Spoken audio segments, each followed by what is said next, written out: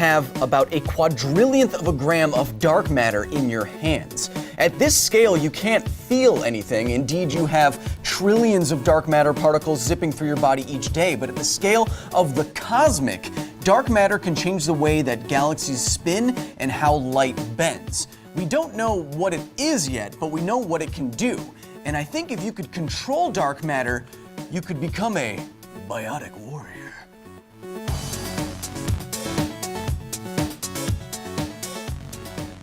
In the video game franchise Mass Effect, the denizens of the Milky Way and Andromeda galaxies have found that they can embed an exotic material called Element Zero into their bodies and control so-called Mass Effect fields. These fields apparently change the mass of objects and results in these kick-ass powers. It's a cool explanation, but I think that we can get way more specific. According to Mass Effect canon, Mass Effect fields work via an interaction with dark energy. But I don't think this is quite right.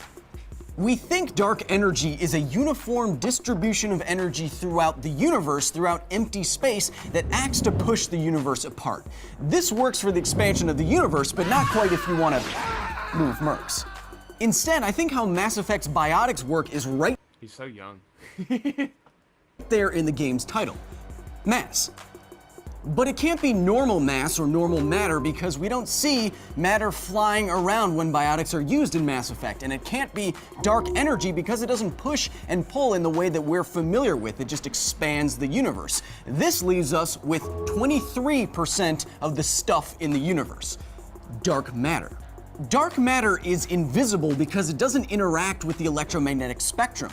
But we know it's there, and the main evidence comes from how galaxies spin. If the way that galaxies spun was totally dependent on just the mass inside of the visible stuff that we could see, like the stars, it would spin like this galaxy, with stars on the inside going faster than the stars on the outside. But when we've looked at these galaxies, what we've seen is that they spin like this galaxy, with more or less all the stars moving at the same velocity. This implies that there's some kind of dark mass that's messing with the velocity gradient here. Our working assumption is Wait, is that the actual theory? That's the actual theory of dark matter? No. Okay, so... Like, what is the actual theory of dark matter? Because I've never actually looked into it.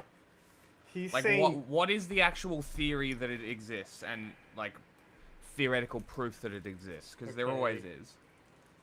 Let me know when you're ready for me to talk. Yeah, go. I was just staging my question. He said he was talking about dark energy, which basically is the theory of what is made up. Okay. I'm not talking. Look. This section was specifically about dark matter. I know. Okay. Just making sure. Go on.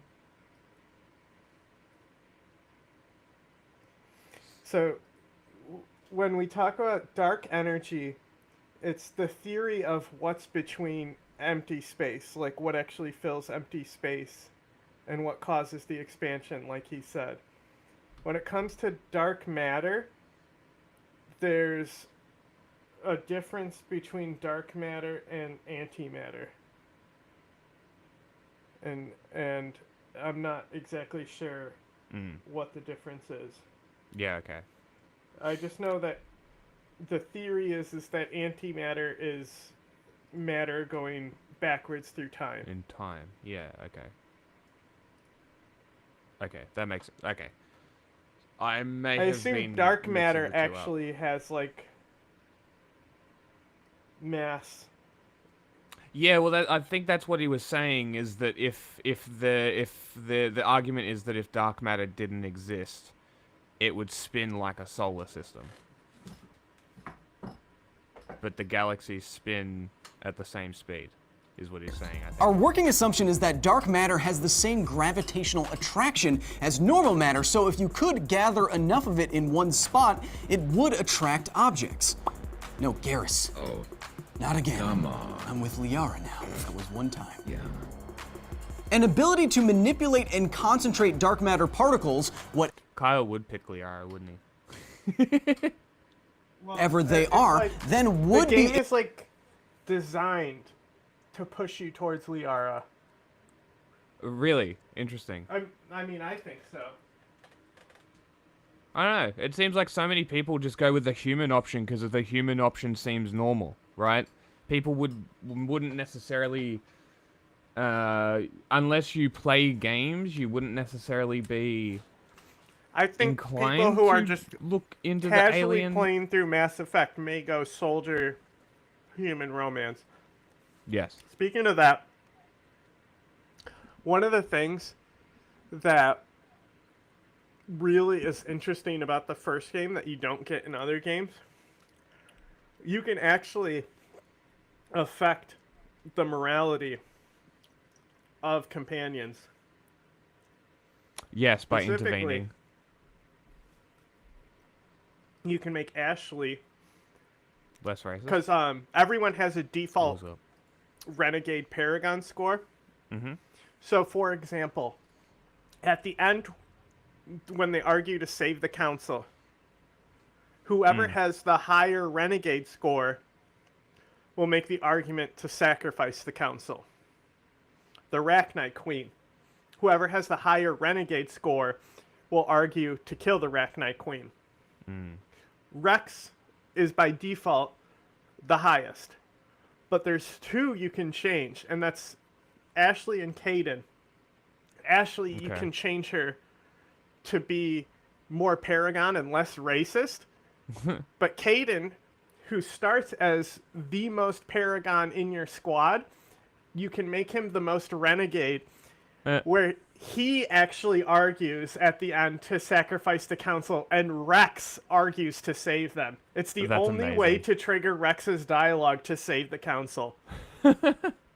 But that's the thing. That's what's so That's very cool. It's cool. like Caden and Ashley in the first games are their own person. And then in 2 and 3, both hold the slot of Vermeer Survivor. They basically get the same lines. Yes. Yes. It's very reductionist. It's very It was cooler disappointing. when they had their own character and you could change how they viewed the world. Like they would change with you depending how you interacted with them. You do Able to specifically when you're talking to Caden, and you have to romance them, by the way, to do this. Ah, okay. But when you're talking to Caden, and he talks about how the Torian, who was a drill sergeant, you basically tell him that Torians are all the same, and that will unlock his renegade path.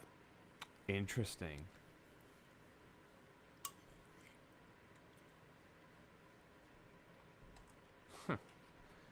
Why does that have to be racist? Well, What's up? Have we seen you around here before? You knew. Just dropping in. if you're gonna be the most renegade, I'd argue you would be racist. In the first game? If you're extreme renegade, yes. lift and accelerate masses by supplying large gravitational forces in one direction or the other. He's got a Cat 6. He drew a Cat 6 merc. Well, welcome. Today is our regular... We do regular stream today. It's mostly news. Should be mostly news. This is just a time filler until people filter in. And then we begin the real show. To, say, humanoids. Exactly how those humanoids moved would depend on exactly where these forces were applied, and I have no idea how you'd be able to manipulate dark matter particles, but if you could, it would explain the invisible forces that we see in the Mass Effect franchise. So, let's do force diagrams for every single main biotic power in Mass. The little guy he drew, the Cat 6 merc. You haven't gotten to him yet, but I believe the lore behind him is that they were dishonorably discharged from the Alliance for steroid abuse. That's amazing. It's an entire faction. That's great. They probably must be those Syrians, you know? The Captagon guys. Must be. Mass Effect. Here we go. Let's start with warp. If you could manipulate and concentrate dark matter, then you could supply large pulling forces to an enemy. For warp, you could apply little globs of dark matter everywhere that are pulling in all different directions, bending. I want to know how he's able to write on the glass without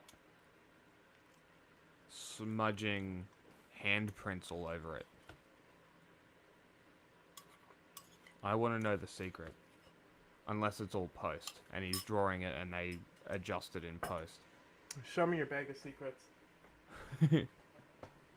And cracking armor like the tidal forces on a planet.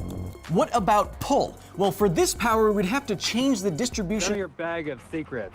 of forces first so that an object's weight is canceled out. Once the object's weight is canceled out by these Here's the pulling thing. forces above them, you can supply a Hang on. I believe warp does both. It tesseracts, right? So it pulls out and then takes that thing that's being looped out and pulls it back to the center and pulls out again. Interesting. It's like Okay. stretching taffy. Ah, interesting. I didn't know that's how it worked. It's probably Large. the most painful biotic spell to be hit with. I bet. That sounds like it sucks. force in one direction to accelerate their mass, kind of like this. For throw, it's just the exact same distribution of forces, just in the opposite direction. Again, kind of like this. Yeah, that's why I'm a Spectre, baby. I think you're getting it now. For lift, we have to first cancel out an object's weight and then apply a large dark matter blob lifting force right above their heads so that they'll float. Kind of like this. Hang on. I'm floating right now. Okay, but lift and pull are the same ability. It's just called pull in the second and third game. Well, he's talking about the first game, I think. Yeah, but there's no pull in the first game. Isn't there? Nope, it's lift. Huh. Weird. It's the same thing though. Trust me. Biotic charge is a bit different. For this biotic power, you would still need to negate an object's weight first, but then you need to create a moving blob of dark matter that stayed in front of the user so that it would accelerate their mass forward, like for Shepard. Or for me! Slam is like charge, but for enemies.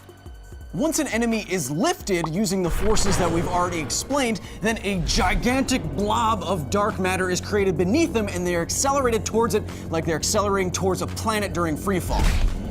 Ow. For my favorite biotic power, Singularity, you would have to create basically a tiny dark the best matter one. planet with intense surface gravity.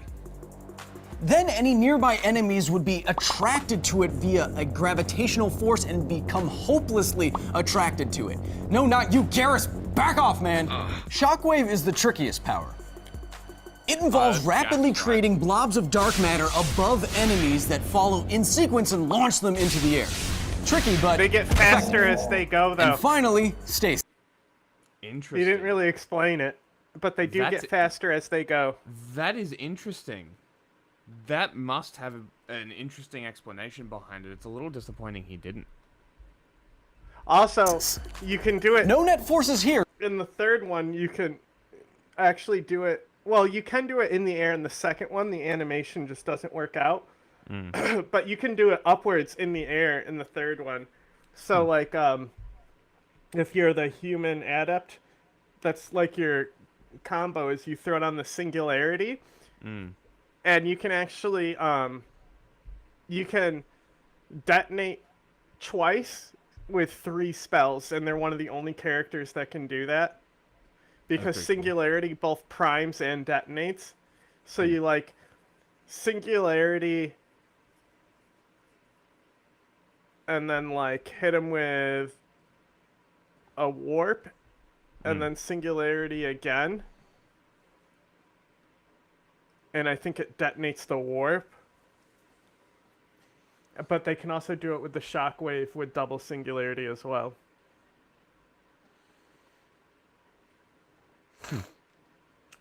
What about lift grenades? Maybe you'll get into it. Are just enough globs of dark matter to pull a creature or person equally in all directions so that they cannot move. Well, Oh, hey, hang on. you're awesome. Stasis, right? Because remember how we were just talking about how antimatter is going backwards in time. Mm-hmm. Okay? Stasis, you can't hurt them. It just takes them out. So, like, it's taking their mass, their matter, and making it so it's completely outside of time. It's not moving backwards or forwards in time. It's segmented out of it. Yeah. Interesting. So it's making the time. It just makes it so time isn't affecting them. So that's the thing is, because you can affect mass, inevitably you can affect time. Because mass is tied to time. Sure. Sure. So, how do Mass Effect's biotic powers work? Well, the game says dark energy, but what I think they mean is dark matter. It would explain the invisible pulling forces that we see in the games, and even some of the weird bending of light around people who use biotics. Although, if you were able to generate blobs of dark matter that pulled harder than a planet's gravity, it would probably cause a lot of general havoc and not just pull a person or creature, but everything in the vicinity. Still, it's not that bad a fit for something that's completely fictional. Now, all we have to do is figure out what dark... In the first game, the objects get super affected by the biotics, Yes, and that's they one of do. the coolest things. Yes. Is you'll throw a singularity and everything in the room will start floating. Yeah, that is true. Now, they Kind of dropped it technically from the other ones. the kinetic barriers and the shields do protect against biotics. Okay. So whatever generates the shield defends against it. Here's another thing. You know what the armor's made out of? The physical armor? Yeah, that your character wears. No idea. Ceramics. That makes sense. So that's something to think about, is that they're still using ceramics. What's interesting is they'll say bullets and stuff in the game, and I'm like, they're not bullets. No, they're not. They're Mass Effect fields, aren't Also, here's another thing. Why do all They're the just guns like have two barrels? They're just like shards of metal, aren't they? They could say rounds. Yeah. Because it's just a process block that shaves bits off, no? So pretty But cool why do all the guns have two magazine. barrels? No idea. Nobody does. Even the art director just said, "Oh, we felt like giving him two barrels." That's funny. All the effects come out of one barrel, even the concussive shot. It's a They all dummy come barrel. out of the top barrel. Yeah. And I've seen people propose fan theories, but Okay. nobody has proposed what I think happens. Go on. And I just gotta go on record. First, I gotta pull up some Mass Effect guns. Because there's certain ones that are very interesting. Okay.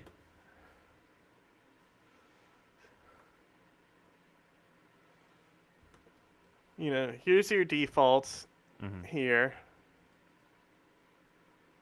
Right? The shotguns have the most variety between the size of the barrels. But, like, the barrels are very different depending on the gun. Like, this one here is a grenade launcher, I didn't even realize they were two barrels. That's funny as fuck. right? But like, the They're spike not thrower. barrels. They're not barrels. They're rails. So this one literally it shoots knives. Right?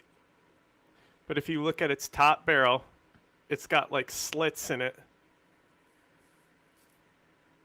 Right? So that's where the knives come out. In the slits in the barrel. Yeah. Which leads me to think, But it's a light, not a barrel. oh look, this one's actually got them kind of like, but also the knife attachment attaches to the bottom. To the barrel? And maybe just in that art, I'd have to look. But this gun, because of the top having the slits like that, I think there's two different accelerators. The top one, it accelerates the projectile, and the bottom accelerates the mass effect field, and they join up when both exit the gun. That's kind of what I was thinking as well. When you were like, "Oh, I have a theory," I was kind of like, "I bet you he thinks that there's the mass effect field generated by one of them." But that's the Or thing is something like that. if the attachments go on the bottom like that, maybe that's all it's just for. fan art. But then there's guns like this, the Crusader, where it's just a plug on the bottom. There's nothing there. It's like a tube. Yeah. And I don't know about the Crusader, but I know the Viscerator doesn't use the block. Oh, interesting. It creates its own ammo that it How? propels. How? I don't know. Oh. Well, you're the Give one me a explaining. second. I'll look it up. Great. Dark matter is and how to manipulate it. We'll figure it out. Because science. Type in, what is the difference between dark matter and antimatter?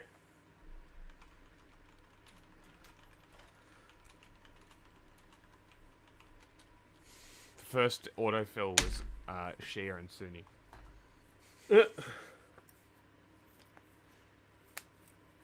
Antimatter explained, dark matter explained. That neither of these are what I asked. Pretty much everything in Minute physics. I want to know the difference between the two. Dark matter versus antimatter. There you go. The universe, a vast 120 subscribers. expanse of Epic. space filled with celestial bodies and mysteries, holds secrets to concepts like dark matter and Hey, antimatter. this is an actual person. Not an AI? It doesn't seem like it. Let me see. So it's like Morden, how he notices the emotional cadence in Edie and is immediately able to tell she's an AI. Because of the emotional inflections in the voice. Yeah. Hydrogen bomb tested by the U.S. in 1952 boasted a yield of 10.4. It sounds like a real person. Has brakes like a real person would. Sounds like breaths. Like, I don't know. let's see. Often intertwined in conversation, Often intertwined with conversation. socialism and communism are two distinct political ideologies. Yeah, maybe it is AI. Maybe they're mimic voices. Have you ever wondered how birds navigate long distances? This question during This their is long definitely not migratory human. flights. Yeah, no, this is definitely AI. So AI's the only one answering the question? In their sleep, at least 8 spiders on average. Okay, it's gotten better recently. That's funny. Yes, AI is the only one, I guess. So take this with a grain of salt. These terms might sound like science fiction, but they're very real subjects of research in modern cosmology. Dark matter, an elusive substance we can't see, and antimatter, the mirror image of regular matter, both play significant Wrong. roles in our universe's structure. Great. Already wrong.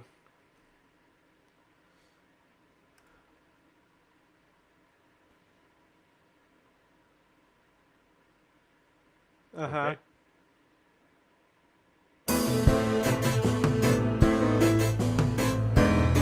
Bum, bum, bum, bum, bum, bum, bum, bum, bum.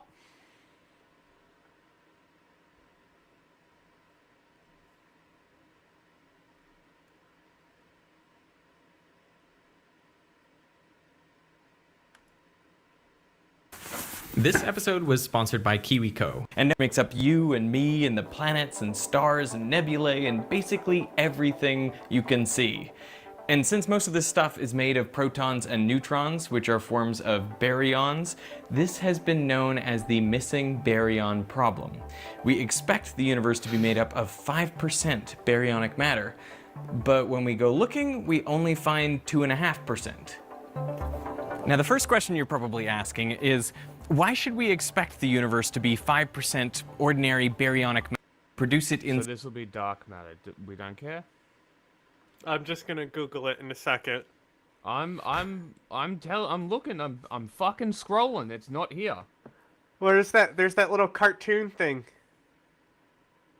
What is antimatter? right here. No, above it. The little cartoon guys.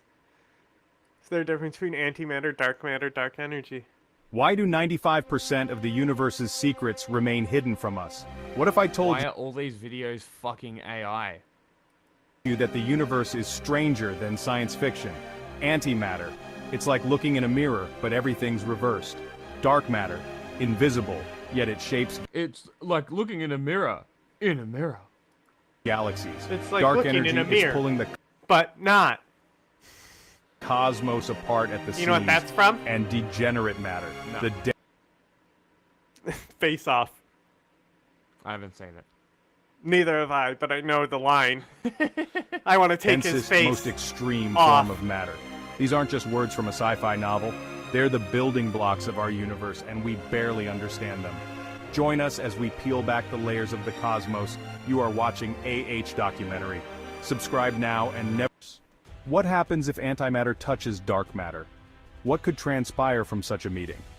Antimatter is essentially the mirror image of regular matter with opposite charges. When antimatter and matter collide, they annihilate each other, releasing immense amounts of energy in the process. This reaction is one of the most powerful known in physics. So what happens when antimatter meets dark matter? The truth is, we don't know for sure. Theoretical physicists have proposed several scenarios. One possibility is that dark matter might be composed of particles that do not interact with antimatter in any significant way. If this is the case, antimatter could pass through dark... Yeah, all these videos, every single fucking space video on YouTube now is AI. Okay. It's an issue. Look. I type in on the internet. Okay? Mm-hmm. According to the Feynman-Suckelpart interpretation of physics, antimatter can be conceptually understood as matter moving backwards in time, meaning that an antiparticle behaves like its corresponding matter particle would if it were traveling in the opposite direction through time. This is because antimatter has the opposite charge and other properties compared to regular matter. In mathematical equivalence, the equations describing antimatter are mathematically similar to those of regular matter moving backwards through time. Annihilation, like that movie. You know how it's all about how time is distorted at the end there? Gee, I wonder why it's about that. When matter and antimatter meet, they annihilate each other, which can be explained by thinking of them as colliding with themselves from opposite direction in time. That's cool. You're also using Not AI. literal time travel. It's important to note that this is theoretical interpretation and does not mean that antimatter particles are physically traveling through time in a conventional sense. Is this an AI talking? Yes, this is an AI Yes. overview here. Let's see what this The guy... 20th episode of Stay Nerdy, my friends. In today's episode, I'm going to be talking to you guys about antimatter versus dark matter, and it's going to be really exciting. Antimatter is just the opposite of regular matter, as its name would suggest. Basically, for every single particle that exists as we know it, there's an antiparticle out there. They're companions to each other, they're partners. Anti-dark matter, because according to this Google AI, it's a hypothetical invisible form of matter. So what's the difference between that and dark energy?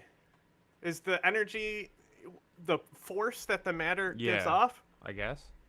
Okay. We'll go back to Veritasium after this, because this guy, he says in his bio that he wants to further science literacy and never uploaded a video after 10 years ago. But they don't touch. Well, they're not close to each other because if they touch, they annihilate each other. And we'll get to that in a second. Basically... This sounds good so far. Let's take electrons. We know electrons as being very, very small, and they are negatively charged. The antimatter version of an electron is called an anti-electron, and it is still very, very small, but it's positively charged because it's the opposite. And that's really cool because and it has been theorized that there could be whole galaxies out there, and they could be mirror images of the galaxies that we know way out there. So, and that they're just, the only difference is they're made out of antimatter, which would be really fascinating if would be if we cool. could prove that, but we haven't proven that, so, eh. There'd be an anti-Jack. That's cool. Oh, he's probably cool. Easy to talk to, so, loves China. Particle physicists who specialize in antimatter and theoretical physicists and whatnot, they like to play around with this idea that there are mirror images of our galaxies out there, like I just said, and that's really cool. But if you were ever to meet your antimatter twin, I would highly suggest not high-fiving them, because as I said, when regular particles and antiparticles come in contact with each other, they Okay, so dark energy is just an explanation for the unexplainable right now. That's all it is. It's just a catch-all term for we don't quite understand this yet. So it's fine to put in sci-fi. Yes, that's fine.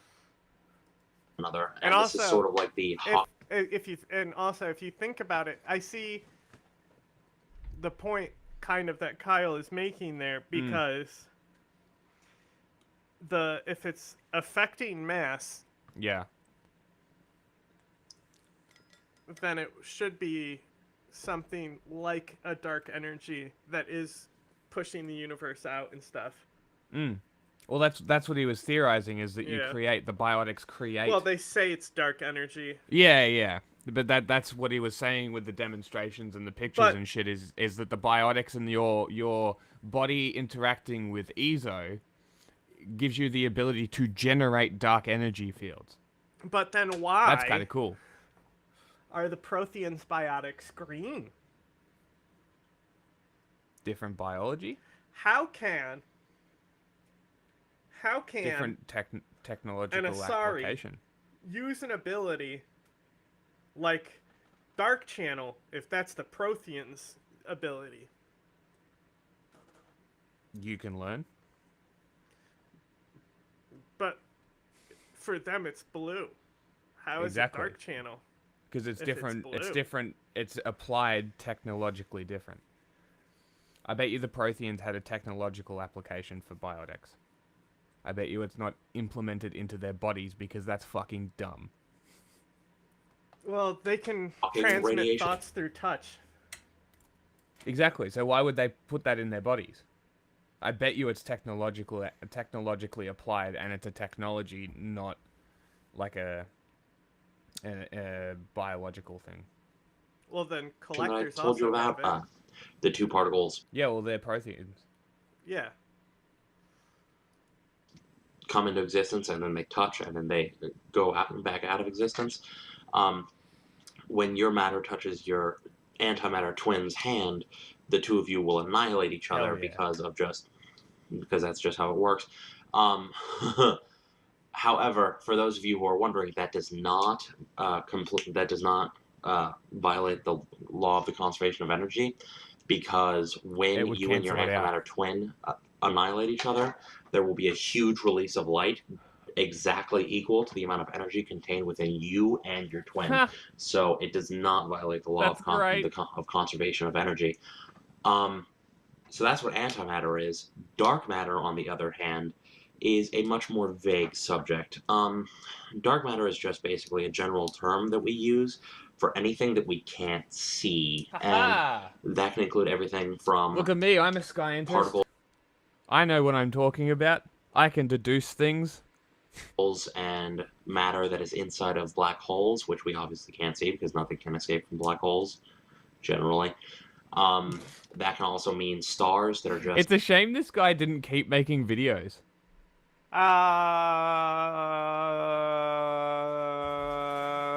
I'm pretty sure one of the prominent theories is that stuff does leak from black holes. Oh, you're talking about that. Well, yeah, hey, he's got a wormhole black hole video as well. Well, wormholes are different. But I believe the theory is like quantum channel. information leaks out of black holes. Because quantum information can't be destroyed. Yes. Organic food causing autism. I'm going to subscribe to this channel, and we'll watch. We'll get one of these videos every now and again. This is great. Okay. Yes. Not bright enough for us to see from knows. here. It can really mean a lot of different things. It can also mean exotic particles, which antimatter are exotic particles, but I'll get to why dark matter is almost definitely not antimatter. We'll get to that at the end. So dark energy is really important because if you look at galaxies and how they work, you can't. The spiral in a galaxy is, well, in a spiral galaxy, is directly proportional to the amount of mass. Huh? And I was slightly mistaken about the eviscerator. It just says where most modern firearms slice chips or pellets from an ammunition block, the M22 shaves off serrated metal wedges designed to fly aerodynamically. Now, the reason for this confusion should be on the Wraith, which is the upgraded version. Okay? Yep. It might not be in this game, though.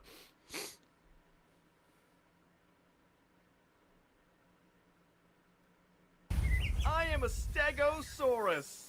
Mass contained within it. It doesn't if you say look it. at the galaxy, Because the description of the Wraith I was reading the other day, and it said it uses this ammo generation system that the Eviscerator has. And I guess all the guns use ammo generation systems. They generate their own ammo. The thermoclip doesn't give you ammo. The ammo's already in the gun. It gets generated by the gun. Seems impractical. So I was just mistaken about... What do they generate it from? Does it need to reload the fuel that it generates this processed metal block from, or does it just when it shaves the out block, of nothing? it's creating the projectile. It generates the round there. It's so it's not saying that the gun is not needed to be reloaded. It's not like it's generating energy bullets like the first game.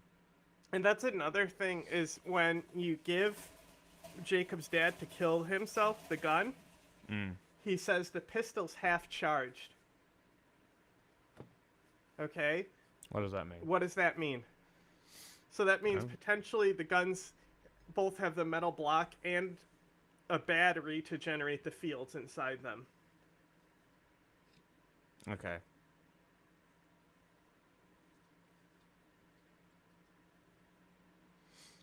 Okay, so the cooling was for the battery then. So all the cooling and thermal clips is for the battery, and that's what overheats. And like I said, the in-canon thing is that the Geth were able to use sabotage very effectively on the weapons to disable all those weapons. Yeah, okay. Because lower-end weapons, I assume, are more susceptible to these failures. I would imagine. Because even though, the Archangel mission, there's the guy who comes in, he's like, I just bought this pistol for 50 credits, which is ridiculously low, because, like, guns that cost way more than that. Like, 50 credits is like, I think even the fish 110. cost more than that. Yeah, 110. So, you're able to just tap it twice, and it starts smoking. That's a bad gun. Sure is. Our galaxy, the Milky Way galaxy, the spiral is not correct. The spiral itself would suggest that we have about 10 times more matter inside of our galaxy than we can actually see. And that's where dark matter comes in, because if it wasn't for dark matter, our galaxy wouldn't make any sense. There we go. We got the answer. Dark matter is cope.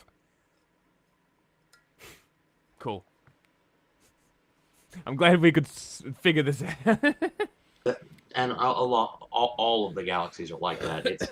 It's not all. Dark matter is how scientists don't end themselves when trying to figure out how the universe There's a lot of works. stuff with that with quantum physics. I bet there is. What a Interesting. field. It says here the Venom shotgun has 3 barrels. We got on a side tangent of dark matter and antimatter and shit. The so Venom just- shotgun was developed by the Solarian Special Task Groups to meet unpredictable needs of those stationed in hostile areas. The double barrel fires ammunition that detonates on impact, while a third barrel below can be charged to fire a round of micro grenades. Given the covert nature of STG assignments, the Venom was designed to force an exit strategy and issued to teams whose primary objective was to extract compromised undercover operatives. The shotgun is now issued to frontline soldiers in the war against the Reapers. So some guns have multiple barrels, more than 2. Very cool. Crazy. It all stemmed from a video about biotics, by the way. Always 10 times the amount of matter. So, you know, we know that it's not just the equation that's screwed up. We know that there has to be something more out there. So the reason we know that dark matter is almost definitely not antimatter is because, once again, when antimatter comes in contact with regular matter, it annihilates itself. And there's a release of light because of that, because that's the energy being released. And if we could see light leaving these different matter, meaning antimatter particles, we would be able to see them, and it would thus negate the whole dark matter thing. So that's why we know that antimatter and dark matter are almost definitely not the same thing. Right. So yeah, Great. definitely Good answer. make sure. So if your friend Does is ever this guy talking have any about social dark media matter, but listed? How old is this video? No. It's 11 years old. Ah, His newest video is 10 years long gone. gone. Yeah. Nothing. He's got an email. Hey, might as So- well.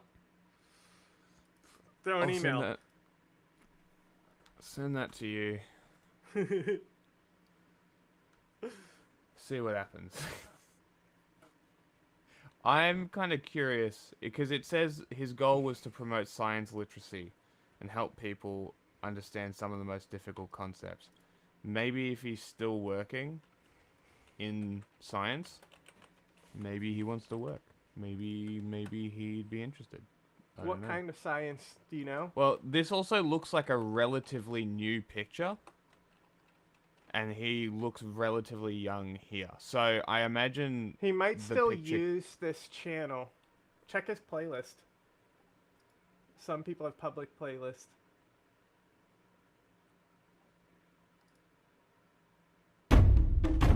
Come on, game. Just let me play.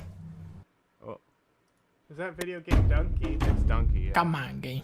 Just What? Okay. Go Come on, full game. screen. just let me He play. likes Donkey. Let's just do. Oh, joining. Nope. Come on, you fucking piece of shit. You could. Here we go. This is a good match.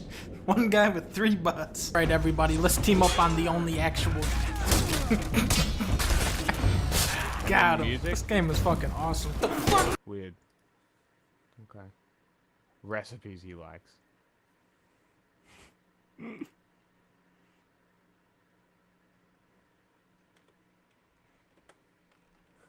This is great.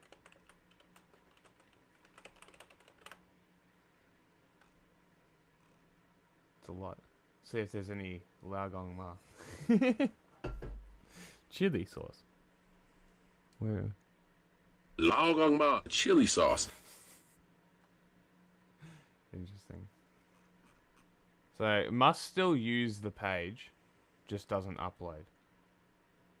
Wasn't satisfied with the views, I guess. That's normally how it works. 25 videos. When was the first upload? hi. Hi.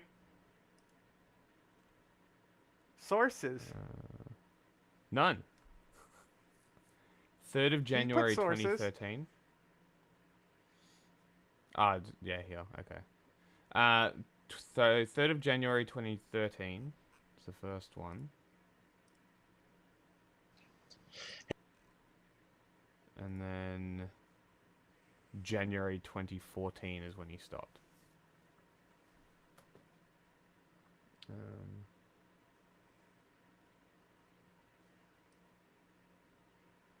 I wish I could just look at shit.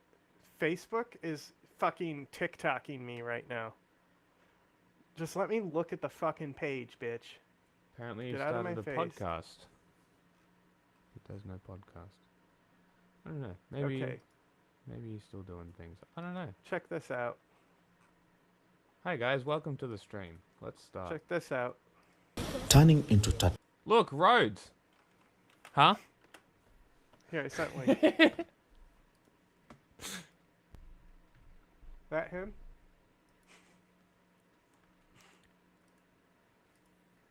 No. Definitely not.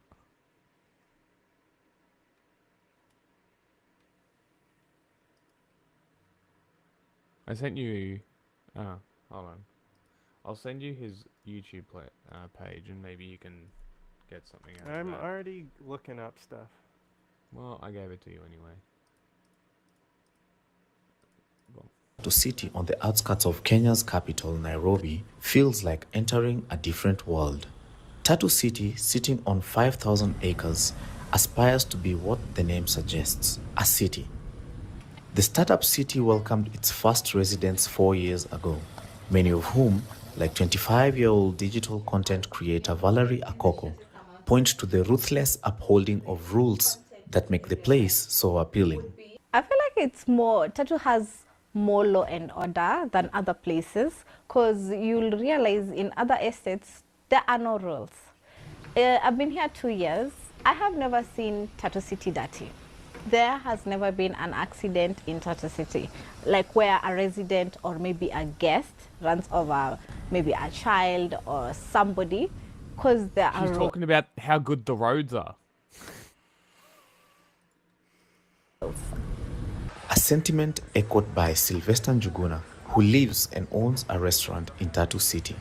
I don't think there's If you look at the infrastructure, any finding that guy. It's just too old, too small. Maybe not on social media, but there's an email, and maybe he still uses the email. Yeah, I'm not gonna email him though. That's fine. You don't have to. I will. if you look at the utilities, if you look at the security, if you look at the controls, is one of the best.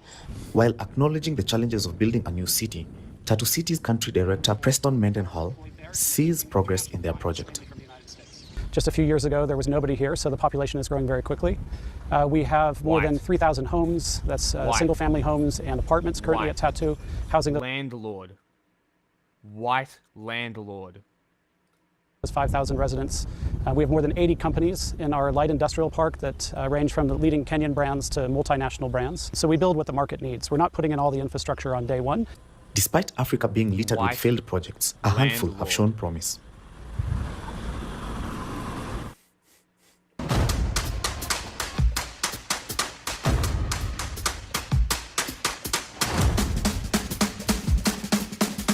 Jamaica's got a bobsled team. And Kenya has an ice hockey team. They were granted membership. Awesome. Does that mean they're going to be competing internationally? Sick.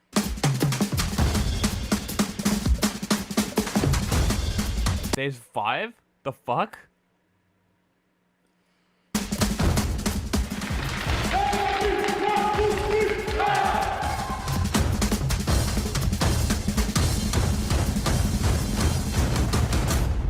Our skill level has grown tremendously. We actually won a tournament internationally. This proved to us and to everyone else that, yes, we are cut for this and we can do this.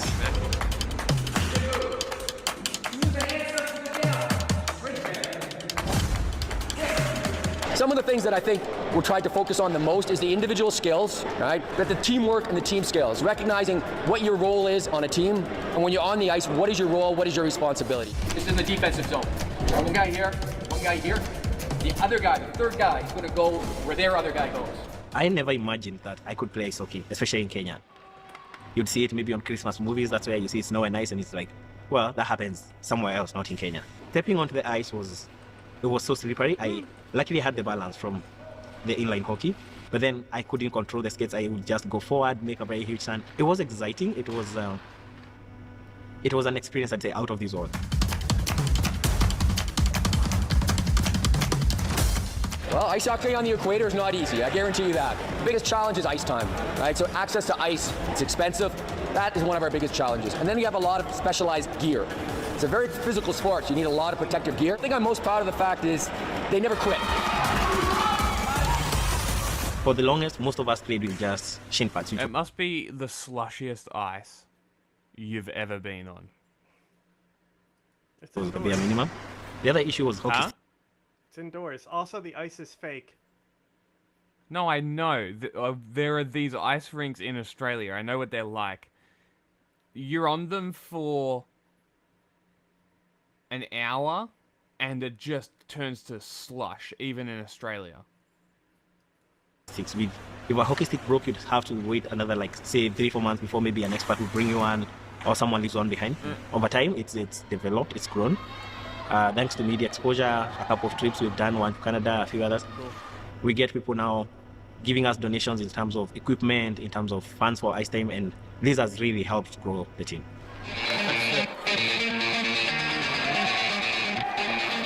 They've gone to this level through love and dedication.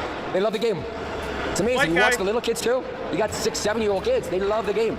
I love ice hockey very much because the coaches push you to be your best, and you make friends on the way.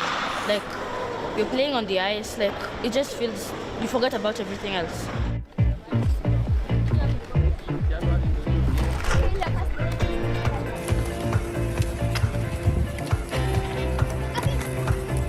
You see kids skating and you see their potential, and you ask them, maybe, would you like to try?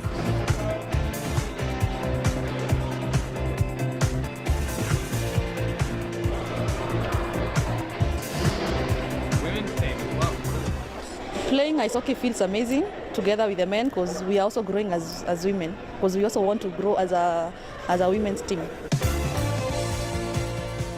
And we have to move on to the next step, which is get to WHF standards. And that now is where our work is cut.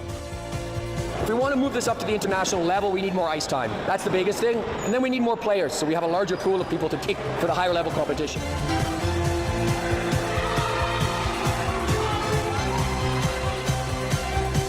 Ni lazima wase huko one bendera ya Kenya ikiflaiwa kwa ice. Kwa hiyo ice yao huko, hata si hapa, huko kwa huko. Jumejua kuna watu wengine pia wana hate hadi flashing hata hatuwajui, lakini waamini Kenya inaweza cheza ice hockey. Na sasa tunataka kuonyesha sisi nao tukikuja tumekuja. For over 40 years. What a cool story. Okay, Jack. Hello. Moon might come in to talk about Trudeau in Canada. I'm just sending her a link, so she'll drop in randomly, so make sure you're like, you know, it makes a sound when they come in, you know. I know. I will. Angola was locked in conflict. Following a war for independence, it was plunged into one of the most brutal civil wars of modern times. In addition to a fight for control between local factions, the country became a centre of superpower rivalries as the United States, Soviet Union, Cuba and South Africa were all drawn in to what became a devastating armed confrontation. But just how did a struggle to end colonisation spiral into decades of warfare that left millions dead and displaced and profoundly changed Africa? Hello and welcome. If you're new to the channel, my name is James Kerr-Lindsay, and here I take an informed look at international relations, conflict, security and statehood. We tend to think of the Cold War as a confrontation between the two superpowers and their allies that never escalated into direct armed conflict. Indeed, the term Cold War deliberately separates it from the usual form of hot, militarized confrontations. And yet, in truth, the Cold War was far from peaceful. Over 4.5 decades, many wars and conflicts emerged as local proxies for the United States and the Soviet Union fought for control across Africa, Asia and Latin America. One of the best examples is the Angolan Civil War. Emerging from a decade-long anti-colonial quest for independence, it became one of Africa's most prolonged and brutal conflicts. As local forces fought each other, outside powers, including the United States and the Soviet Union, became deeply involved, turning the country's war into one of the most significant deadly, and devastating Cold War proxy conflicts. The Republic of Angola is located in southwestern Africa. At approximately 1.25 million square kilometres, or around 480,000 square miles, it's the continent's Mozambique seventh is largest huge. country. Namibia borders it to the south, Zambia lies to its east, and the Democratic Republic of the Congo is to the north. The Atlantic Ocean lies to the country's west. Today, the population is around 36 million and is divided into 3 predominant ethnic groups: the Ovimbundu, the Ambundu, and the Bakongo. The country is also rich in natural resources, in addition to oil and diamonds, which have long... Can we? I would really like to spearhead a push to turn diamonds into something that people mock and make fun of instead of paying millions of dollars for. Diamonds are shit. Well, they're good at... It's like gold, you know? Like, gold is, like, amazing in electronics.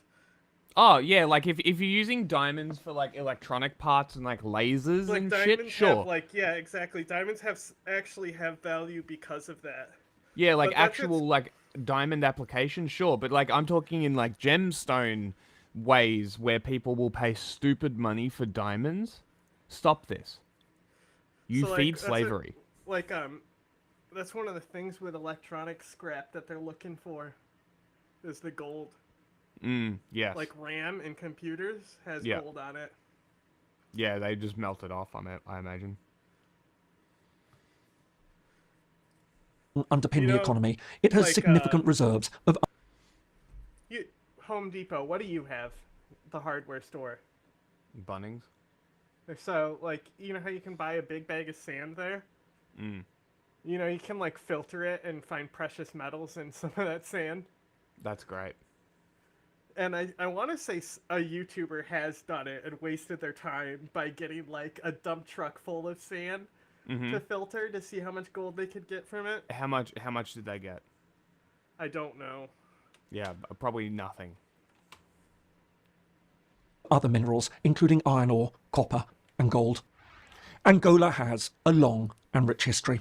Once home to several significant African kingdoms, our story... You can also just, like, grow them now.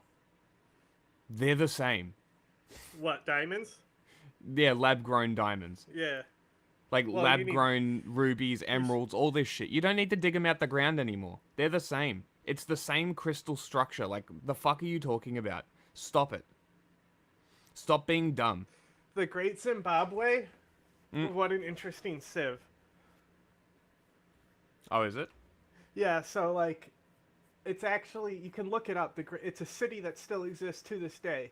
Nobody's inhabiting it, but the ruins exist. It's like Safala. Huh? What? Great Zimbabwe. It's a city? An ancient city, yeah. It's ruins now, but it's still like the walls are still there. It hasn't really degraded. And what's extremely funny about this is that it's one of the like oldest cities to be discovered. That still, like, you know, I mean, it's technically still habitable. How is this a city? It's tiny. It's just a walled-off town. We're talking about when it existed. It's pretty cool. A city when it existed. I mean, this is very old. Very, very old. It's a tall wall. Yeah, like, look up the period and when it's built.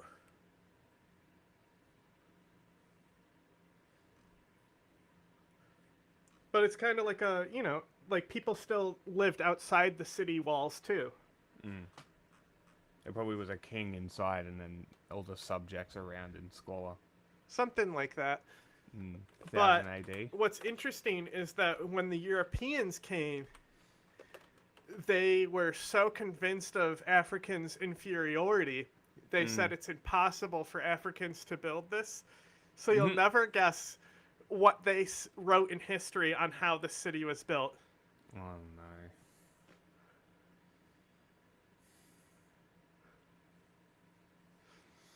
You got anything?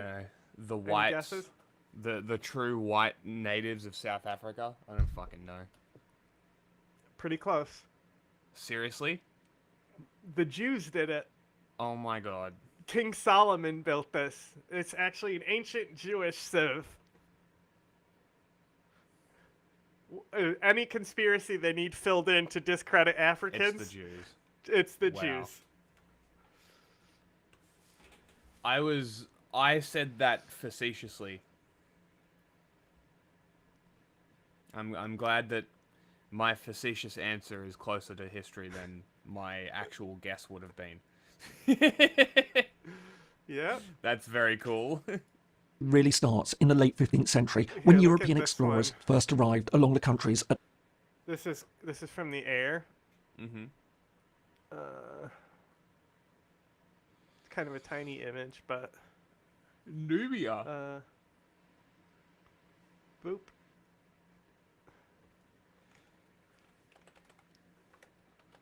Circle. You know, see, like the city's pretty big. Yeah. Okay, I see. Like it has. Yeah, it these was. I was outside only. I settlements was. as well. Yeah, I wasn't seeing from the top. I was only seeing Mhm. pictures of the circular bit.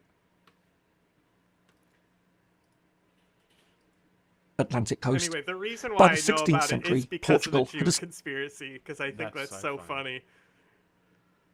Oh, here we go. That's a good image. Yeah, and you Shows can how even see far the out it goes. land underneath it. You know, see how Mm. tan it is. Yeah, To this day. it's been lived on for a Mhm. while. Yeah. And that's Like, the you thing can is see the like even after the kingdom fell, people still lived in the ruins. Yes. I mean, these hills are probably rich with resources.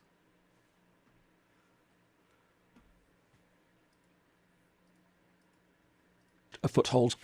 This would have devastating consequences as Angola became a central hub of the Portuguese transatlantic slave trade. Over the following centuries, millions of Angolans were forcibly taken to colonies such as Brazil. Although Portuguese control initially remained confined to coastal areas, relying on alliances with local kingdoms, by the late 19th century, the slave trade had been abolished and Portugal began expanding inland. As the European scramble for Africa unfolded, Portugal strengthened its authority over the entire country. And by the start of the 20th century, it completely... Yeah, beautiful. Fucking, what a great picture. Yeah, build that shit out of bricks. That'll last forever. Crazy. I mean, those walls are pretty thick. You'd have to purposefully knock them down.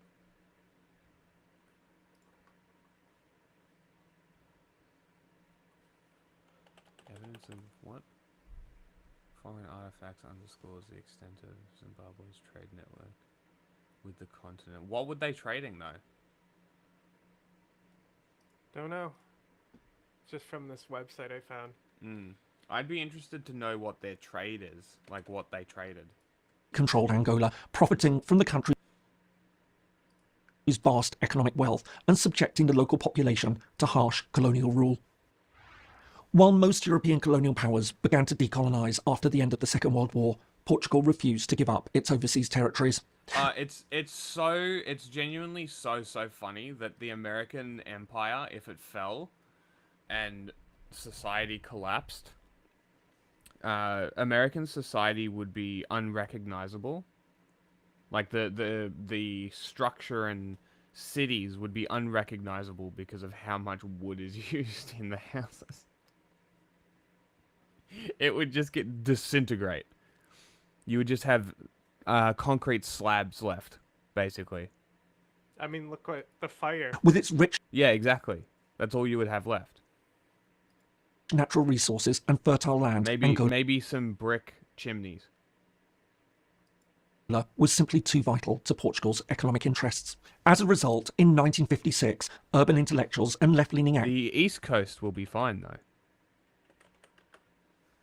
Unless a major earthquake hits, and then all those brownstones all fall down. By the way, when that thing where they're talking about trade routes, they're talking about trading with China. Oh, interesting. Because the African nations were linked in the Indian Ocean. They always have been. Yes, okay. That's why Zanzibar You know, that's always been like a trade hub of Africa. Mm-hmm. A decent amount. I'd say the majority of it, to be completely honest. Like, it never really expanded after its last one. Like, before Trump, I don't think there's been much expansionism out of America. It's more just been, like, power politics and imperialism that way. So, 15th century, it says, it was the largest and most important capital of a vast kingdom and home to 20,000 people at its peak. So it's not as old as I thought. It's more modern than it is old. Yeah. Trade between the things established.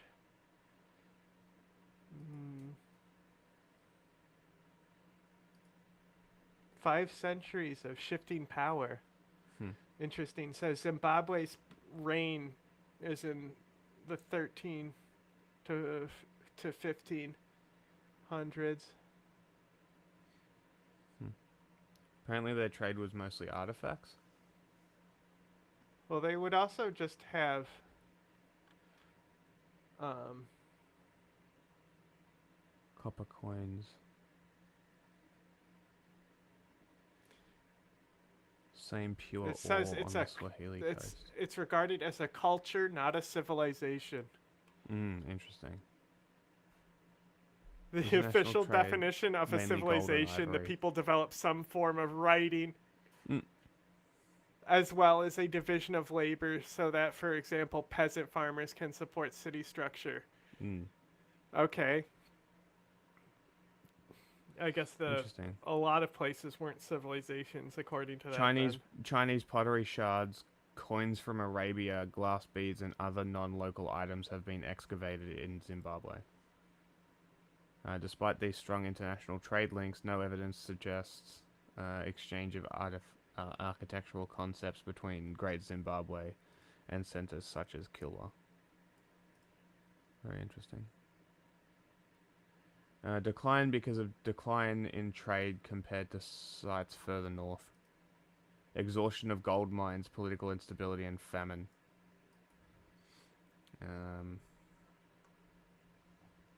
Interesting. Activist founded the Marxist-oriented Popular Movement for the Liberation of Angola, the MPLA. This drew its support primarily from the Mbundu, the country's second-largest ethnic group, as well as from urban elites. As it pressed for an end to colonial rule, the group sought international backing from the continent. It's a video about Angola, and we're talking about the complete other side of Africa, just because he showed a map that said Great Zimbabwe on it. And I should be listening to him, because I don't know much about Angola. I'm kind of listening. The architecture and old shit like that is kind of interesting. But like Angola is like one of the regions where I know the least about, because like obviously I know about the like further north in Africa where they had camel trade. I know a lot about that.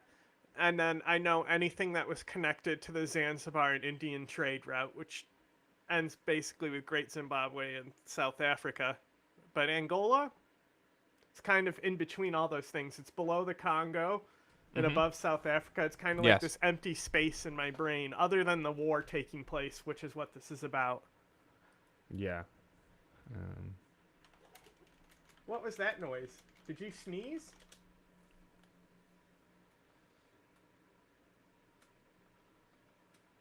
I've never heard a noise like that before.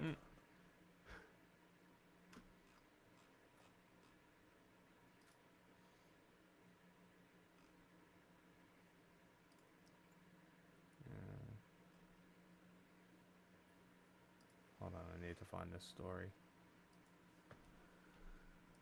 Give me a second.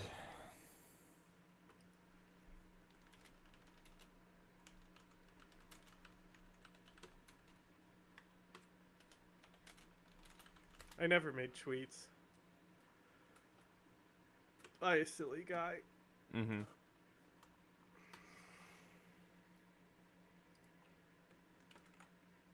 Here I am looking up stuff about Great Zimbabwe.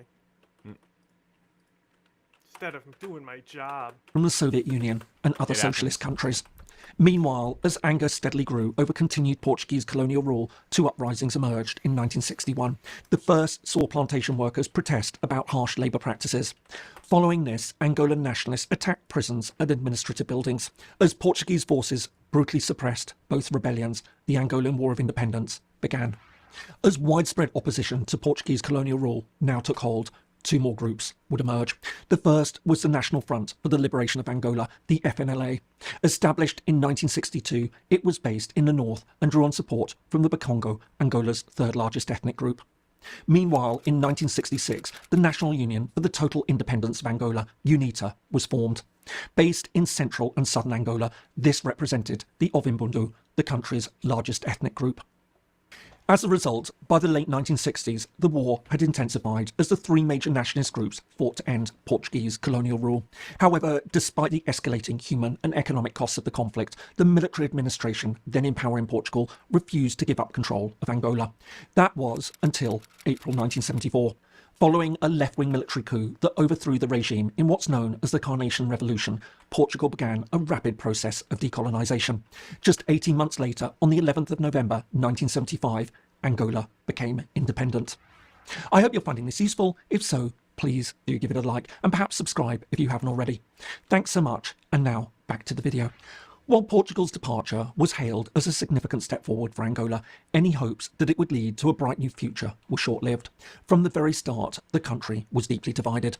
In November 1975, the MPLA, led by Agostinho Neto, declared itself the government of the People's Republic of Angola. However, its effective control was limited to the capital, Luanda. Elsewhere, the FNLA and UNITA had seized effective control of what they respectively called the Democratic Republic of Angola and the Social Democratic Republic of Angola. As Moscow backed the MPLA, its Caribbean ally, Cuba, soon began sending thousands of troops to support the Luanda government. All this saw the MPLA make rapid headway across the country. Faced with these advances, the FNLA and UNITA now received support from the United States and nearby apartheid South Africa, both of which were determined to stop the spread of communism in southern Africa. But despite this international backing, the FNLA was soon forced to retreat into neighbouring Congo, then known as Zaire, where it ceased to be an effective military force. Instead, the conflict now became centred on the Western and South African-backed UNITA and the Soviet and Cuban-supported MPLA. By the start of the 1980s, the MPLA, now led by José Eduardo dos Santos, controlled much of Angola. But as intense fighting continued, the first attempts to resolve the conflict began. In 1984, the sides signed the Lusaka Accords. Although this led to a ceasefire and envisaged the withdrawal of South African forces, the two sides soon disagreed over the terms of the deal. As a result, the agreement had collapsed by May 1985 and fighting resumed. Ultimately, it would be another 3 years before things began to change in earnest. In 1988, following a 7-month battle between the sides and their foreign backers, one of the largest and most significant confrontations in modern African history, new talks began. Against the backdrop of thawing superpower tensions and the gradual end of the Cold War, the UN was able to broker another deal, the so-called Tripartite Accord. As South Africa agreed to pull out of Angola and end its colonial control over neighbouring Namibia, which gained independence in March 1990, Cuba also agreed to withdraw its forces from Angola. While the era of foreign intervention was now over and the Cold War had come to an end, the fighting nevertheless continued between the MPLA and UNITA. But things were beginning to change. After decades of conflict, Angola was devastated. As well as the vast loss of life, millions had been forced to flee their homes and the country's infrastructure and economy lay in ruins. As a result, in 1991, the sides signed another peace agreement, the Bicesse Accords, which paved the way for national elections. But again, hopes for peace proved to be short-lived. While the MPLA claimed victory, UNITA argued that the vote had been rigged and fighting again resumed. But while another deal, the Lusaka Protocol, followed in 1994, this too soon collapsed, plunging the country back into its full-scale civil war. By the end of the 1990s, and following several peace attempts, the sides were under growing international pressure to end their 25-year conflict. This included UN-imposed sanctions on UNITA, which had turned to mining diamonds to fund its campaign. Despite this, the organisation vowed to continue the fight. In the end, though, the critical turning point came in February 2002, when Jonas Savimbi, the long-standing leader of UNITA, was killed in battle. From there, things rapidly changed as the remaining UNITA leaders gave up the fight. 2 months later, in April 2002, the group signed a ceasefire agreement with the MPLA government, thus ending the Angolan civil war. The legacy of the fighting was, of course, huge. The 27-year civil war, which had followed over a decade and a half of conflict against Portuguese colonial rule, had devastated the country. Most crucially, it had an enormous effect on the population. It's estimated that up to 1 million people were killed in the fighting. Meanwhile, millions more were wounded or displaced. Even after the war ended, the human effects continued to be felt and are still profoundly shaping the country, as several generations grew up knowing nothing but war. This left the population highly traumatised, despite reconciliation efforts. Meanwhile, the country is still littered with landmines. Aside from the continuing threat to life, this also hinders the development of farming. On top of this, the war affected almost every other aspect of life in Angola. Nearly 3 decades of conflict left a shattered economy and destroyed infrastructure. Yet, things have since improved. Since the war's end, Angola has experienced impressive economic growth as its oil industry has boomed. However, as many observers point out, the effects of this have been uneven. While certain areas have profited enormously, much of the country still remains underdeveloped. Meanwhile, although UNITA became an established political party after the agreement, it hasn't been able to gain power. Instead, the MPLA continues to dominate Angolan politics. Indeed, while Dos Santos eventually stood down in 2017 after 38 years in power, he was succeeded as president by João Lourenço, another senior MPLA official. More to the point, Angola continues to be plagued by allegations of authoritarianism and corruption. For instance, Freedom House ranks the country as not free, scoring just 28 out of 100 on its Freedom index. House But looked at more is a generally, US Angola was one of the best imperialist source. examples of how the Cold War, a confrontation we often tend to think of as a non-militarized conflict between the superpowers, in fact played out as armed conflicts in many other parts of the world, often at the cost of hundreds of thousands, if not millions, of lives. While the decades of war in Angola had a huge impact on Africa and international relations more generally, here are some videos on other conflicts that have shaped the modern global system. Driven by rapid urbanization, increasing infrastructure development projects, and rising construction activity, Africa's cement market is surging. The boom is also resetting the continent's cement production landscape with the entry of new players. Facing a stagnant property market which has affected prices and stringent environmental regulations back home, Chinese cement makers have been running to establish or acquire operations in Africa. Stagnant housing market is probably good. Led by Huashen, Chinese companies invested in 9 new cement projects in Africa in 2023 and 5 in 2024. We've got this enormous infrastructure deficit in Africa. We've got this enormous demographic story that's continuing to play out. And therefore, I think the Chinese are looking at the medium term and saying to themselves, you know, this is potentially another China, not so monolithic, not so linear, but potentially a similar story. And I think that's what they're really looking at. With 10 cement plants with a production capacity of about 18 million tons per year, Huashen is now sub-Saharan Africa's second largest cement producer. Dangote So, I was just looking on Twitter, and I noticed this new button, and if you press it, the Gronk AI gives profile summaries. Oh. Okay? Mm-hmm. So I asked it, you know, so I clicked it and I said, give me profile summary, basically.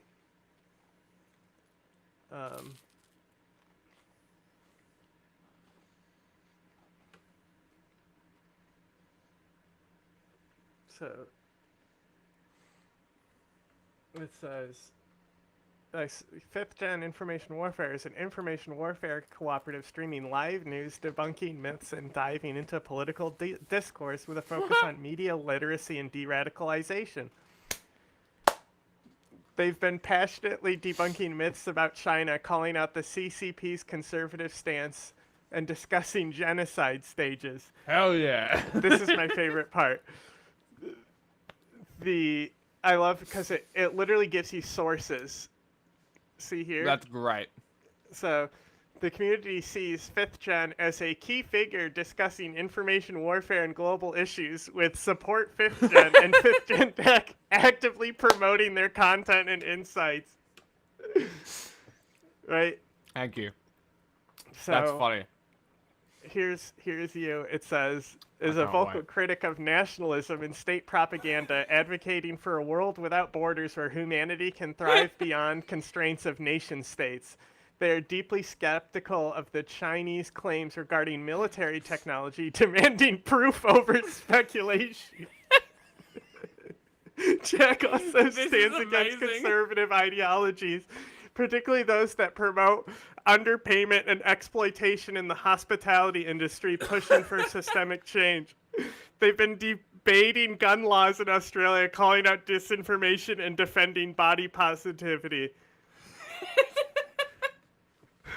That's fucking awesome. Malkira Division, aka Support 5th Gen, is a self-described certified boy wife who deep dives.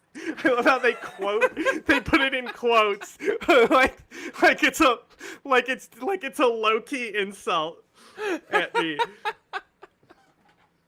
We need to clip this whole part to upload. Who This dives is deep great. into open source investigative journalism on topics like Uyghur slave labor and Syrian updates. Okay? Not really a good sentence there. While streaming it's gaming fine. sessions like Mass Effect on Insanity Mode with a twist of restored cut content. That's not a twist though. It's just what it is.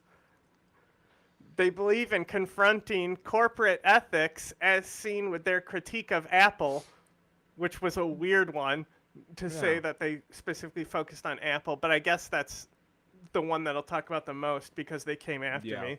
Yes. And engage in political discourse questioning the effectiveness of conservative groups and libertarian views on historical figures like Lincoln. Like, what? What?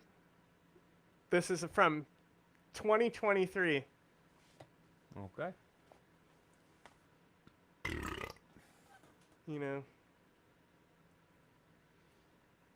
know. Sure. Me talking about Apple, start by throwing them in the garbage. Has been engaging in playful banter, questioning user identities, and promoting a stream of China's internet and education on China's internet. A stream on China's internet and education. What? Oh, because I question identities because I joked and said this person was a Fed earlier. That's funny. Like, mine is way, like, it did not do mine very well.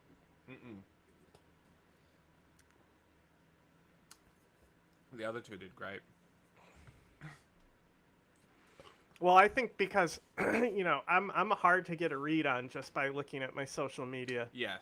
Because I don't take Twitter very seriously. No. Remains the region's leading cement maker with an annual capacity of 52 million tons. Industry experts predict demand to stay strong in Nigeria, South Africa, Kenya, and Ghana. With respect to the likes of Dangote understands... Can we move away from concrete, please? That'd be great. If China could stop poisoning the world with concrete, that would be excellent. For anyone who doesn't know, the original Mexico City can never be restored to anything like it ever was because of concrete. Concrete has literally drained that river and driven species extinct because of concrete. Because you cannot restore riverbeds after concrete has been put on them. You know what only exists in that region? Axolotls. Oh my god. How did you know? How did you know that's what I was going to talk about? I'm very aware of this situation, and I think that rewilding axolotls is a very important thing. And it would require Mexico City to do some serious infrastructure reshuffling. You know what's helped a lot with axolotl awareness? Because there's a big lake Texaco. You want to know what helped a lot? What? With awareness? Minecraft. Really? Because they're in Minecraft, so all the kids know about them. Interesting. So there's like an entire generation of kids that are aware of their existence. This is not a bad thing. Yeah. Well, that's Minecraft has been trying to get into classrooms for a while. And they have entire things that are educational, but like anything that has a child audience will do that. Yeah. I mean, that's, you know, Holocaust Museum in Fortnite. Because I'm hoping people are aware of what like original Mexico City was like. Base? Like fucking cool as fuck, like a floating city basically. The thing, incredible, just truly incredible. And then at some Not only point that, they're like, gone.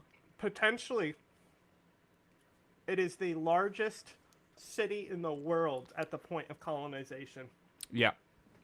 It's debated, and it most likely is number 2, but it's debated if it's the same size or bigger than the Constantinople at the time. Yeah, I was gonna say it was Constantinople, wasn't it? Mm-hmm.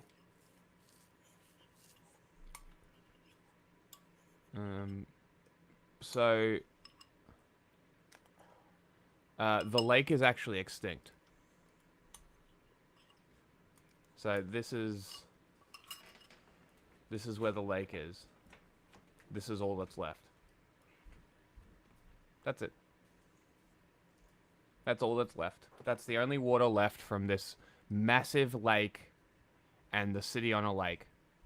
That's it. Pretty cool. And it has now been annihilated by concrete. And it's a really, really, really big problem. And I don't know if Mexico is going to do anything about it. What can they do about it? This is the other thing. It's fucking Mexico City. It's the one place that they all live. So like,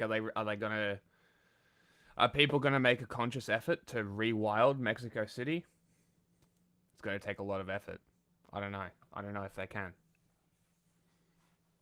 But yeah, so it's a interesting thing. But yeah, the lake is gone.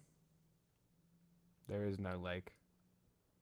There is no axolotl home anymore. Like, look. I don't even, like, is that, what the fuck is all this?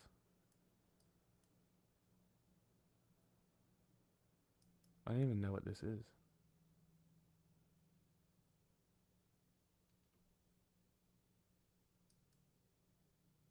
Is that just dry? Is that just dry lake bed? Like,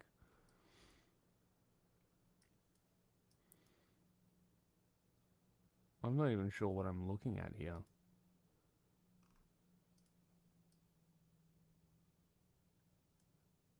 But you see, it's like, see what I mean? Like, look at how much is in between where everybody is living.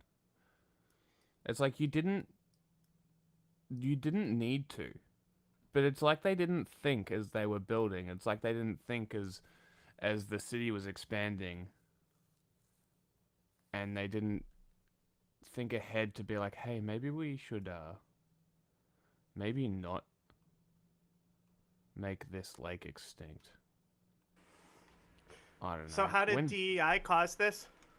When did Lake Texcoco go extinct? 6,000 years ago. I can't believe DEI did this. The climate naturally warmed. Okay.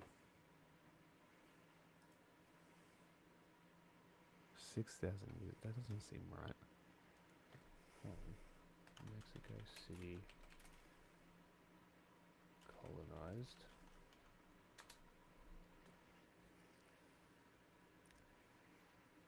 (1521).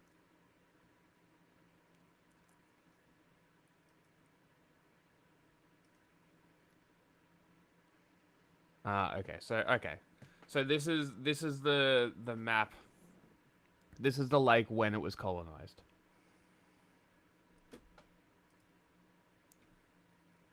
Because if we go back to here, on. Because if we go back to here, you can see the striations here on the mountains.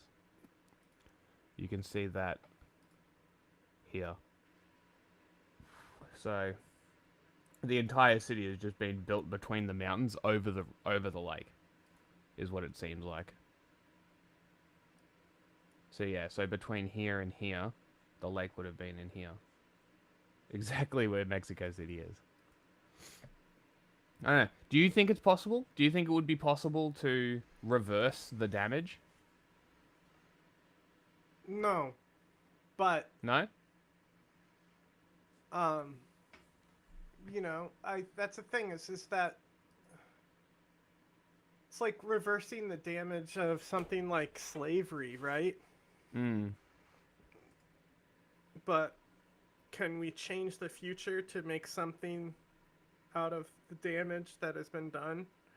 You know, like the question is what to do next. You know, you acknowledge the damage has been done. What are you going to do about the damage? Yeah.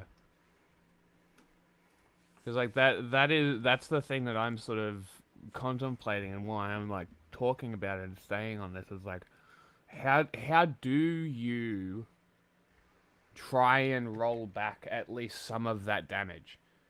Because this is the other thing is like, is it going to be even possible? Will the Mexican climate allow something like that? Did the drying up of the lake bed aid the drying of the Mexican climate, maybe? Like, is it a factor? I don't know. I don't know if that's an actual thing. I don't know if that's a big enough factor to impact the Mexican climate. I don't actually know. So I'm, you know, it'd be an interesting subject to talk about, though. Africa. I mean, we know that. So I expect him to grow his business. He took a big bet. I think that bet will spread geographically. And I expect the Chinese also, you know, this Huaxin cement expansion, I think, is going to be the start of something much bigger as more Chinese players enter the market. And I should expect other BRICS types entities to look at the African continent more aggressively, India, for example, and maybe even the likes of Brazil. Cement production is associated with pollution. Experts say African governments need to emphasize environmental sustainability and to enact strong policies to balance growth with local industry development. That's a very interesting way to say that. Yeah. Associated with pollution. Well, like, you want to Interpol you know about cracking. the fucking sand? Like, you have to mine sand for concrete. And the joke about he could sell sand to Arabs. Yes, yeah. Like, yeah, I know, but I'm talking about Mexico specifically. No, like I know. I'm just Finger saying, Lakes. they're talking about this kind of thing, and it's funny that the expression "they could sell sand to Arabs" exists because, like, Dubai imports a shitload of sand. They buy a lot of sand. Because their sand is garbage. Well, you need a specific type of sand. To build with, yeah. Yeah, and that's the thing. Is like, I think we've talked about this before, and I showed sand under a microscope. Yes.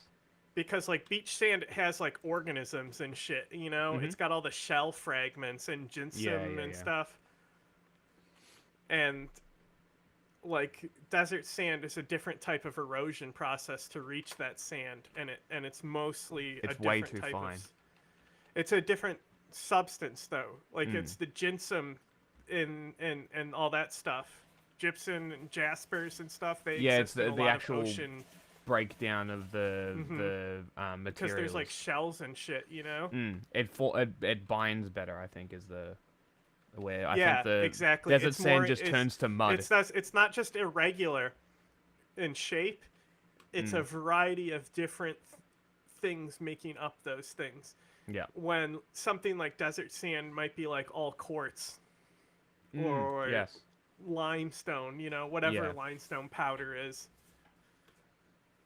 Yeah, whatever it might be. Yeah, like obviously lakes will impact weather and climate locally. But I don't know whether restoring that lake in the middle of Mexico is going to do anything, or if it's even possible with the climate of Mexico. I don't know, because it's closer to the tropics, that maybe it would be viable, but it said that the lake started to dry up when the climate started warming anyway. So maybe it was inevitable, definitely hastened by humanity's injection of concrete. But water hates that. yeah, especially seabed and like lake bed hate concrete. All it does is just evaporate. It doesn't work. I know a little bit about it. I don't know enough to explain why, but you can look up why lake beds meeting concrete is bad. Against this thing, but I'm against this thing. Down on illegal gold mining in West Africa. On Tuesday, the Global Policing Agency announced that 200 arrests were made and harmful chemicals were seized after a sweeping operation targeting the illicit practice. Do you have the mining collapse in South Africa on here? Hundreds of people died. Collapse? Yeah. Just look on the Africa list and type in mine. Maybe you put it after I looked? It happened earlier in the week, so it was in the Africa list for last show too. So some of them may be further back. I see.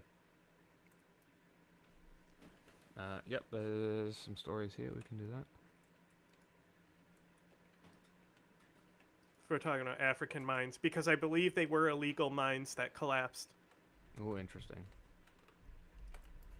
And, the operation encompassed the Gambia, Guinea, Senegal, and Burkina Faso.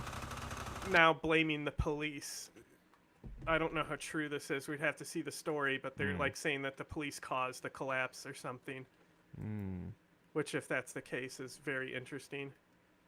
Shedding light on the heavy toll on miners. That might just be conspiracies, and they're using it as a headline for bait. Could be. With large amounts of painkillers used due to the impact of toxic chemicals involved in gold extraction. Mercury and cyanide are among the chemicals employed in small-scale mining, and they pose extreme health risks. Along with the UK Home Office, Interpol coordinated the operation over several months last year. Over in South Africa, a separate operation is Why so much water? being carried out in a bid to rescue miners working illegally, who have been trapped underground for months. More than 500 people are thought to be stranded underground in dire conditions. But that is a lot of fucking water. I mean, that's how you gold pan, is with water, right? But to mine it like this seems very costly. I mean,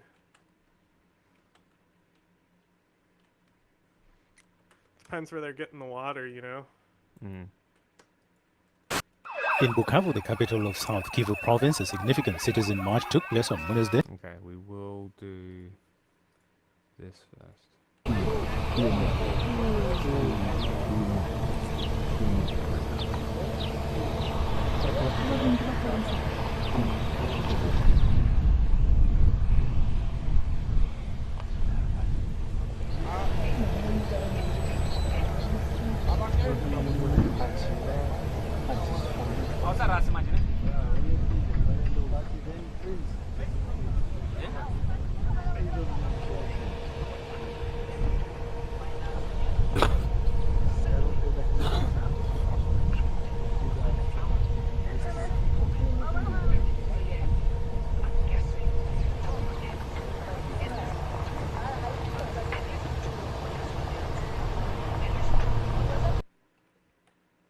At least 400 illegal miners remained trapped underground in South Africa 2 months after a police raid. A group working on behalf of the miners said on Monday. The group same story. also released the It's following. the same story. Following graphic that we were videos it just received covering? from miners that Yep. emerged on January 10th when a pulley was restored to the bottom of the cavern. The first video reportedly shows miners' bodies wrapped in sacks and plastic, while living miners who are still stuck underground plead for help. A Reuters reporter counted what looked like 36 bodies in the footage. Reuters could not independently confirm that the body-shaped objects were corpses. Oh my god. Look at this. That's true. Look. I know they can't, but it's just funny that they have to say it. That's responsible. It is. It's responsible journalism.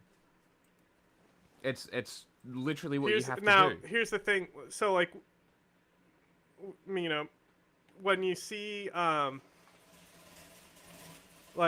pictures of kids who just died from like bombs or chemical weapons, you'll notice all the bodies are laid out and they're not covered. Yeah, it's There's for a reason. Because if it's covered, you can't necessarily say that there's a body underneath there.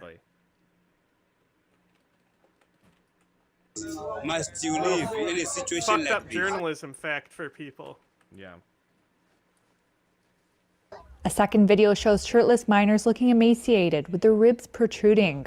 The two videos were obtained by the South African miners' rights group Mining Affected Communities United in Action, or MACUA. Reuters verified the video but was unable to independently verify the location or date they were taken. A spokesperson for the Department of Mineral Resources and Energy said bodies had been retrieved from the mine, but said no further details could be divulged ahead of an official report. They added that South African authorities are at the mine with machinery, preparing for a planned rescue this week. The South Africa Police Service did not respond to a request for comment. The standoff began in November when police blocked the miners' supply of food and water to force them out and arrest them for illegally entering the abandoned mine. The miners were searching for leftover gold, an issue that has plagued South Africa for decades. South African rescuers have hauled up dozens of miners and dead bodies from an abandoned gold mine. That was according to police on Tuesday, after 2 days of operations at the site in the town of Stilfontein. Police began laying siege to the mine in August as part of a crackdown on Did you see that? The cop points to the cameras and they all look.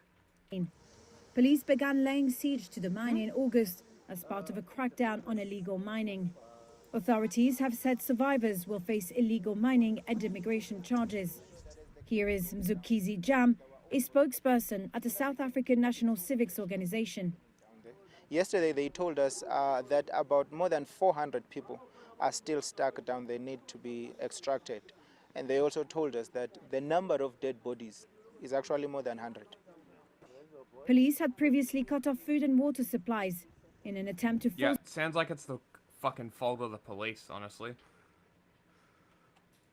...the miners to the surface so they could be arrested. Now they're retrieving survivors and dead bodies. Footage issued by a miner... You know what would have happened? But did the mine collapse, or is it just a siege? It seems like it's just a siege. Okay, so these people are dying just from a siege because they don't want to get arrested, so they're starving to death? That's what it seems like, yeah. Very strange. South Africa rescuers recovered 35 bodies, 82 survivors. Read the story. Alright, let's read the story. Let's find out more. Police have laid siege to an illegal mine since August. Footage emerged on Monday of corpses and emaciated miners. 82 pulled out alive, face criminal prosecution. So they're literally dying to avoid jail right now. Government labels illegal mining a war on economy. This is literally the state's fault. These people, their deaths, Yeah, it's the fault of the state. South Africa has been having a lot of economic issues, and a lot of it has to do with corruption around gold. People going and trying to scavenge mines is not their problem. Yeah, well, that's the thing, is the economy is so terrible that you're obviously going to have more things like this because the job opportunities are running out for many people. Yeah. Police began laying siege to the mine in August, cutting off food and water supplies for months in an attempt to force the miners to the surface to arrest them. Hundreds more men and dozens more bodies still trapped underground, according to the miners' rights group that issued footage Monday showing corpses and skeletal survivors in the mine. Rescue operations, which involved use of a metal cage to recover men and bodies from the mine shaft more than 2 kilometers underground, will continue for days, the police saying they would provide a daily update on numbers. How about you just, don't smoke them out, they say. The South African government has said the siege of the Silfontein mine was necessary to fight illegal mining. Okay. Which mining minister Guide Mantashe describes a war on the economy. He estimated that the illicit precious metals trade was worth 60 billion rand or 3.17 billion last year. Okay. Try being less of a cunt. Yeah, generally, this is why I couldn't tell you exactly what was going on, because it's a fucking complex story. Yeah, so like generally, if your government is not overtly racist, you generally can do some pretty fine things. South Africa seems to have a problem with Nazis in government. So, yeah, maybe don't do this. Maybe let people make their money. Well, because it brings economy and it brings money into the country. But sure, I guess waste money on policing. The South African elections, when did they take place? Recently, I think. Right? Because, like, the ruling party, didn't they lose some seats? Isn't that what the story was? Mm-hmm. Which, you know, who didn't lose seats as a ruling party? I think they had to form a coalition. Mm. Which is a first for that party. Ramaphosa. Down 71 seats. It's a pretty big loss. Yeah. They lost it to Jacob Zuma's party. But the ANC lost 70 seats. So, I don't know. Seems like maybe the ANC might be the problem. But what do I know? Well, that's kind of what our reporting was about. Yeah. Is that it's come a long way since Nelson Mandela, and it's been an establishment for so long. Mm. It's just like, you know, to this day, you'll still hear Republicans say they're the party of Lincoln. You know, yep. How long did the Republican Party milk that they were the party of Lincoln, you know, and for years of good grace afterwards, you know? Long time. And, like, the Democrats, like, they collapsed with Reagan because of, like, you know, the and then the Jacksonian Party collapsed because of complacency for so long. Yeah. Hey everybody, Peter Zine here, coming to you from the Golden Horn above Denver on probably my last snow-free day of the season. Anyway, we are... Oh dear. Oh my God. Today we're taking a question from the Patreon crowd, specifically with everything in the Middle East starting to look very Middle Eastern again. Would it be worth considering some sort of operation, in quotes, operation, to remove the government of Nicolas Maduro of Venezuela so that the world has another source of crude available for when the Persian Gulf becomes a place you really don't want to be?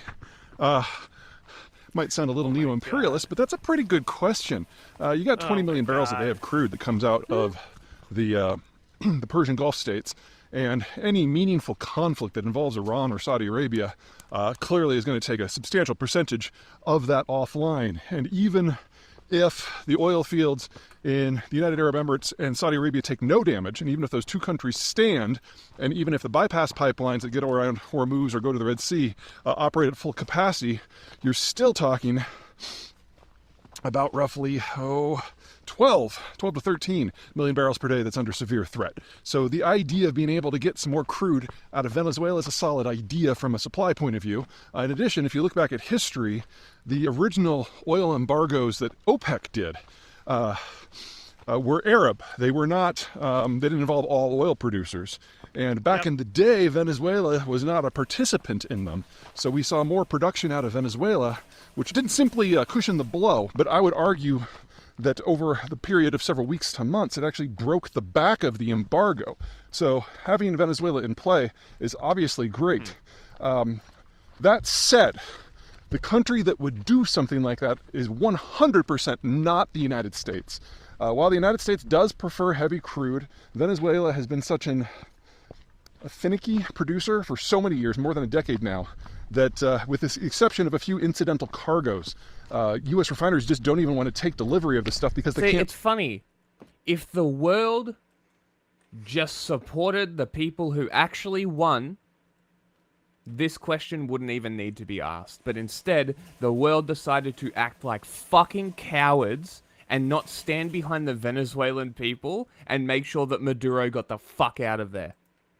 Well, also, what's funny here is the entire fucking tanking narrative is all around the U.S. wanting Venezuela's oil.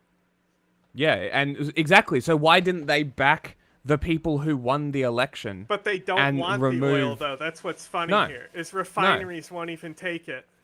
No. So it's like, ridiculous. it's like they literally don't want the oil. So it's like very funny. Yeah, but you know that Trump is going to have, because this is part of what's going on today. One of the few things to report on is that Trump didn't say anything about it, but New York Times columnists have been proposing this idea that will coup Venezuela. Oh my God.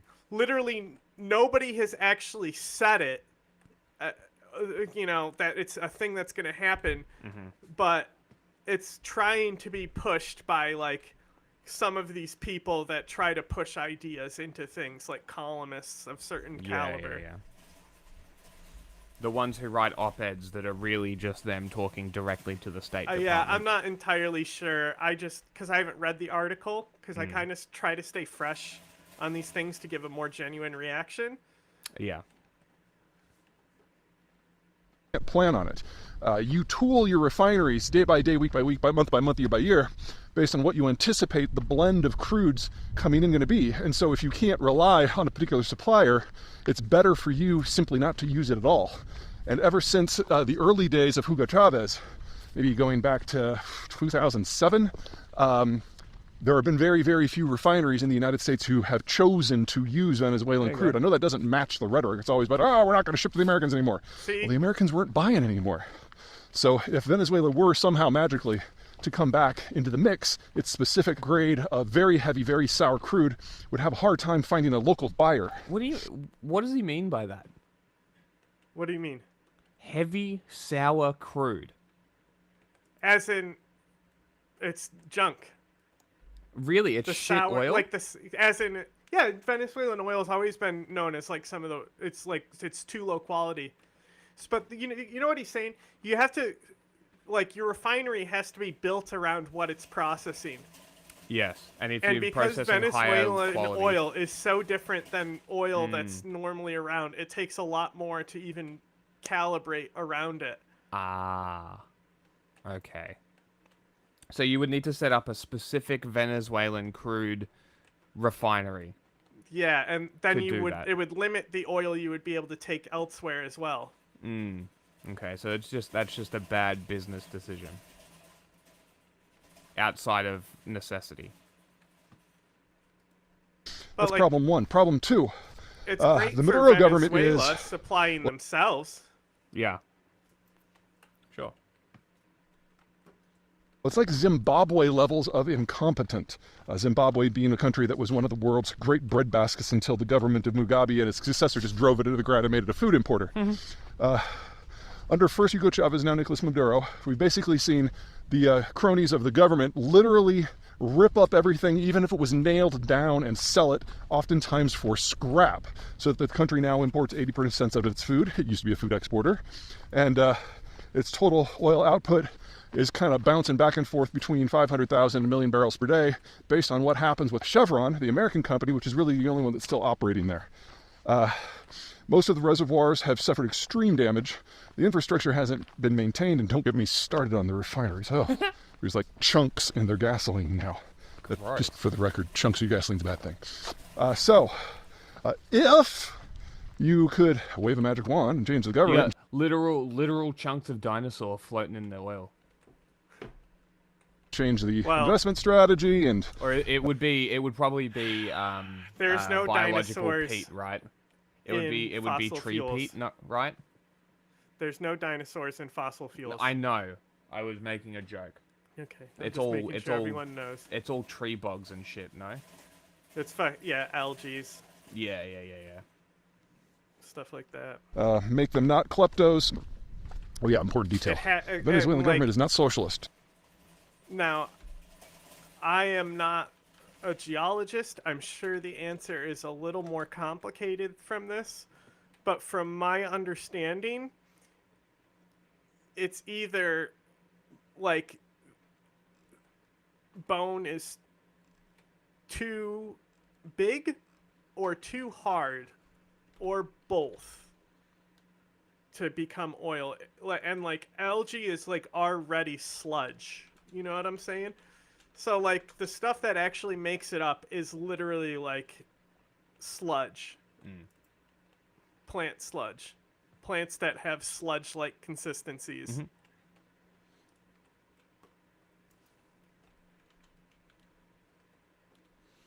Crude oil. So here we go. Where does crude oil come from? It also gives a breakdown. You get 7% fuel, 8% naphtha, 9% kerosene, 10% other products, 15% gas. Is kerosene jet fuel? No, jet fuel is different as well. Jet fuel is in the other products. It's like 3% jet fuel. What I wanted to say, like, I learned kerosene because, like, I always thought of kerosene as being like something that is like, you know, good for like fires. You know, it's like a fuel that you can safely use with fires, unlike gas. Because it's like, you know, gasoline is so dangerous if you pour gas on a fire, you know? Yeah. But like kerosene, you know, you can like spray it on the grill and it shouldn't explode. Yeah. Like you'll spray it directly into the flame and it won't It's explode. Just a fire starter almost. It doesn't. But it doesn't like I wanted to explode, say that like I learned it was also a fuel source in like something like rocket fuel or something. I assumed plane because it's clear, and I know jet fuel is clear. Maybe, I'm not sure. But most of it is either LPG, gas, and petrol, or because this is the weird thing about you guys. You guys call petrol gas, and then gas you call what? Well, that's the thing is that like what do you call LPG?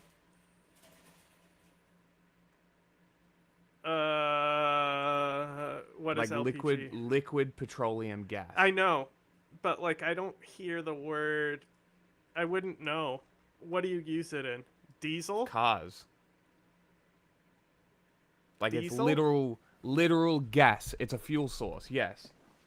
Would it be like LPG, liquid gas? But do you use diesel? Propane. Yes, we have diesel as well. Okay, so it's not. We don't call it diesel. We have propane. We call it that propane. I think it's different. Hold on. LPG is a fuel gas which contains a flammable mixture of hydrocarbon gases, specifically propane, butane, isobutane. It can sometimes contain some propylene, butylene, and isobutene. So okay, so it's an aerosolized propane for cars. So it's the same fuel runs your barbecue. So propane. Sure. So let's go with propane. But I don't think we call it anything but propane. Yeah. It just says maybe it's a mixture. Maybe it's a mixture of those gases, because it's the company that I know in Australia that sells LPG says LPG is liquefied petroleum gas describing flammable hydrocarbon gases including propane, butane, and mixtures of these gases. Okay, that makes sense. So 15% of it is that, 27% is petrol, 32% is diesel. Crude oil is formed from the remains of dead organisms such as algae and zooplankton that existed millions of years ago in a marine environment. These organisms were the dominant form of life on Earth at the time. As they lived, these organisms absorbed energy from the sun, stored it in carbon molecules within their bodies. Once they died, their remains sank to the bottom of the ocean or riverbeds and were buried in layers of sand, mud, and rock. Over millions of years, the remains were buried deeper and deeper until more sediment and organic materials The enormous pressure, high temperature, and lack of oxygen formed the organic matter into the waxy substance called kerogen. With even more heat pressure time, the kerogen goes under a process called catagenesis, which transforms the kerogen into hydrocarbons. I've heard the word catagenesis. Different combinations of pressure, heat, and original organic composition will determine the type of hydrocarbon formed. In this case, the hydrocarbons form crude oil. Other examples are asphalt, if the temperature is lower, and natural gas if it's higher. Oh, interesting. So higher temperatures give you gas deposits as opposed to petrol. Interesting, or oil. After the oil is formed, it moves through tiny pores in the surrounding rock from an area of high pressure to low pressure. This is often upwards. Some oil might make it all the way to the surface where it pools. Other oils will get trapped under impermeable layers of rock or clay where it will form underground reservoirs, which is where we get oil reservoirs, I guess, under the Arab states. So there you go. Now we know where crude oil comes from. It is not communist. It's a kleptocracy. And of course we should... Let's look up why Venezuela oil is shit. It's got stuff in it. It's icky. Why is Venezuelan oil bad?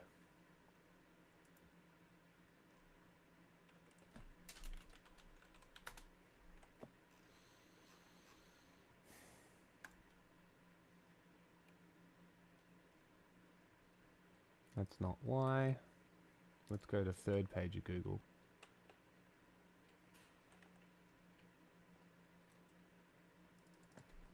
Why is Venezuelan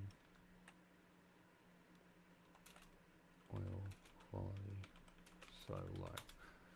All I'm getting are the CIA sources and talking about their economic collapse. I don't give a shit. I just want to know why their oil is shit. My CIA sources? What is that supposed to mean? Just like general Google push sources. Oh. I thought you meant like it was people like... No, I was just being facetious. Like the left-wing sources who want to blame yeah, like Venezuela's problems. Forbes, Fox Business, U.S. Energy, Council on Foreign Relations. Okay, so literal my CIA sources. I was assuming it was all these sources that say the CIA is responsible for Venezuela's hardship and stuff. Oh, no. You know, those Venezuelan... Let's read this Reuters article. We'll do a Vosh today, fuck it, because we've got fuck all news. We'll just do Vosh I think today. that this is better, is to actually go through and learn why things are things. Venezuelan state oil firm PDVSA is increasingly delivering poor quality crude oil to major refiners in the US. When was this? 2017. So this is pretty old. India and China causing repeated complaints, cancelled orders and demand for discounts, according to internal documents. Disputes involve cargoes soiled with high levels of water, salt, and metals that can cause problems for refineries. I bet. Quality issues stem from Water, shortages salt, of... and metals sound like things that you don't want. Yeah. Because normally those things, you put them in machinery, they break. Quality Go ahead, issues put stem put from... put a bunch of nickels in your car engine. See what happens. Shortages of chemicals and equipment to properly treat and store the oil, resulting in shutdowns and slowdowns at facilities along with hurried transporting to avoid late deliveries. U.S. refiner Phillips 66 cancelled the last 8 crude cargoes because of poor oil quality in the first half of the year and demanded discounts on the other deliveries, according to the documents and employees from both firms. The cancelled shipments, amounting to 4.4 million barrels of oil, had a market value of $200 million. I don't care. So the oil's real shit. Yeah, that seems cheap. And what would that be? 4.4 at 200 million.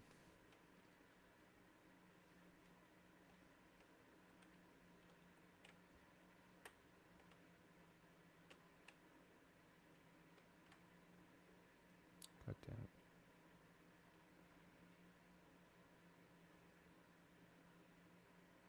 So what? $45 a barrel. That's pretty cheap. Another key buyer of Venezuelan crude, India's Reliance Industries, operator of the world's largest refinery, has repeatedly complained about the oil quality. State-run firm China National Petroleum Corp also complained earlier in the year about excessive water levels in oil cargoes. The deterioration of the crude is the latest symptom of the firm's ill-maintained production infrastructure, and it threatens to accelerate an already severe cash crisis at the time when Venezuela is hoarding hundreds of dollars to pay some $3.4 billion in bondholders. Interesting. So it's a state-run problem. Venezuela's oil industry and PDVSA did not respond to requests for comment. According to PetroChina Co., CNPC's listed subsidiary, said he was not aware of the complaints about Venezuelan oil. Sounds like horseshit. Declined to comment. Oil and water. Venezuelan crude output has been already plummeted to its lowest level in 3 decades because of crime at oil fields, underinvestment, mismanagement, and a 4th straight year of economic contraction. The oil firm faces sanctions imposed by U.S. administrations under Donald Trump, which have caused many banks to refuse and extend letters of credit needed to complete some oil sales. Interesting. Full scale and severity of the oil quality problems are unclear, although industry sources reported issues in major oil producing regions, including the western state of Zulia and the Orinoco Belt in the southeast. Is that all in Venezuela as well? I couldn't tell you. I've never heard that word before. Cool. Let's have a look. Zulia. Zulia Gulia. Yes, that is the northwest region of Venezuela. And then we have Orinoco Belt.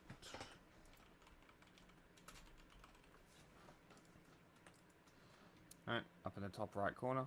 Left, sorry, top left.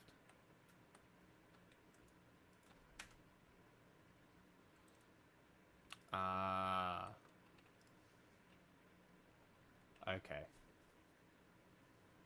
So the belt is just that top section of heavy oil fields.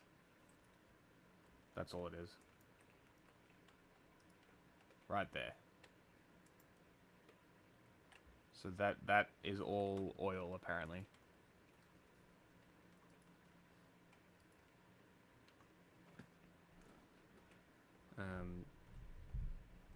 Which if they're having issues as well, that's very interesting. Or maybe it's just this company. They halted Zulia production facilities because it didn't have enough functioning storage tanks and chemicals to process the crude before the crude being pumped, according to 2 workers.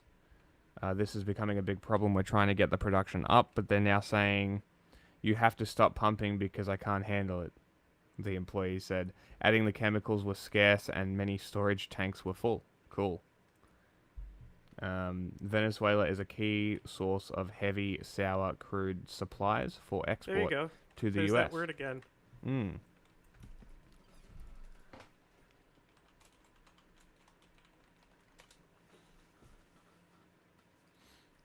Let's see. So sour crude oil is crude oil containing high amount of impurity sulfur. It is common to find crude oil containing some impurities. When the total sulfur level of the oil is more than 0.5% by weight, the crude oil is called sour. Interesting.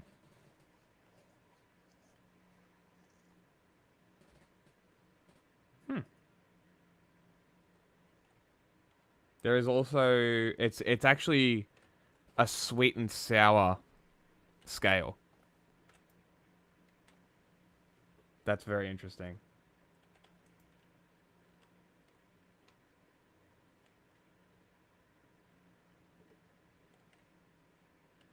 And TAN count. Weird.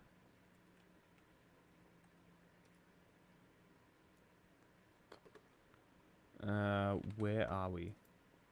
Heavy sour crude supplies for export to the US, China, and India, and Europe.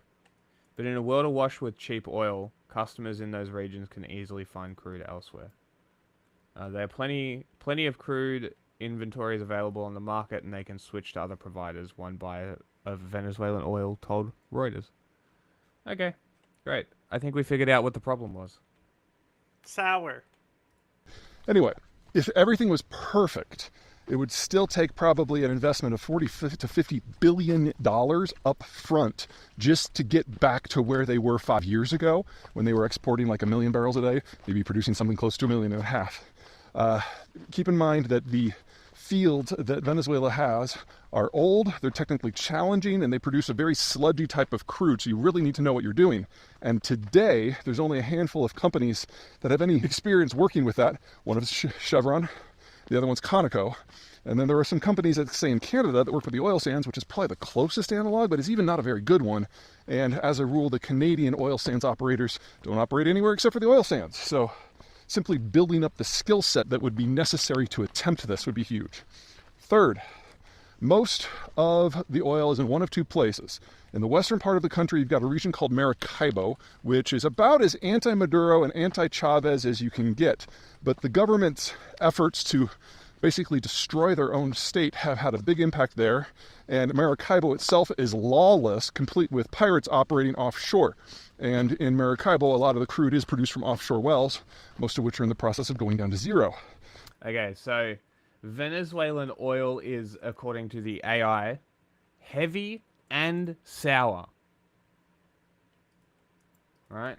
So, what does heavy and sour oil mean? Okay. Heavy oil evaporates slowly and contains material that will be used to create heavy products like asphalt. Light oil requires less processing and produces a greater percentage of gasoline and diesel than heavy oil. The standard unit of measurement of oil weight is API gravity. This scale was created by the American Petroleum Institute to measure the density of oil. Below are some visual examples of heavy and light oils. The higher the API, the lighter the oil. So, essentially, Venezuela's producing like this shit that makes asphalt. that's sticky So, and gross. who will build the roads? Venezuela. Okay, so you've probably heard people referencing sweet and sour oil. What makes a particular crude sweet or sour is the amount of sulfur it contains. Sweet crude has very low levels of sulfur, well under 1%. Sour crude has much as 1 to 2% sulfur. Midstream companies and refiners that transport, store and process sour oil know they need extra treating capabilities to take out the sulfur and sweeten the product. This is why it's cheap. Okay.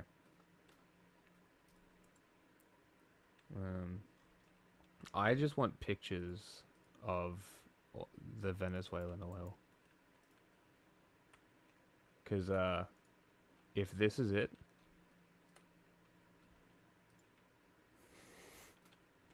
That looks like mud.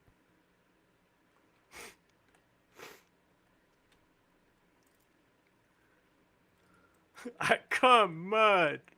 Do you remember that? I showed you that, right? Yes, yes, you did. Man, isn't environmental devastation from oil just the prettiest thing? Isn't that cool? Black Death. Very cool.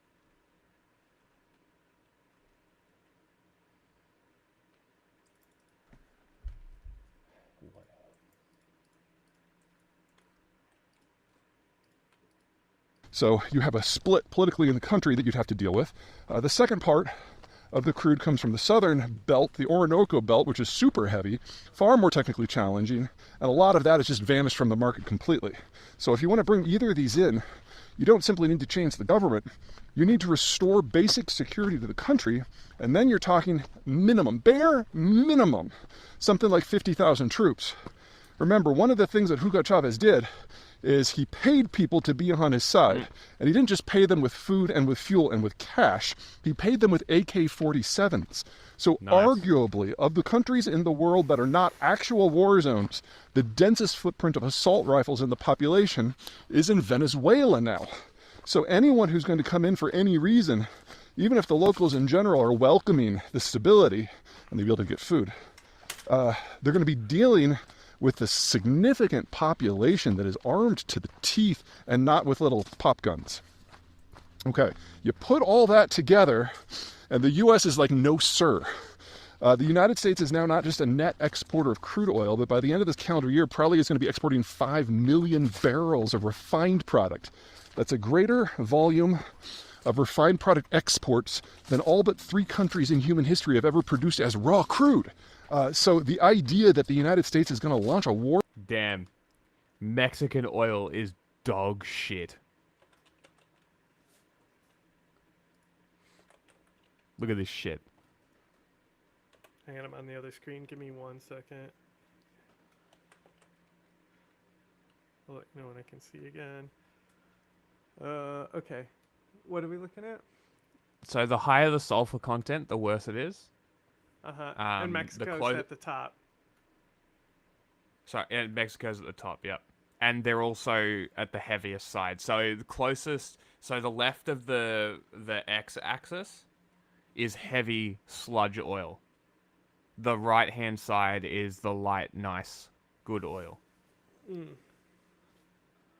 Algeria. United States. Algeria, America. That's the thing. We don't even need Venezuela's oil. Yeah. We got our own shitty oil on Mars. Whatever that is. So Algeria and Malaysia have some of the best oil. I want to followed know by Huh? Whoa. Oh, it's like that's what that's called. The oil is called Mars. Like the field must be, right? Or something? Where or the type of where oil. are we talking? It says United States Mars. Maybe? Let's see. United States. That was me. Did you hear that sound? That was me ripping the vinyl off the bottom of my desk. Great. It's like, cause it's like a shitty like desk, but it's like modular, and it's got this like just vinyl wrapper on it, and it's all coming off now. Yes. I know, yeah. My chair is falling apart. The padding is coming off the armrest. The chair is falling. I just ripped a huge chunk up of the vinyl at the bottom. It was huge because my feet were stuck to it. So when I adjusted myself, I pushed off the bottom of the desk, which also, if I put my feet up on the bottom of the desk and then push away from the desk too hard, I'll literally push the desk and my monitors will shake like they're gonna fall. And like my 4K one is so rickety. I think there's a screw missing that I didn't put in. Okay, so Some would say I have a screw missing. Mars is the oil platform. So each of these are the platforms. So the WTI and LLS ones have the really good oil.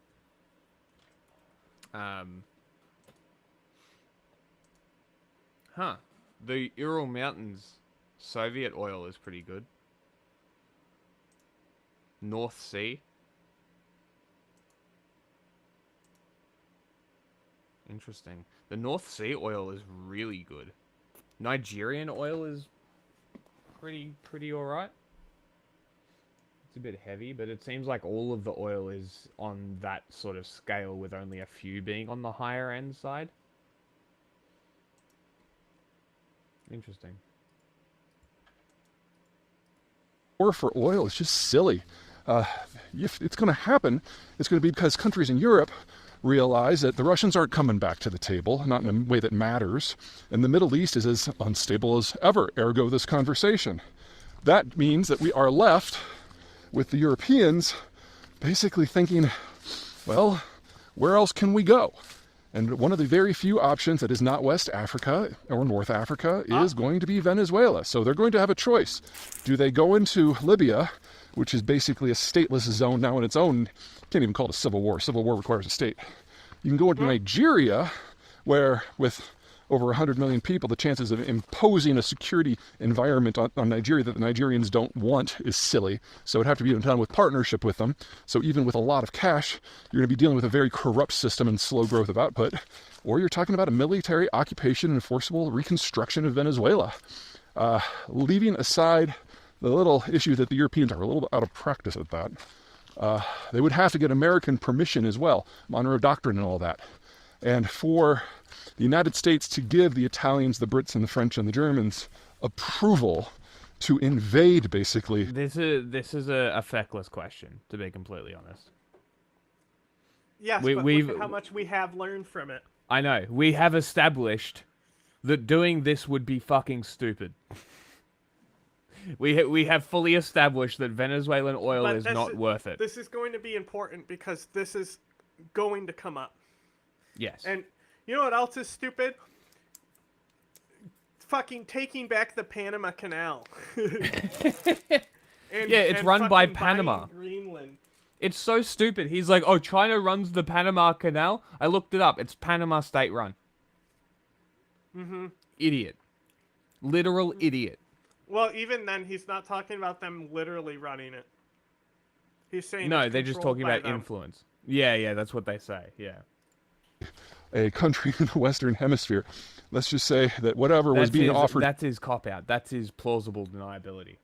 In exchange would have to be really nice. And I'm not sure there's anything in Europe that we want that badly at the moment. So, interesting idea. The crude is there, but the country that would have the capacity to do something about the United States really doesn't care. And the countries that do really care What do you mean? would have to... America only cares about oil. Duh. True. Build up a whole fresh set of tools and then bribe Literally Washington everything America has done is about oil. in order to make it happen. So Dick Cheney said it's an interesting we're take control exercise. Of Iraq's oil. Then they stole the gold. But nothing that I think is going to go down this decade. Next decade, though, everything's game. Cool. And moving to South America, Venezuelan President Nicolas Maduro says he will invade Puerto Rico to liberate it from the United States. Maduro, who took the oath for a contested third term on Friday, added he would include help from Brazilian troops. He's so funny. But this do is it. what caused it, is Maduro talking shit. Now people Right. are like, why don't we coup Maduro? You know what? Maduro, try it. I kind of want to see the U.S. Navy obliterate the Venezuelan military, to be completely honest. That would What be kind of funny. military? What murder? Exactly. Just send one cruiser. Fuck your Monroe doctrine. What are you going to do, bomb a NATO member? Exactly. Imagine if, like, fucking Europeans acted like Trump. Yeah. What are you going to do, stop us? Hmm. My favorite Monroe Doctrine moment was when the U.S. invaded and couped a British territory and Thatcher didn't do shit because it was Reagan.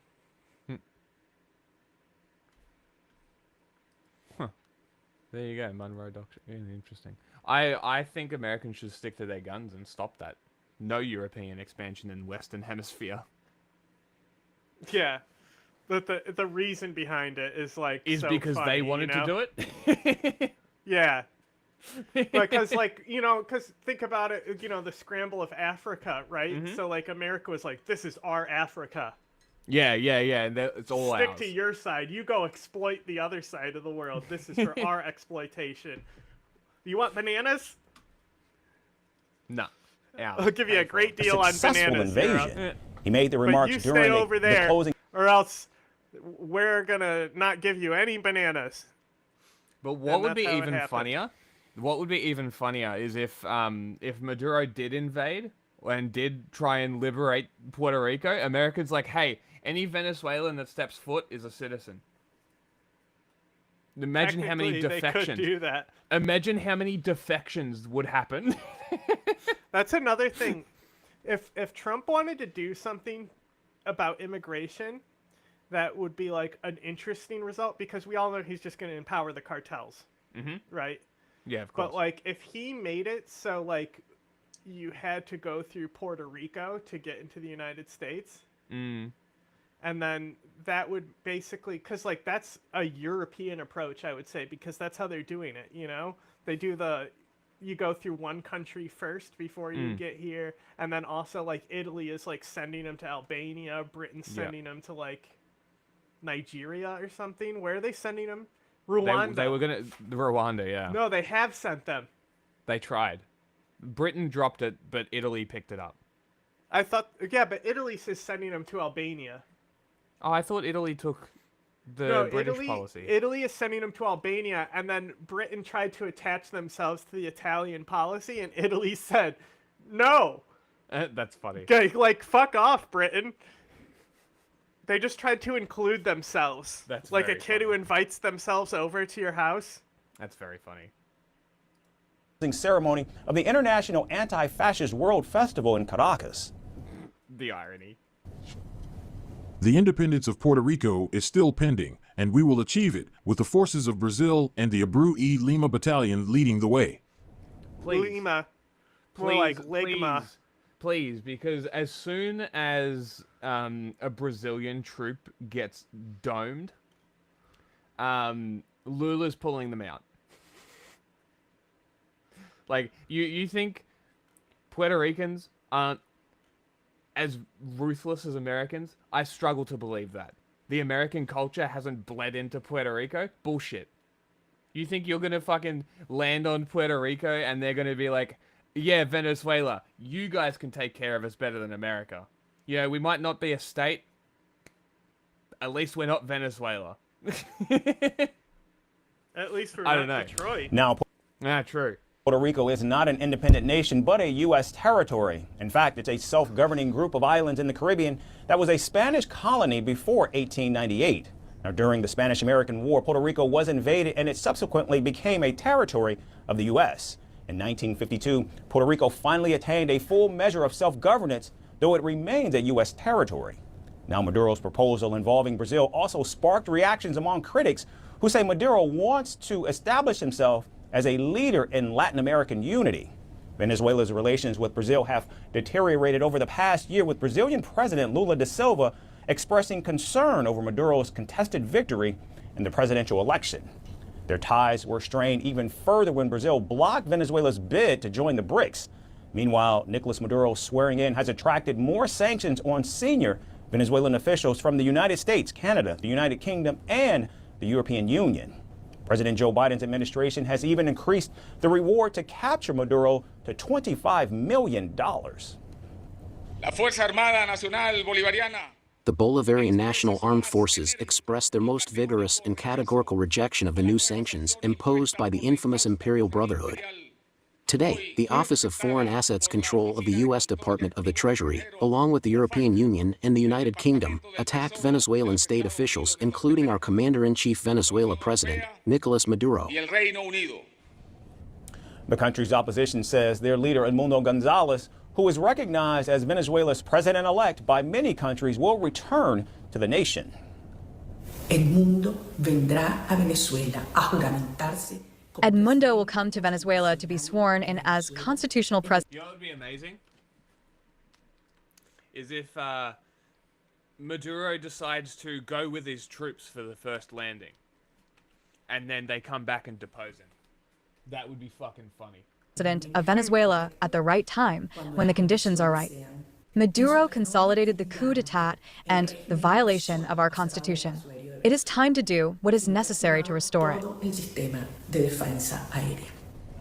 Now, it's worth noting that Maduro has offered a $100,000 reward for Gonzalez's arrest, and he will put him in jail as soon as he returns to Venezuela. Now, only time will tell what Venezuela's next 6 years will in fact look like under Maduro, who has pushed the nation into a deep economic and social crisis in the past 12 years. From breaking news to the day's biggest controversies, shedding light on the world's top headlines, detailed analysis on the stories that matter the most to you. Catch it all on Spotlight at 6 p.m. India time and 12:30 GMT, only on First Post. India time, huh? Is that the official time zone? Yeah, because this must be an Indian outlet. Yeah. American news, I but thought it was an Indian American outlet. First Post, but I guess not. It has 6.5 million subs. Okay. Fuck. Have you got something to play, or do you want the list? No. Okay. I don't. I know. Because the things that I wanted to cover, I need to be here for. You need to let me know, like, at least 5 minutes ahead of time. No, I know that I just looked and I was like, oh, the things that are coming, I want to be here for. Well, then, like, let me know that you're gonna get up and to prepare something ahead of time. Here, I've got a link for you. Here. Well, hang on. Just give me a second. Be at your desk for 5 minutes so I can prepare for you getting up. I sent you a Sam Cedar video about AOC. I don't care what you sent me.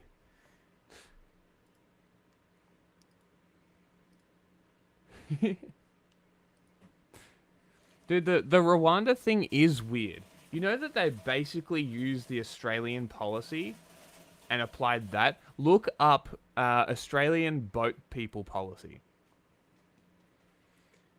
And enjoy. This is the same guy who implemented the gun ban in 12 days. This is the guy whose legacy they want to protect. But yeah, look that up. Look up Christmas Island and Nauru boat people.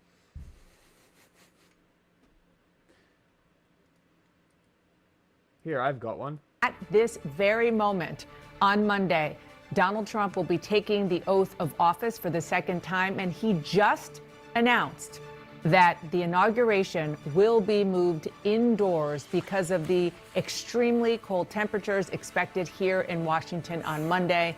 Again, the president-elect just confirming what CNN's Elena Treen and Caitlin Collins reported just a short while ago. Elena, you are with me now for these developments. We have a very lengthy social media post that he released explaining his decision. That's right. I'll just read for you some of what he wrote, because as you mentioned, it is pretty lengthy. Dana, Donald Trump just moments ago posted, quote, "I have ordered the inauguration address, in addition to prayers and other speeches, to be delivered in the United States Capitol Rotunda, as was used by Ronald Reagan in 1985, also because of very cold weather. The various dignitaries and guests will be brought into the Capitol. This will be a very beautiful experience for all, and especially for the large TV audience." Now, look, Dana, when I was talking to the fuck? Some of Donald Trump's advisors, people who have been familiar with this decision. Of course, this is because of the dangerously cold temperatures that are expected on Monday. And I'm saying dangerously cold because, remember, I mean, you know this, we have... What food? What the fuck? This is a random question. Covered many inaugurations. Thousands and thousands of people were expected to come and stand on the National Mall for hours at a time to watch Donald Trump being sworn in publicly. They recognize that this was a major health risk to many of these people. But I will also say that Donald Trump wants the inauguration to be this global event. He has invited world leaders, some of whom are expected to come and attend that swearing in, and as well as other, major leaders from big business and tech companies. And so this was definitely, I think, something that has been disappointing for them. They were not anticipating this, but again, they have made the decision to move the inauguration indoors inside the Capitol Rotunda. One thing as well, just that I want to note, is there are questions and discussions that are still underway about what to do about some of the other festivities, including the inaugural parade. I'm told that they have having some discussions about potentially moving some of that into the Capital One Arena, though that is not final, just something that they are discussing, and also having conversations about what to do about crowd size. So all of that is still under discussion, but Donald Trump and J.D. Vance will be sworn in on Monday inside the Capitol Rotunda, not outside, as is tradition. Dana? Yeah, and Elena, we literally just got this seconds before coming on air. Towards the end of this lengthy statement, the president-elect does talk about the Capital One Arena, where they're going to have an event ahead of time, but he does say that they're going to have viewing there for the people who came in from all around the world for this, and also to host the presidential parade.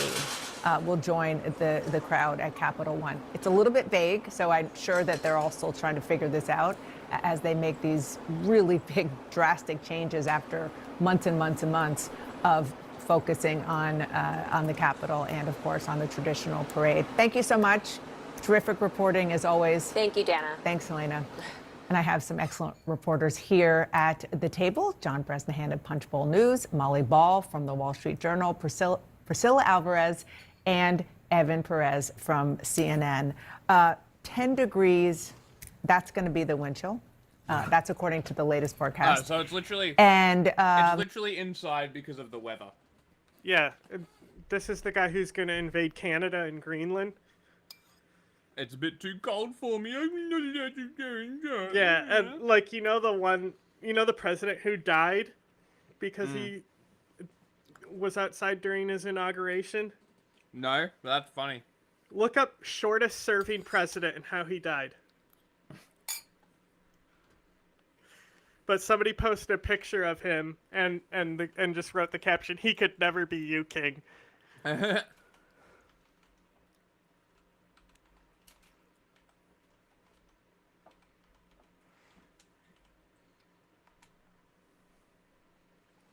William Harrison, 9th president, March 4th till April 4th. Interesting. Does it say how he died? Die in office, causing a brief constitutional crisis. Death. Physically worn down by many persistent office seekers and a demanding social schedule. Oh, you poor thing. On Wednesday, 1841, Harrison took his morning walk to the market without a coat or hat, despite being caught in a sudden rainstorm. He did not change his wet clothes upon returning to the White House. Harrison became ill with cold-like symptoms, sent to his doctor. Told his doctor he felt better after having taken medication for fatigue and mental anxiety. Next day, doctor called again to find Harrison in bed with severe chill. Miller applied mustard plaster to his stomach and gave him mild laxative, and he felt better that afternoon. Some bloodletting, some opium.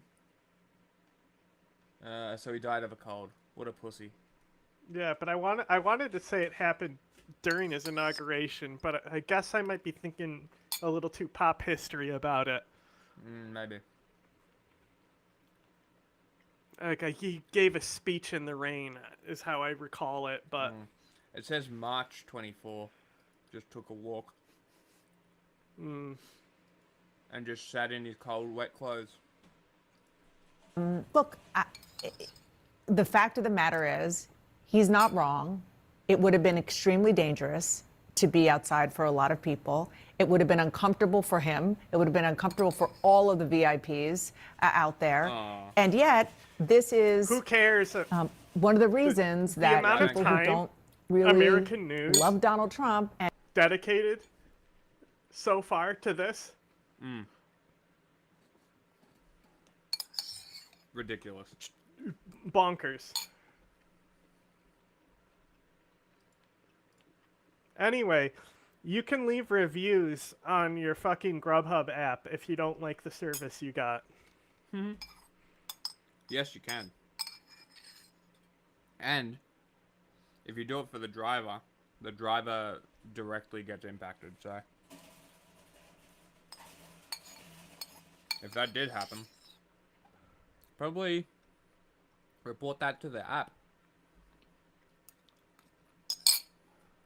And in the past, when Joe Biden was being sworn in, and Democrats before him, people who didn't love that president, they come, is because this is a spectacle intended to tell the world about America, which is why people are reluctant to make these moves. The last time it happened was 1985, Ronald Reagan's second inaugural. I think we have video of it, which we'll play as you talk. Oh my God. Well, I mean, I think one of the things that you saw... That's not good precedent to be following.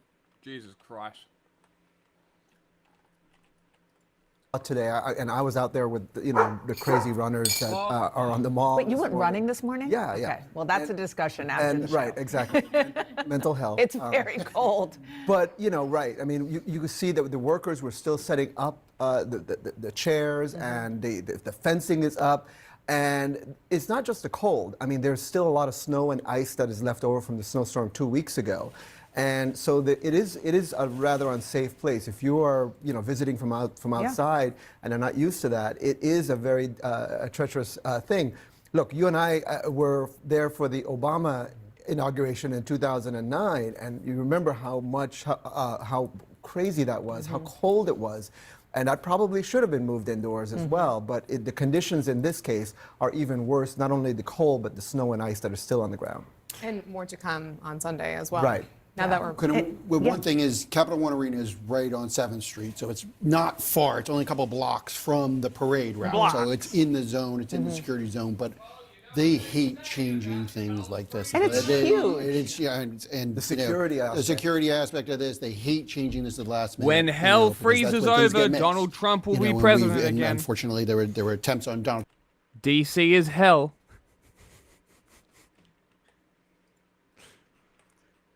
All right, let's go to something else.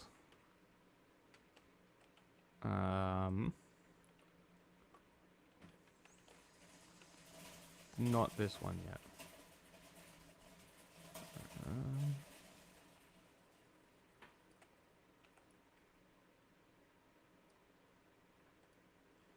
So I did not organize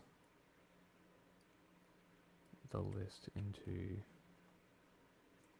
the order of the videos I wanted them in. However, it has been rectified. At a sad event themed the concept and practicality. An expert. Okay, this is Chinese state media. You know what's funny? Mm-hmm. I heard the voiceover, and I instantly in my head thought, oh, Chinese propaganda. I didn't even look at the screen yet. Because my monitor is on a delay, right? Like, the monitor I look at, it's on a slight delay. Mm-hmm. Amazing. So, like, I hear it first. And I heard the voice, and I said, that's Chinese propaganda. Mm-hmm. Yeah. Well, it's New China. I'm pretty sure New China. Isn't that interesting? Xinhua. Just subtle tones, and I'll know. Yeah, fucking New China is Xinhua TV. So this is Xinhua. So take anything they say as for a grain of salt. But we're getting started. This is where we're starting. Has said that boarding schools in China's Xizang Autonomous Region are totally different from those. Is this the quality? No, that was automatic. Okay. Colonial era residential schools in Canada, Australia, and the United States, where a Don't worry, guys. Our boarding schools in Tibet are not like your boarding schools during your colonialism. Our colonialism is like, good colonialism. Hey, this thing that looks like genocide, it's not genocide. It's like it's actually a chocolate chip cookie factory. Like this is, and I brought it up yesterday on the actual 5th Gen page. Somebody was like, I've got hard proof of the Uyghur genocide. Their sources are the China Show guys, the Uyghur Council, and like the something else to do with the genocide investigation, and had NED next to it. I'm not sure what that means. Should probably look that up. NED China. Med.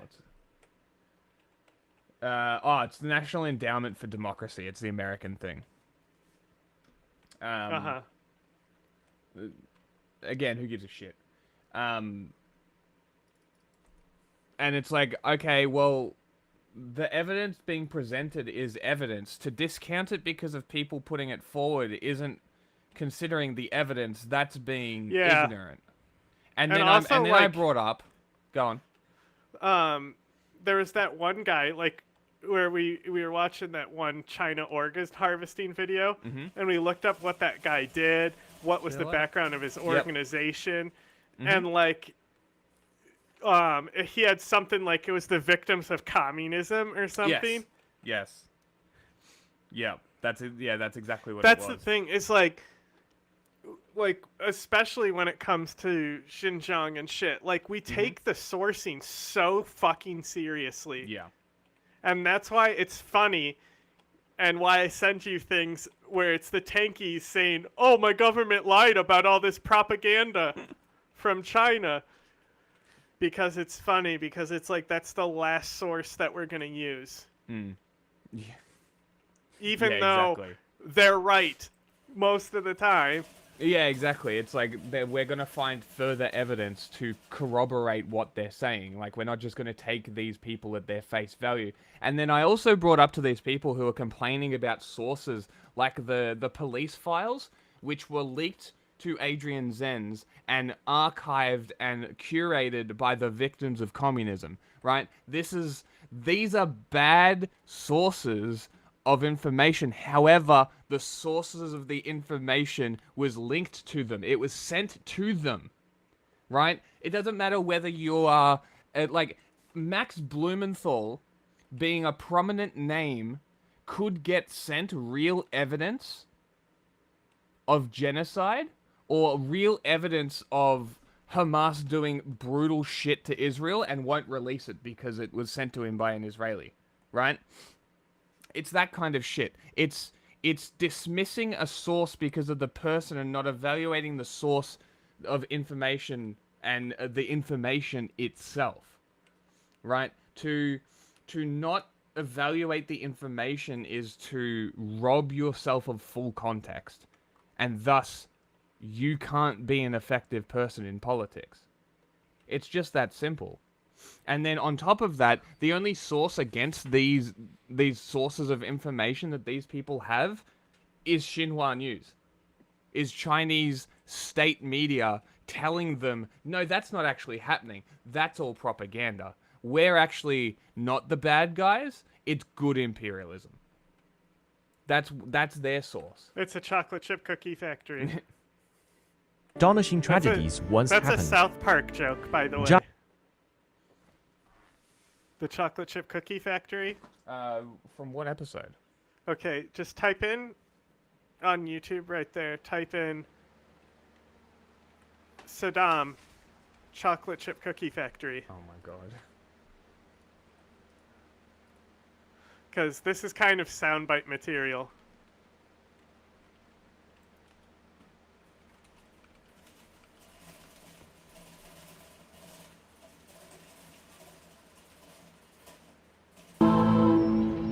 Keep those nitrogen capsules over there by the warheads. Right. Chop, chop, come on. Saddam, I've been hearing rumors that you're secretly building weapons of mass destruction out here. Weapons of mass destruction? No! This is a chocolate chip factory. See? It looks like a chemical weapons plant. Look, God, if I was gonna secretly build a chemical weapons plant, I wouldn't make it look like a chemical weapons plant, would I? I'd make it look like a chocolate chip factory or something. Alright, just checking. What is that from? Is that from the movie? It might be. I don't remember Might be that. another episode. I'll look it up. That That's involves that's Saddam. fucking No, 'cause- hysterical. Yeah, because the punishment in the movie is that he gets sent to heaven. So it's a later episode that's like a follow-up season where Saddam is in it again. Did you know there's a Super Best Friends episode that actually doesn't have a censored Muhammad? Yeah, I saw it when I was a kid. Like, what the fuck? Yeah. And They nobody don't air gave a it shit? anymore. No. Nobody cared when it happened. It's only when they said, we're going to make an episode with Muhammad, and they then censored them to troll them that they cared. Well, that's the thing is like, it was the studio. It wasn't like they directly got threats. The studio didn't want to do it. Hilarious. Even though they did it in the 5th season. Mm-hmm. And low-key, season 5, best season. Speaking of which, did you see Charlie Hebdo did a bunch of Elon Musk cartoons? I did not. Are they good? There's a lot of them, so, you know, are all of them going to be A+ Probably not. gold, what you like? Maybe not, but I think a lot of them are very funny.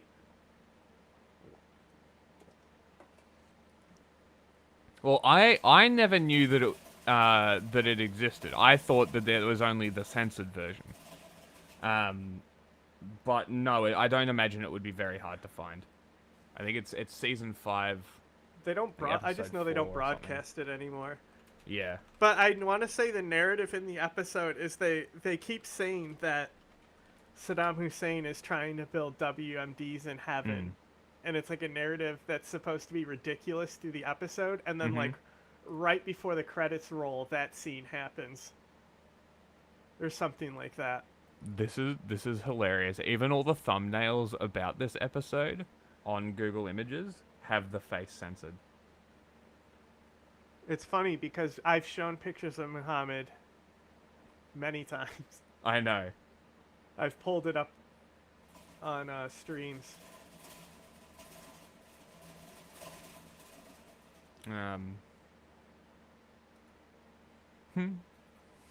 He's the fire guy. That's right. Jia Luo, a professor with the China Tibetology Research Center, made the remarks at a sad event themed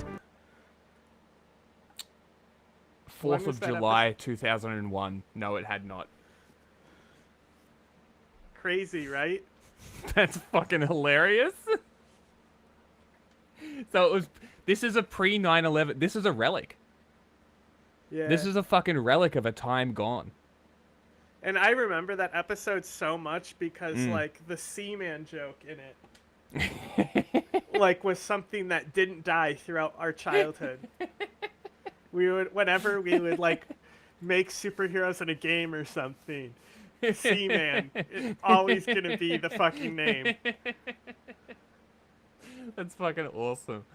So yeah, and what's funny? So like season these 5, kids, episode these 3. kids who are like friends with my mom's coworker, they're not that young, but they were like me and my brother are like above 18, you know, and these Yeah. kids are like not teenagers yet. Mm-hmm. That's that age range. Yeah. And like they liked wrestling, and so like we would get the SmackDown versus Raw games, and then the create a wrestler support on them is like insane. So we would make it so it was just like Marvel versus DC heroes. That's hilarious.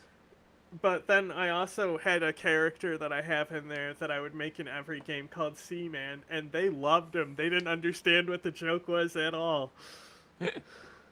That's very funny. I do like that. See, I didn't know that was from South Park. I just was laughing because the base rank of the Australian Navy is called Seaman.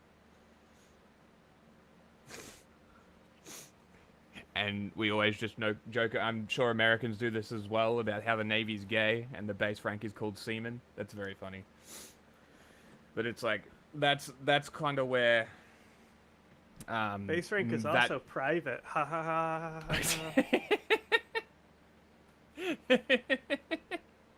Because I think the base rank of the Air Force is Airman. It's like, what, you can't give them a stupid name as well? Why? Because they don't do anything. They get spared. Spaceman balls. Spaceman.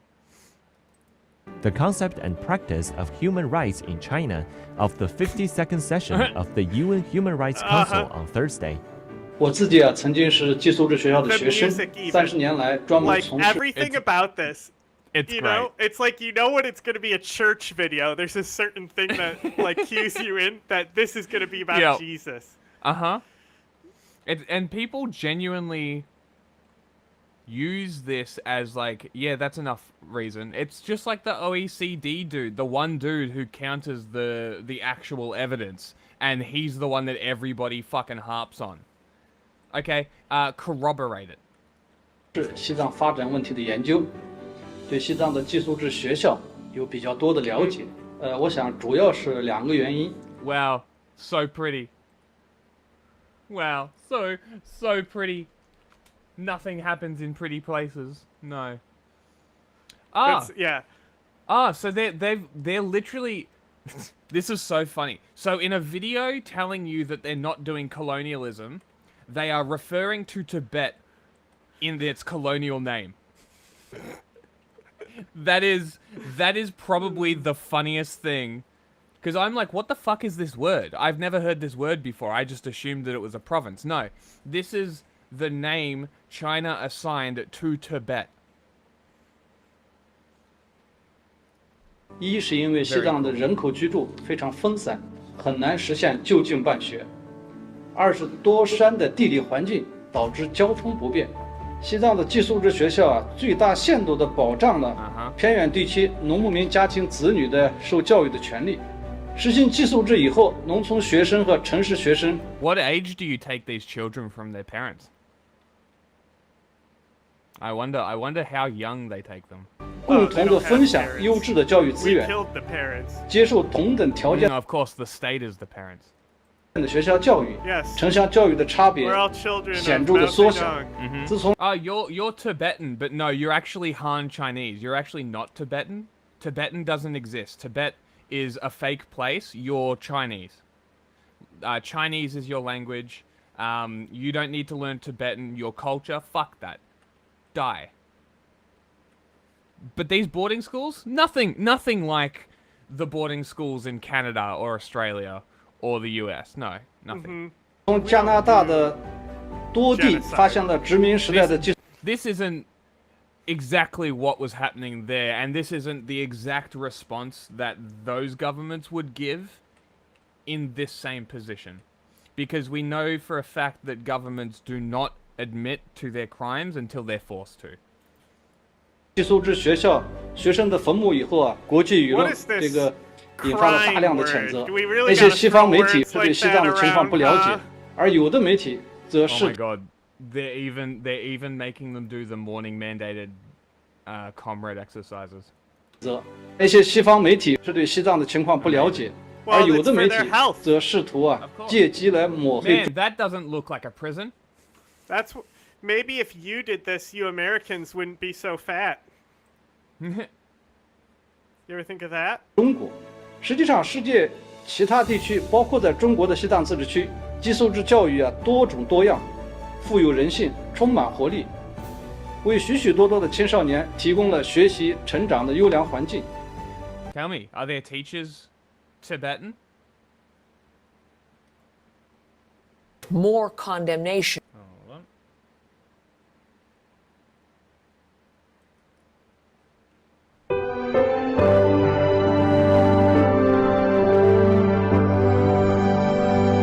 Oh my god. Children's programming here. Again, talking about boarding schools and how it's not colonialism while using the colonial name. The vast land of Xizang is sparsely populated, with human settlements scattered throughout the region. Nestled within a canyon lies the town of Loiza. Notice how it's in English with Chinese subtitles? This is because this is propaganda directed at the West. This is literally propaganda that America... So America... If America did something like this... so I know that a lot of people will point to, like, VOA as America's arm like this, right? But the thing that VOA does is find stories in country that benefits them. What the Chinese state media does is makes shit up and denies the government's crimes. These are not like comparisons. They just aren't. Home to the only middle school in the area. Despite its humble size, the educational hub accommodates students from far and wide. 最远的距离还要走3个多小时。夏天下雨，路会断；冬天下雪，路会封。Tibet has existed for a long time. I'm sure it will continue to exist without the existence of Chinese colonization schools. But we also know that the goal is to make it not exist, so... 这样的情况下，孩子们怎么上学？ After the boarding schools, the Aboriginal population plateaued at 3%. After the child separation, which is literal genocide policies, by the way. Due to Xizang's sparse and widely dispersed population, this makes boarding schools relatively common. Man, you know who would probably have a pretty good solution and probably be able to deal with this pretty effectively? The Tibetans. By embracing the approach, both rural and urban students share the same high-quality educational resources. For the children themselves, the enthusiasm for school often arises from more simple reasons. 开心，因为到了学校不用像家里一样，往常去放牛。在学校。为什么？因为 Why are they whispering? Why are they looking? Look at their eyes. Watch them talk. More simple reasons. Dude, they're literally looking around like they're scared. I think if you put a camera in any kid's face, they're gonna kind do of that? like that. They're very shy. Are they? 到了学校不用像家里一样，往常 I 去 don't 放 want 牛。 to. I don't want to jump to conclusions that broad, you know? That is fair. That is fair. It's just, it's very sus. And it's like they're saying things like, I don't like the rural life. That's purely up the Chinese alley of information. Well, warfare. it's like that's sus. If you fucking kids hate school everywhere, so if you go up to them and be like, tell us something you like about school, shoving a camera in your face, like the kid would have to think about something. Because no kid wants to go to school. And they literally have to live at school. Yay. Farmers and herders makes up nearly 70% of Xizang's population. Due to their limited educational opportunities, they've long... I wonder what happens when you take the people who would continue farming and put them into cities. I wonder if we've seen this happen in China before, and I wonder if this actually works. Oh, it doesn't? Cool. You mean that you have ghost cities now because people move in, then leave because it's not an actual city? and you just poison the environment with concrete and then knock it all down again?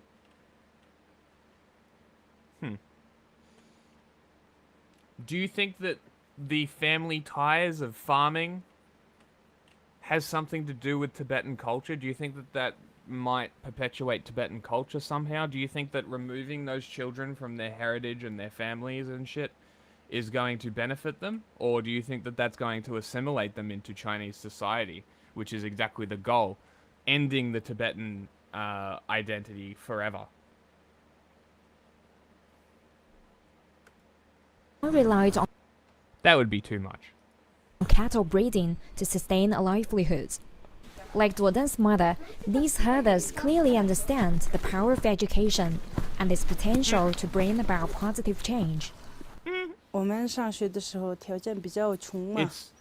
It's so fucking charged. The language that she's using is so charged. 现在条件也比较好，所以希望孩子像老师呀、医生呀、军人呀那些一样。 The decision of whether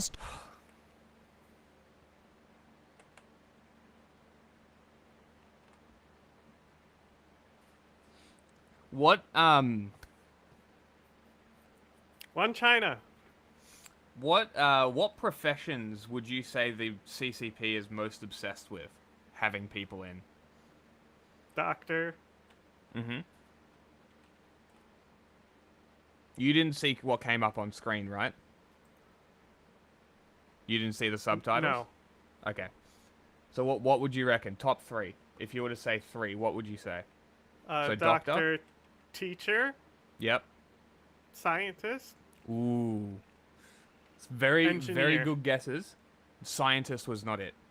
Politician. Nope, try again. CCP member. No, closer, like in the same vein, but like Soldier think fascism. in the bunker. Yeah, exactly. I was when exactly I grow up, I will be a soldier and destroy India.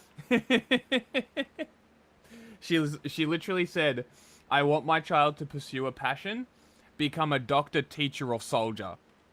I'm like, come the fuck on. They don't even hide it. Like, really? A soldier in the bunker. 医生呀、军人呀那些一样。 The decision of whether a student board at school is entirely on the choices made by the student and their parents. 住宿的话，比较方便。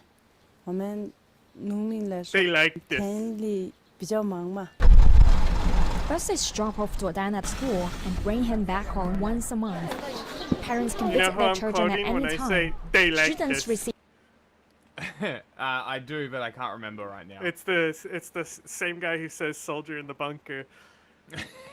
He's talking about women wearing the full head veil in Afghanistan. Oh my god. Forcing him to wear the burqa. A soldier in the bunker. What is his fucking name though? Abu Saif? Because Abu Saif. Because there's the fucking ISIS group named after him. Abu Sayyaf. Yeah. Hey, I think he's a designated terrorist in Australia. Oh, yeah. Yeah. He's a Afghan Arab known for being anti-Taliban and being somebody who we've relied on to fight the Taliban and stuff like that. But he's literally an Al-Qaeda guy. Like, he's pro-Al-Qaeda, anti-Taliban. He's not a good guy. Literally won't give me him. It's only giving me the groups. Yep. There he is. The soldier in the bunker. Oh, he's dead. Yeah, he was pretty old. No, that's the wrong guy. Why do you give me this fucking guy? You gotta type in Afghan. Whatever. Don't matter. Let's get back to the Chinese propaganda. Tuition, transportation, and meals. Despite the welfare and his mother's prison meals. transportation, and meals. Damn. Despite the welfare and his mother's high hope, unlike the rest of his schoolmates, Duodan seems resistant to the idea of studying. 又不能玩手机，然后又不想学习，就想离开学校。 In addition to local teachers, talented educators from across the country have been recruited. Guan Tian from central China's Hubei province has taught in the school for 20 years.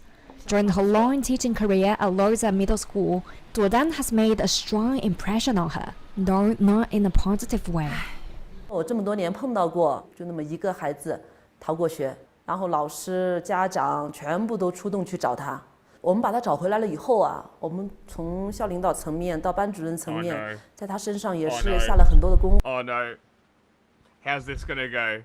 They're saying that there was this one kid who was truant and they put a lot of development into him. Where's this going? Did he continue to be truant, or did he right the ship and is now a loyal Chinese netizen? What do you reckon?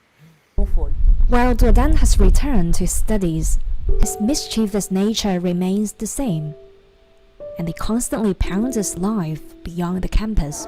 不上学就家里干活，在家里赚点钱，那样。比如说怎么挣钱，用什么方式挣钱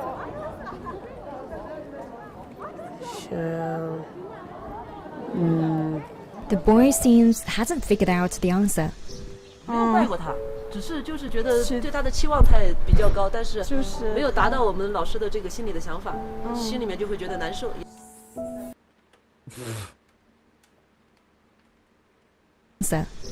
没有怪过他，只是就是觉得对他的期望。Oh my god.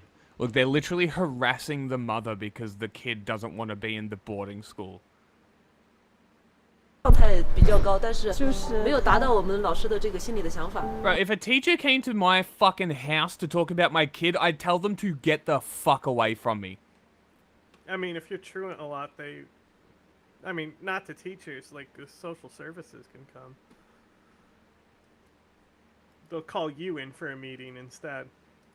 You know, before they won't go to your house. They'll call you in as a parent for the meeting. And if you don't show up, then maybe the kid doesn't want to go to school. Big deal. Yeah, it's actually against the law. Good, it fucking should be. Wait. Oh, I thought you were saying fuck them. I don't care. No, wait. What's against the law? Not going to school. That's retarded. You have to be in school until 16 here. Yeah, that's stupid. And if you're not, it's like they like show up with social services and stuff, because normally, like, if you're not showing up to school, well, that's why the homeschool program also exists too, because then they can hide the abuse. True. And that is a genuine issue, but it's like also the schooling system is so broken that I'm not surprised people don't want to go to school or retain schooling. What kind of thing it is, like if it's like what kind of charge it is, or if it's enforceable or anything like that. Yeah. It might not even technically be illegal. Yeah. No, I like it should be up to the parents to encourage the kid to stay in education, not for the school or the state, but purely to learn what they think is best. And this is why the schooling system is so broken and shit. It's because it doesn't allow for flexibility. It allows for the common denominator, because all it does is it just pumps out people willing and ready to work in the capitalist fucking society. Nobody thinks for themselves. So it's conditional. Okay. It's a very interesting how this is worded. This is just a Kiora response, but it says it's not against the law in the U.S. for a child not to attend school unless the method of educating them their parents selected is school. You are required to educate your children. So if they choose school, they have to send them to school. Yes. But there's Okay. also homeschooling, which I guess you can just say that you're doing. I don't know I how mean, yeah, I regulated guess homeschooling is. guess you could. Isn't there like a whole homeschool curriculum? Yeah, but homeschooling is like literally it should be illegal. Yes, I agree. So like it's also what the US uses as the excuse for not outlawing child soldiers under the UN protections of the child. Yeah. They say that school choice is why they won't sign it. And that the child soldier thing is an optional thing inside there. They say that giving the universal human rights charter that for children that the UN has, they said it infringes on parents' rights here, and that's why they won't sign it. Interesting. I mean, that seems to be the going rate, because also this is how the churches retain the cult. Is they homeschool their kids and homeschool them flat Earth shit. This is why these beliefs still exist. This is when you get incest clans, you know. Incest. The incest, the homeschool to incest clan pipeline.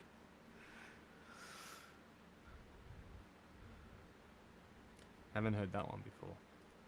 心里面就会觉得难 I 受。 do know about the cults though. It's weird. 3 years have flown by, and with the high school entrance exam approaching, Guantian is grasping every opportunity to give him a push. 说朵丹在我心中还是一个非常值得我去一生去关注的一个孩子。我以后我肯定会问你到哪里上学，你以后上了高中怎么样，明不明白？我是对你很有 I 期 hope this kid drops out and lives his own life. You do you, kid. Live. 望的哦。你自己呢？你以后长大了就好了。但是我希望你以后能够更好，比在洛扎县。行吧，去吃饭去吧。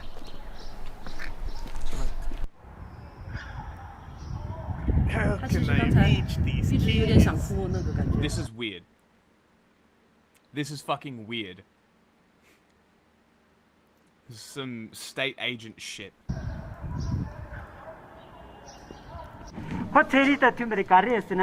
During the high school entrance exam mobilization meeting, a group photo is handed to Duodan, and they realizes now that he's about to leave the campus.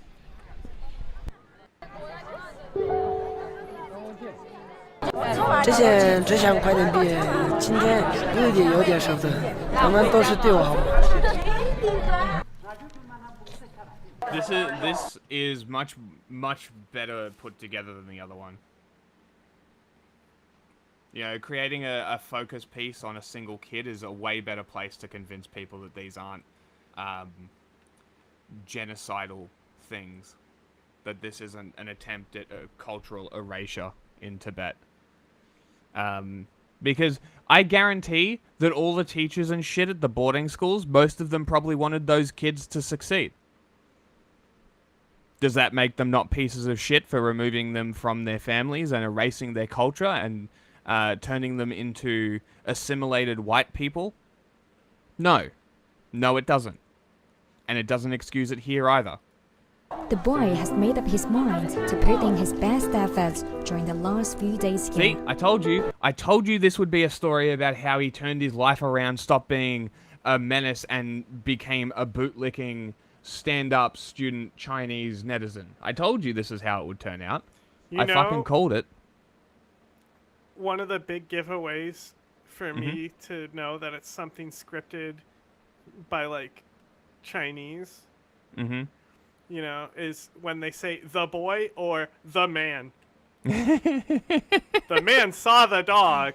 You know, all those so fucking true. That's videos. very those funny. things? Yes. And then, yes. And then the man did this, and it's just not even the same animal in the video. It's very funny. And I still can't believe that this works on people.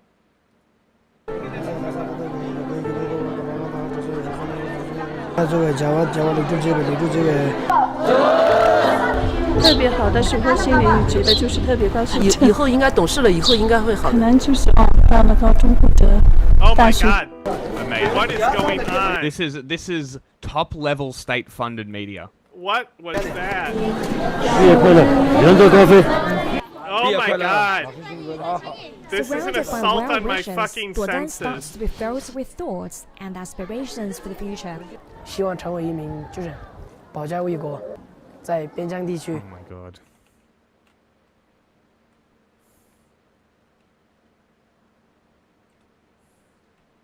Guess what he said he wants to be? Soldier in the bunker. Soldier. Jesus fucking Christ. Yeah, nothing says this definitely isn't an op like having a kid come out wanting to be a soldier in a region that China annexed and removed its autonomy from 2 years after the foundation of the CCP. 2 years before removing 2 of the dashes from their dash line. This was their first act of imperialism, and this is them finishing the job. But it's not what the U.S. did. Of course not. 守护边疆。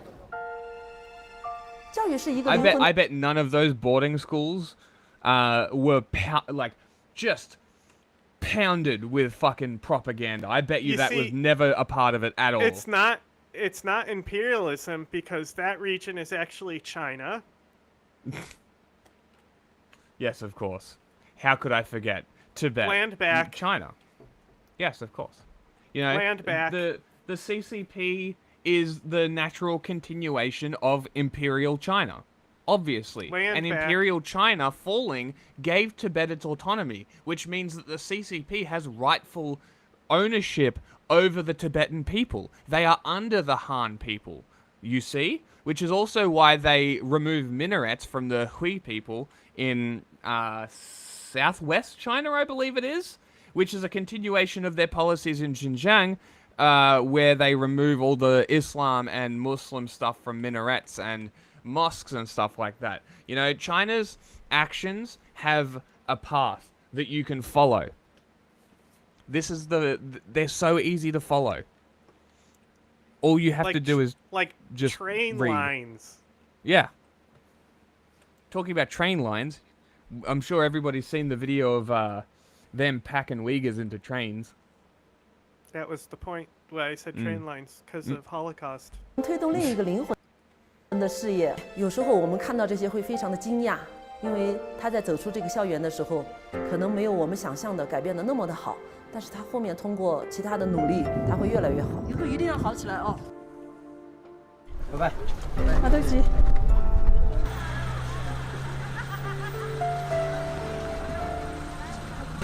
我想多上一学期。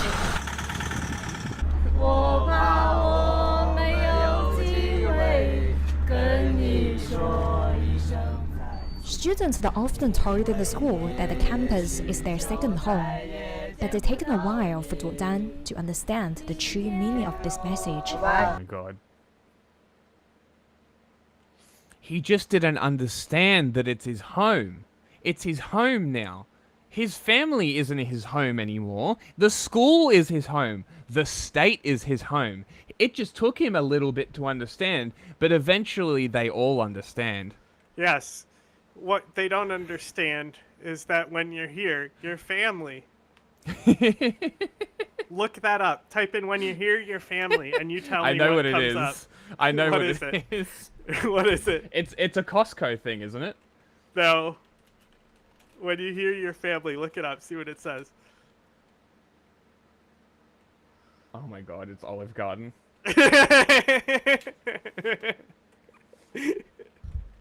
I knew it was a corporate chain, I just couldn't remember which one.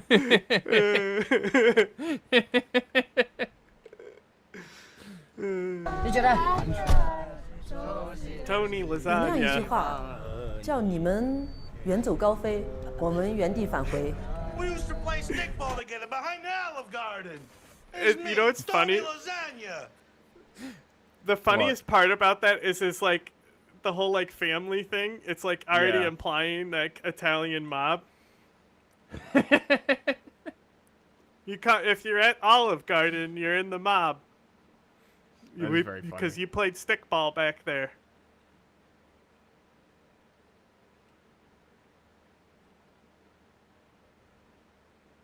Sorry, I'm just making the Instagram post because I forgot.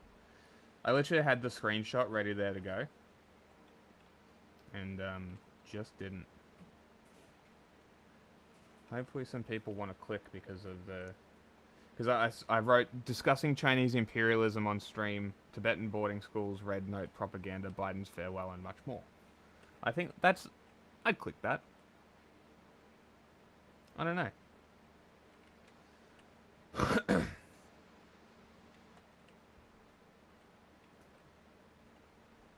就是在这个校园里面，你们的花季，我们的青春，一届又一届，每次到送别的时候都会难受。看到学生们挥着哈达坐上车，然后离开的时候，我们也会哽咽。但是每年迎来新的学生。Man, it's really funny at how people like this is one dude that I was talking about that goes, oh, we have all this proof except for this, and it's all just about the dude, right? And he just keeps posting copy paste Adrian Zen's, and he goes, take that, stupid tanky. I'm like, do you always deny and discount sources that you don't like, or is that only when you're actively in stage 10 of genocide as an agent for a foreign state? Blocked. Every fucking time. As soon as you call them out for being an agent, blocked. It's very, very funny. 我们仍然会充满希望。 Bidding goodbye to graduates and embracing new students. Oh my God. Wenpian says it's the most beautiful season of the year She when literally arrivals and recorded departures. this outside in the wind? What is going on with this audio? All the Your new voiceover intertwined, has wind mixing a fine farewell with a fresh in your beginning. mix down. What are we doing here? Oh my god.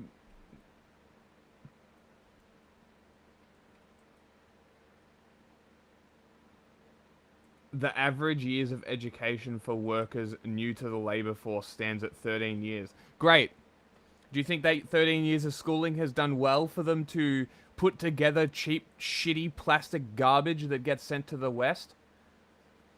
Or do you think that this 13 years of education has something to do with propagandizing children? Because as Hitler Youth showed us, you attack the youth, that's where you get them. You don't try and propagandize adults. Is that why you're doing the boarding schools? I wonder. Makes you think. Let's see what Hassan has to say. I'm sure How something shameless of the New York intelligent. Times to talk about. I mean, do we want to see Western media cover this kind of stuff? No, I want to see Hassan talk about it specifically. That's what I thought. That's exactly how I thought. The like straight up indigenous genocide, and then compare it and say like this is what the Chinese are doing. Oh my god.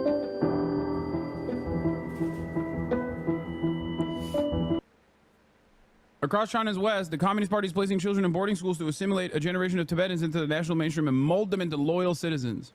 Country that bombs schools with 4,000-pound bunker busters calls out country that provides boarding schools for its kids. Hundreds of thousands of Tibetan children are being separated. I mean, you'll see more of this sort of stuff in the upcoming administration, especially as we gear up. We redirect all of our efforts into all the evil that China is doing. So there'll be I think what America is going to do in the next decade, as far as like anti-Chinese sentiment, is going to make anything that we've seen so far look silly. Like they have a lot of money invested in instilling anti-Chinese sentiment. I wanted to mention that the boarding schools in Tibet are genuinely a bit concerning. Propaganda aside, it's pretty classic internal colonial policy to take indigenous minority away from families into regimented boarding schools. Yeah, no, I know. Let's see how he responds to that. No. That's it? I'm unfamiliar with what they're doing, and I doubt that this is as cheery as the Chinese government suggests it is. But I also doubt it's as violent and as awful as the American. What exactly makes you doubt that the Chinese government isn't going to do exactly what the West did? Are you this ignorant of the Chinese Communist Party, or are you that stupid? That's the genuine question here. I genuinely cannot tell whether it's stupidity or ignorance when it comes to China for him. News reports on it as well. I'm more inclined to believe that this is still some semblance of re-education, but only time will tell. Like, as far as people say they're being educated mostly in Mandarin and indoctrinated with official Chinese values of loyalty and patriotism, that's just public school, for the record. That is literally public school in general. All right.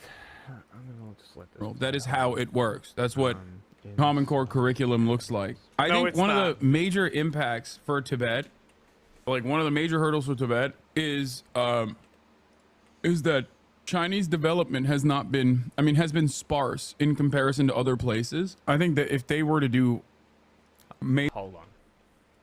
In general, that is how it works. That's what Common Core curriculum looks like. I think one of the major impacts for Tibet, like one of the major hurdles for Tibet, is that Chinese development has not been, has been sparse in comparison to other places. I think that if they were to do major development projects, which there are some, as far as I understand. Yeah, they're called boarding schools. To do major development projects, like that would be infinitely more impactful in terms of making people happy with Chinese governance. The western parts of China are very sparsely populated and super spread out, so it makes more sense to build boarding schools rather than have a lot of small schools everywhere. It's literal propaganda. Like, it's literally, we saw it from the horse's mouth. They are literally repeating Chinese talking points. Really not sinister, in my opinion. Like, if you're saying words that the literal Chinese state media is saying, you've gone wrong. Shows that far from home, the children are at risk of abuse or being stripped of their Tibetan identity and bonds with family. Across China's west, the party's placing children in boarding schools in a drive to assimilate a generation of Tibetans into the... You know what's also really funny is he's going to be really dismissive about this because it's the West writing it. But imagine China writing about the Canadian boarding schools and Americans dismissing it because it's China writing about it. That's what you're fucking doing. That's what you are doing. You are ignoring the crimes of your team because you don't like the other people more. You're pathetic. You are pathetic, you are small-minded, and you are not intelligent. It's that simple. That would make you or the politics involved in discussing China makes your brain fail, which means you shouldn't talk about the subject. It really is that simple. If your brain fails all logic when discussing a subject because of your political leanings towards that country, don't talk about it. National mainstream emboldenment, the citizens loyal to the Communist Party. Tibetan rights activists as well as experts working with the United Nations have said that the party is systematically separating Tibetan children from their families to erase Tibetan identity and to deepen China's control of a people who historically resisted Beijing's rule. China doesn't really invest in Tibet as opposed to Xinjiang because they can't really make trade routes to South Asia over the Himalayas, but Xinjiang is getting a lot of bread because that's how China can link up with Central Asia and consequently the Russian and European markets. Yeah. But also, I think part of the reason why is I don't think that there is as large of a Tibetan resistance movement against or a Tibet separatist movement in Tibet as opposed to the Xinjiang separatist movement, which caused China to take action that was completely unacceptable, as I've detailed time and time again. I mean, this doesn't necessarily... How do you think penalties are applied in these Tibetan boarding schools? Harshly.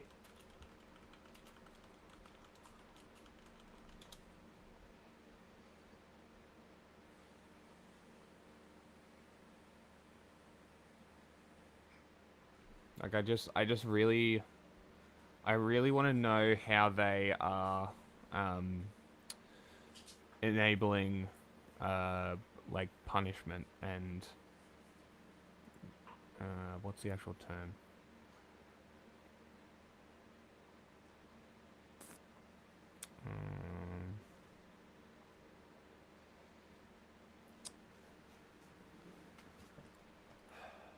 Nepal paramilitary police in village.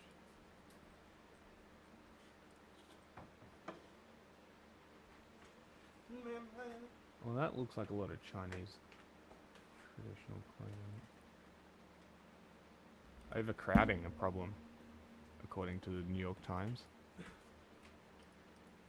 Really mean that like the situation in Tibet is perfect or great.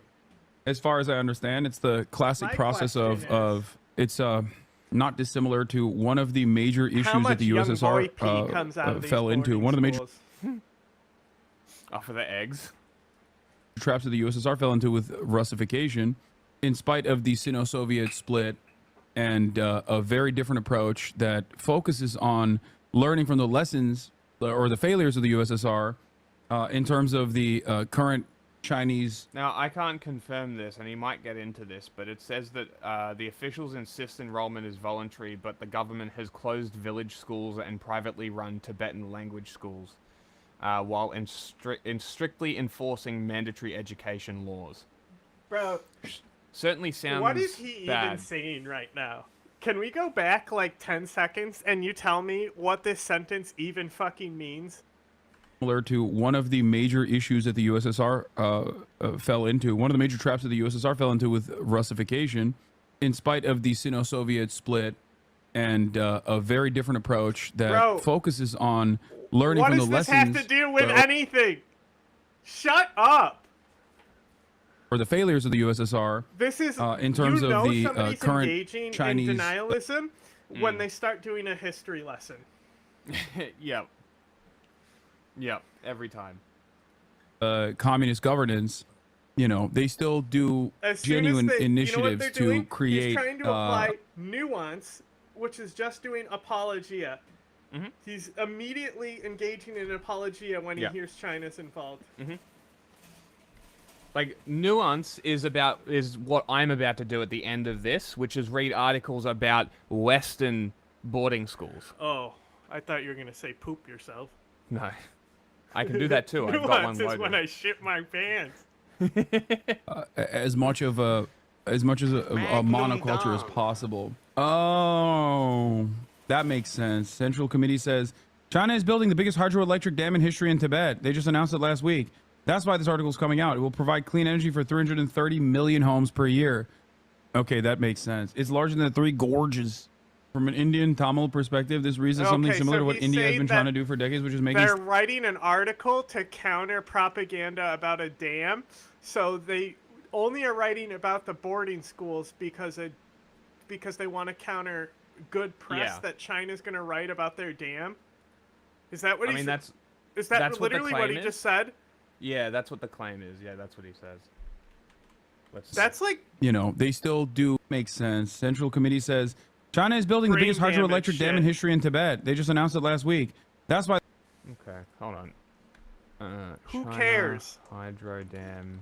No. Tibet. Imagine this though, because a dam is being, the U.S. is so concerned about China with a dam that they're like, hey, we got to make sure our fucking agents are writing about these boarding schools in Tibet.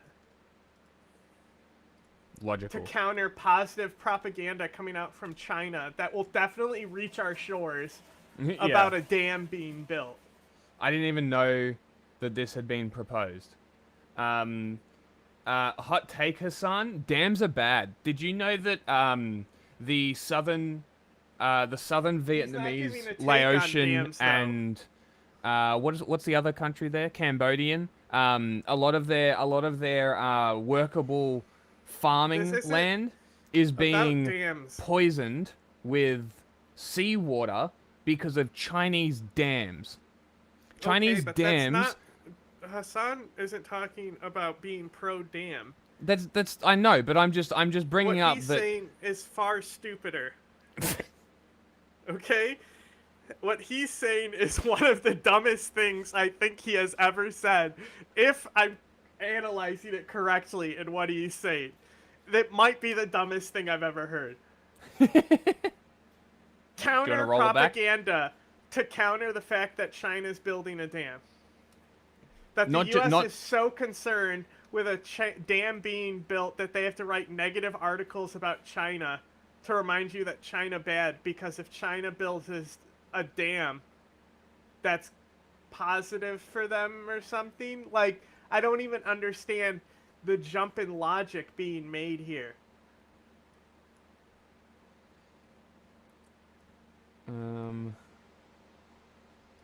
So it seems like this river does not have a very high flow. Okay, again, the dam doesn't matter. You're focusing too much on the dam. I know. I was just curious because I hadn't heard of this before. I'm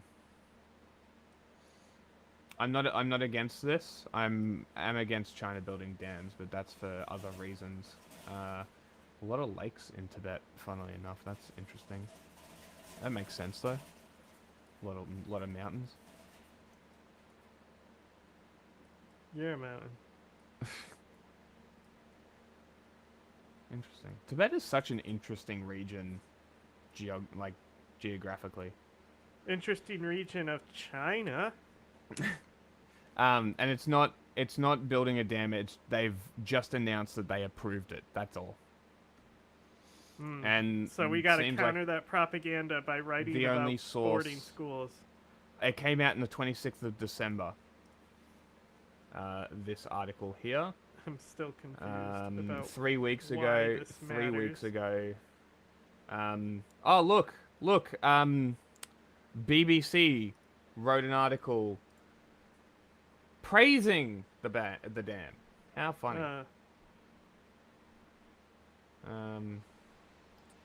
Says stoking concerns about displacement of communities in Tibet and environmental impacts downstream in India and Bangladesh.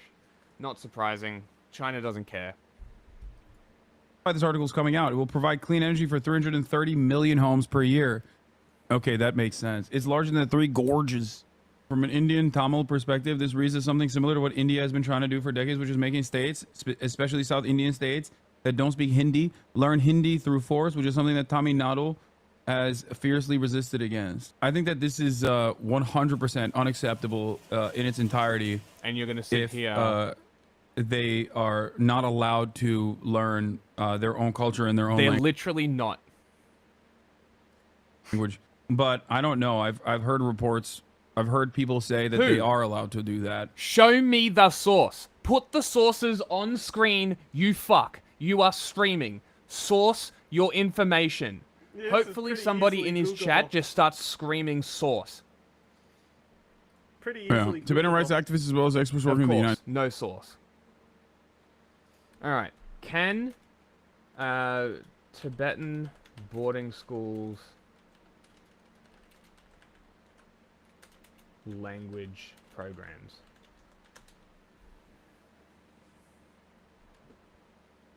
We've got BBC, Radio Free Asia, New York Times, Economist. Latrobe Research Repository. Let's do that.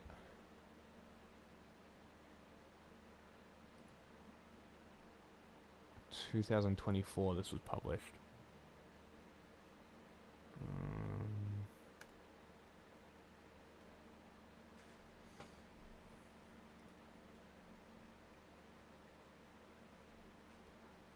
Let's see. Notes, acknowledgements, abstract. Like other colonial state structures, the education system in China aims to manufacture regime loyalty and cultural conformity among its 125 million minority nationalities. The party states lessons in being Chinese begin by nullifying traditional languages, cultures, and lifestyles which are deemed primitive and uncouth, and then remold minority students in the image of the Han majority and its perceived superiority. In this article, we examine the vast network of boarding schools on the Tibetan plateau where 3 of every 4 Tibetan children are placed in around-the-clock state care, with little access to their home. Here, a rigid and uniform curriculum in Mandarin Chinese promises upward social mobility for those who comply while transforming and homogenizing worldviews. We argue these colonial-style boarding schools are slowly and irrevocably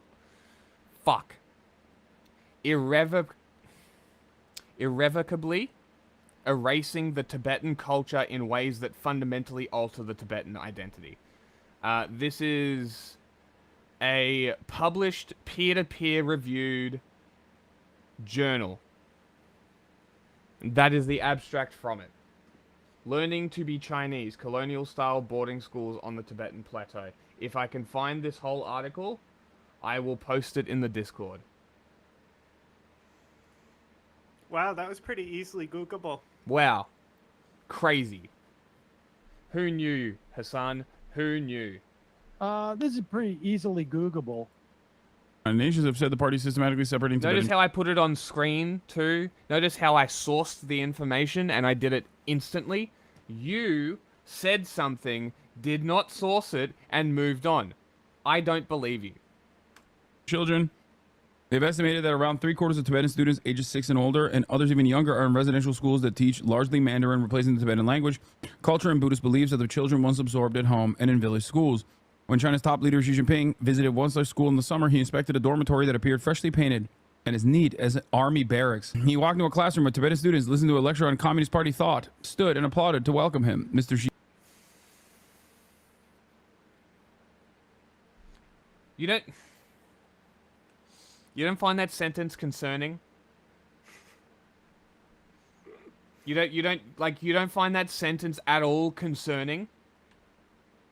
When China's top leader visited one such school in summer, he inspected the dormitory and appeared freshly painted and as neat as an army barracks. You don't think this is weird?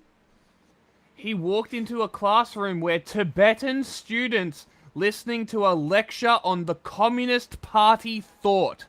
You don't think this is fucking weird, Hassan? Well, it's How do you not source. think this is weird? You're just fine with this? Imagine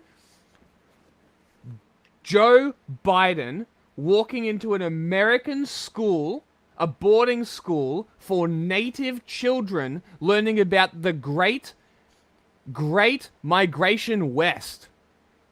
And they stand up and applaud Joe Biden for teaching them about America's great expansion westward.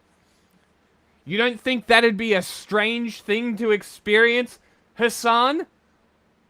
What the fuck is wrong with you? Bro, he's just trying to read the article. He's being Yeah, you should stop and be like, hey, bad. Indoctrination, literal propaganda.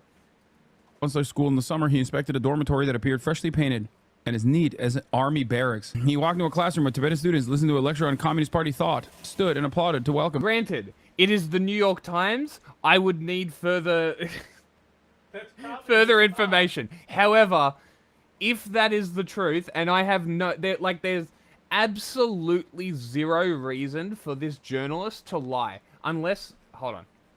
I'm going to hold my tongue until I look up this guy.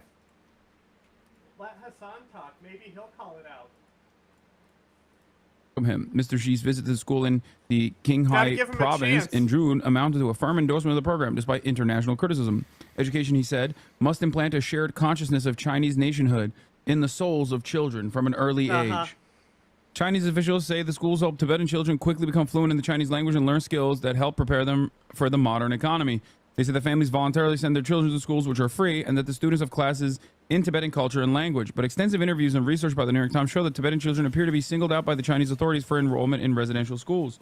Their parents often have little or no choice but to send them. Experts, parents, lawyers, and human rights investigators said in Wow, interviews. it's so nice that they do it for free. So Chris Buckley, the author of the New York Times article, is based out of Taiwan. Mm-hmm. And appears to be Chinese himself.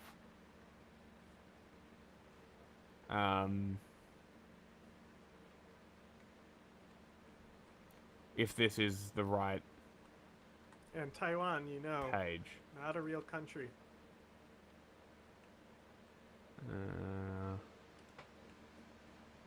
Maybe it's not him.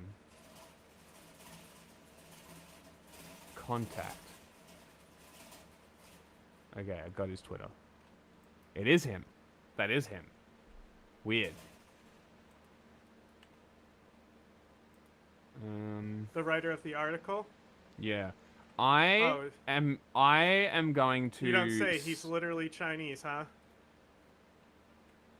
Well, his Twitter is Chu Bai Lang, so I'm assuming he's Taiwanese. But I don't know. I don't know. I'm gonna send him an email because I want more information. I want more information on this story. Wow. And I don't know. I'm gonna do it. I'm just gonna fuck it. I'm gonna do it. I'm gonna send him an email and ask for pictures and see if he's got pictures. I'm gonna ask whether he was the one that went down there to investigate. I want all of the information. Maybe I'll even ask him on the show. Fuck it. Why not? Many parents do not see their children for long stretches. Dozens of research papers and reports from experts and teachers within the Chinese system have warned about the anxiety, loneliness, and depression and other psychological harm of the schools on Tibetan children. My nephew no longer gets taught Cantonese in school. It is to ensure that they only speak Mandarin, even though Hong Kong is Guangdong, which is Cantonese speaking. For the record, this isn't me defending China whatsoever, even though... Before he's about to start defending China and their imperialism. People will immediately rush You to notice that how I don't judgment. say this isn't me defending Al Qaeda. I joke that I'm defending Al Qaeda by giving nuance about them. And like I then meme you about give it actual because like when other people do this type of shit. Because like who would actually defend Al Qaeda? Yeah, you know? exactly. Even though I technically do all the time because I did do a defense for them just the other day. Because it depends. Let me finish.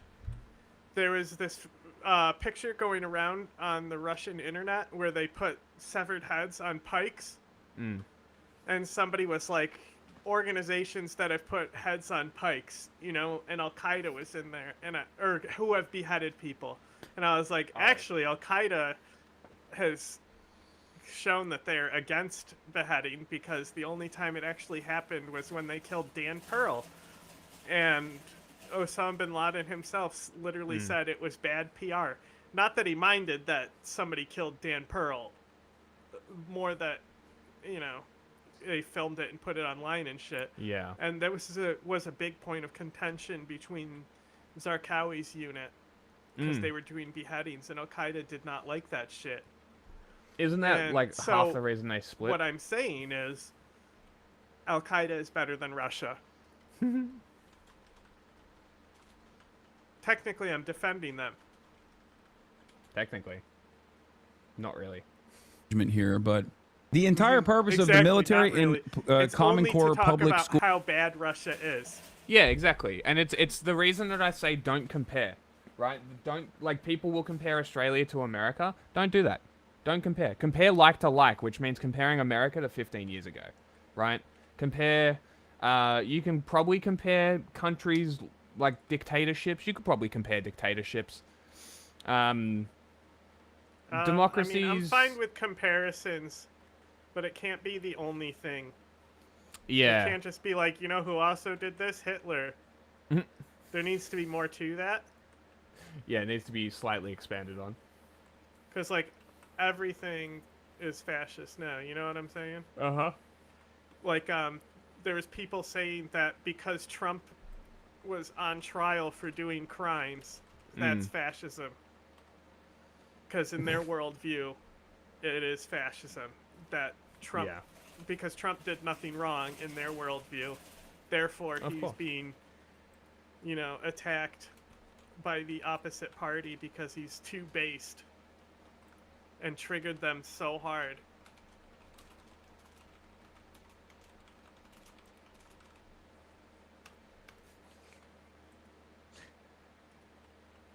I just had to change the name of the Twitch. It was like, old white man gone, another one in. Just how we like it. Schooling and the Common Core curriculum is to literally do this, just so you understand. No, For it's every not. country, this is a universal value. Every No, it's nation not. state on this planet. In Australia, No, it's not. everything is taught in English because English is the national language, but we don't ban teaching other languages. In fact, we encourage learning other languages. America has schools in any language. Seriously? of course.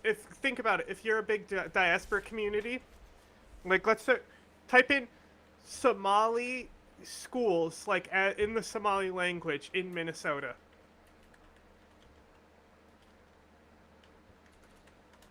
Non-English schools.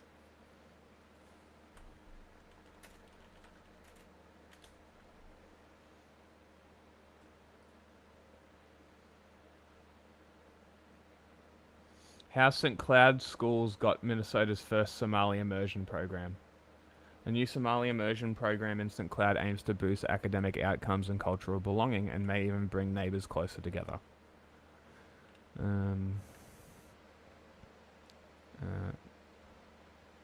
They probably still teach English, and it's probably mandated that they speak English or teach English, because a lot of curriculum is set at the state level. Yeah. Oh my god. When the pandemic hit, he and his wife, an author and DEI consultant. Epic.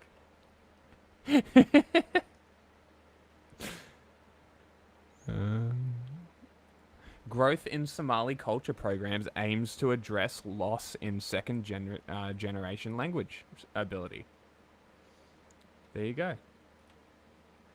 So, like... Oh my god, this town is called Coon Rapids. That's fucking hysterical. Here's an example of, like, another time when this might be okay. Nobody in Ireland speaks Irish, but it's mandated to be taught to preserve the culture. Uh-huh. That's fine, Oh, too. that's English erasure. That's English genocide. White genocide. Well, no. You just have to take... You still take, like, English language arts and stuff. You just also have to have credits in the Irish language as well. Uh-huh. Gaelic, right? Isn't it? Is that what it's called? Mm-hmm. Yeah, okay. Since nation states have existed, have done this exact same thing. No. Well, I don't know if the language is Gaelic. That's I what think it is. The culture in terms of the is educational Gaelic. Yeah, okay. The language opportunities might be like this one. something else. Because the actual place is called, like, Ire, right? How do you say it? Yeah, that one. E-I-R-E, right? Mm-hmm. Yeah. Like, that's the native name of the country, right?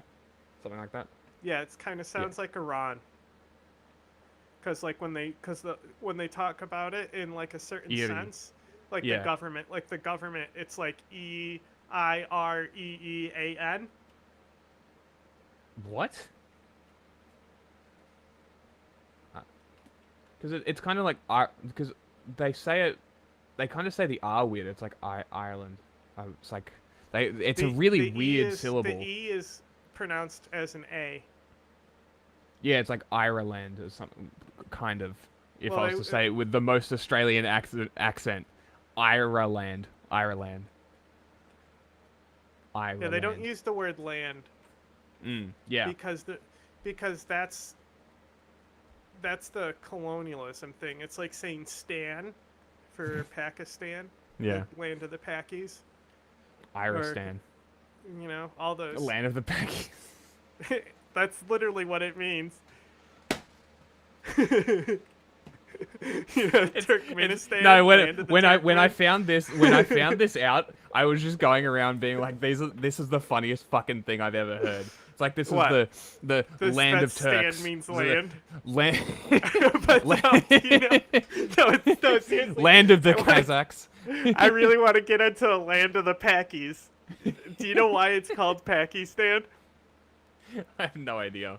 Okay, look up why Pakistan is called Pakistan. It's actually very funny. I imagine it's probably got something to do with that Ziaul Haq guy. Nope. No? No, it was Pakistan way before him.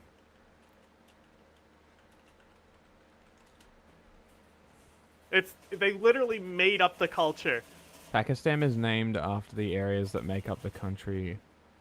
Land of the Pure in Persian and Urdu. Okay. Cringe. So it's named after each of the 4 minority groups that form the country. each of the Okay. 4 regions. That's how the name comes So what? together. Indian, Pashtun, Baloch, and Iranian. Yeah, it's like an acronym. Okay. Kind of. Interesting. Like it has each letter Wait. represents one of those places. Did I nail that? Is that the 4? What did you say? Baloch, Indian, Pashtun, Iran.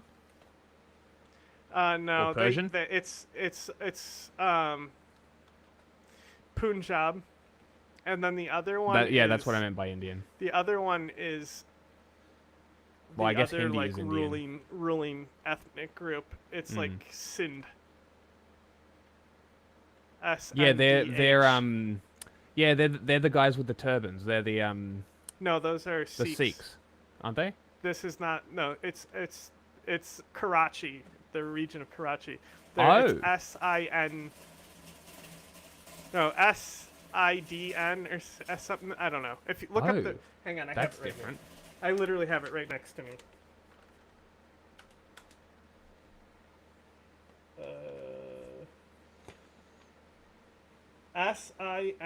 S-I-N-D-H-I. Sindhi.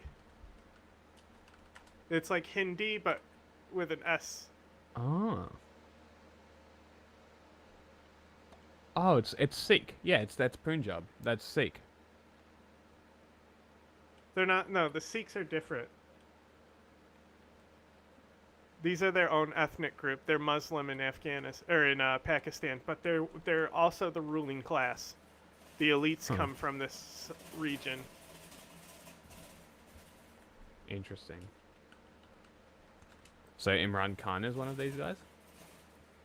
I believe so. Yes, I believe he is specifically. But there's other people. Normally, Punjab and the Sindh are the ruling class of Pakistan. Well, the Baloch and the Pashtun are S-I-N-D-H? the poor people. Spell it again. S-I-N-D-H-I.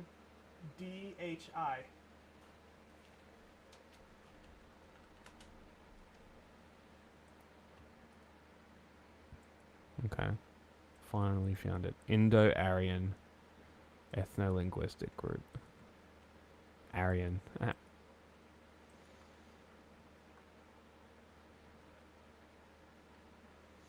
That's funny. All of the north of India, Indo-Aryans. Suck that, Hitler. Well, then Sindhis are another. 3rd largest, behind Punjab and Pashtun. Yeah, but they have the ruling power. The Pashtun don't because of poverty. Yeah. Interesting. But anyway, Yeah, side also tangents. the Pakistani language of Urdu, that was also not a common language. That was invented with the invention of Pakistan. Pakistan is literally an invented country. Well, I mean, all countries are. Yeah. But the whole point of Pakistan was because Jinnah believed that Muslims would always come second in India. Yeah. And then the British did the thing. Yeah, I mean, if you watch that Christopher Lee movie, Jinnah, it's actually really accurate and all about like why he founds the state of Pakistan and stuff. Also, like in Pakistan's constitution, it like mandates like putting people who are not Muslim in the government, and that's one of the things that like you know how I always quote Zia Haq is he can tear away pages of the Constitution. He literally did that. So we have somebody who's in the chat who's Ahmadi, right? And they're persecuted in Pakistan because of Zia Haq. Yeah, okay.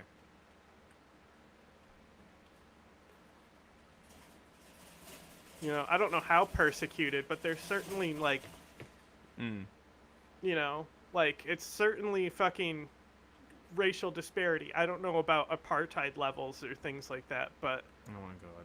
There's a literal VTuber at the top of politics. uh-huh. Because of course there is. Well, that's why we're gonna become VTubers. I'm gonna be They- a bunny girl.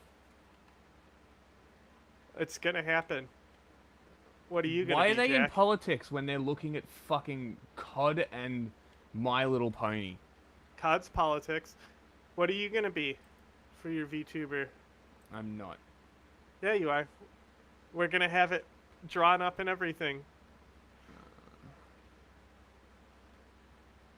Also, like, what the fuck is this Patriot News thing? Didn't I fucking raid them? Like, it's literally it. God fucking. I damn it. raided them. Fucking 26 viewers. Cunt's not even on screen. It's just music. Oh yeah, that channel. That's always on. Like, are you fucking kidding me? Well, they're patriots. People are of two minds where they say, like, this is a residential school, this is exploitative, but we have a process in the United States of America for this as well. Like, I don't think anyone here would say that people that live here in the United States of America shouldn't learn English and get English education. Already wouldn't. proved that But wrong. there's a reason why the American schools also teach. Also, and make you say the amount of Spanish language schools. Mm-hmm. Like, if I ever move to the US, the first thing I'd do is sign up to a Spanish school. I know people. Well, I don't know them personally, but I've like encountered people online and stuff who went to schools that were all in Spanish, even though they weren't Mexican. They were That's just funny. they spoke English at home and stuff, and they know Spanish now because that was the only school available to them.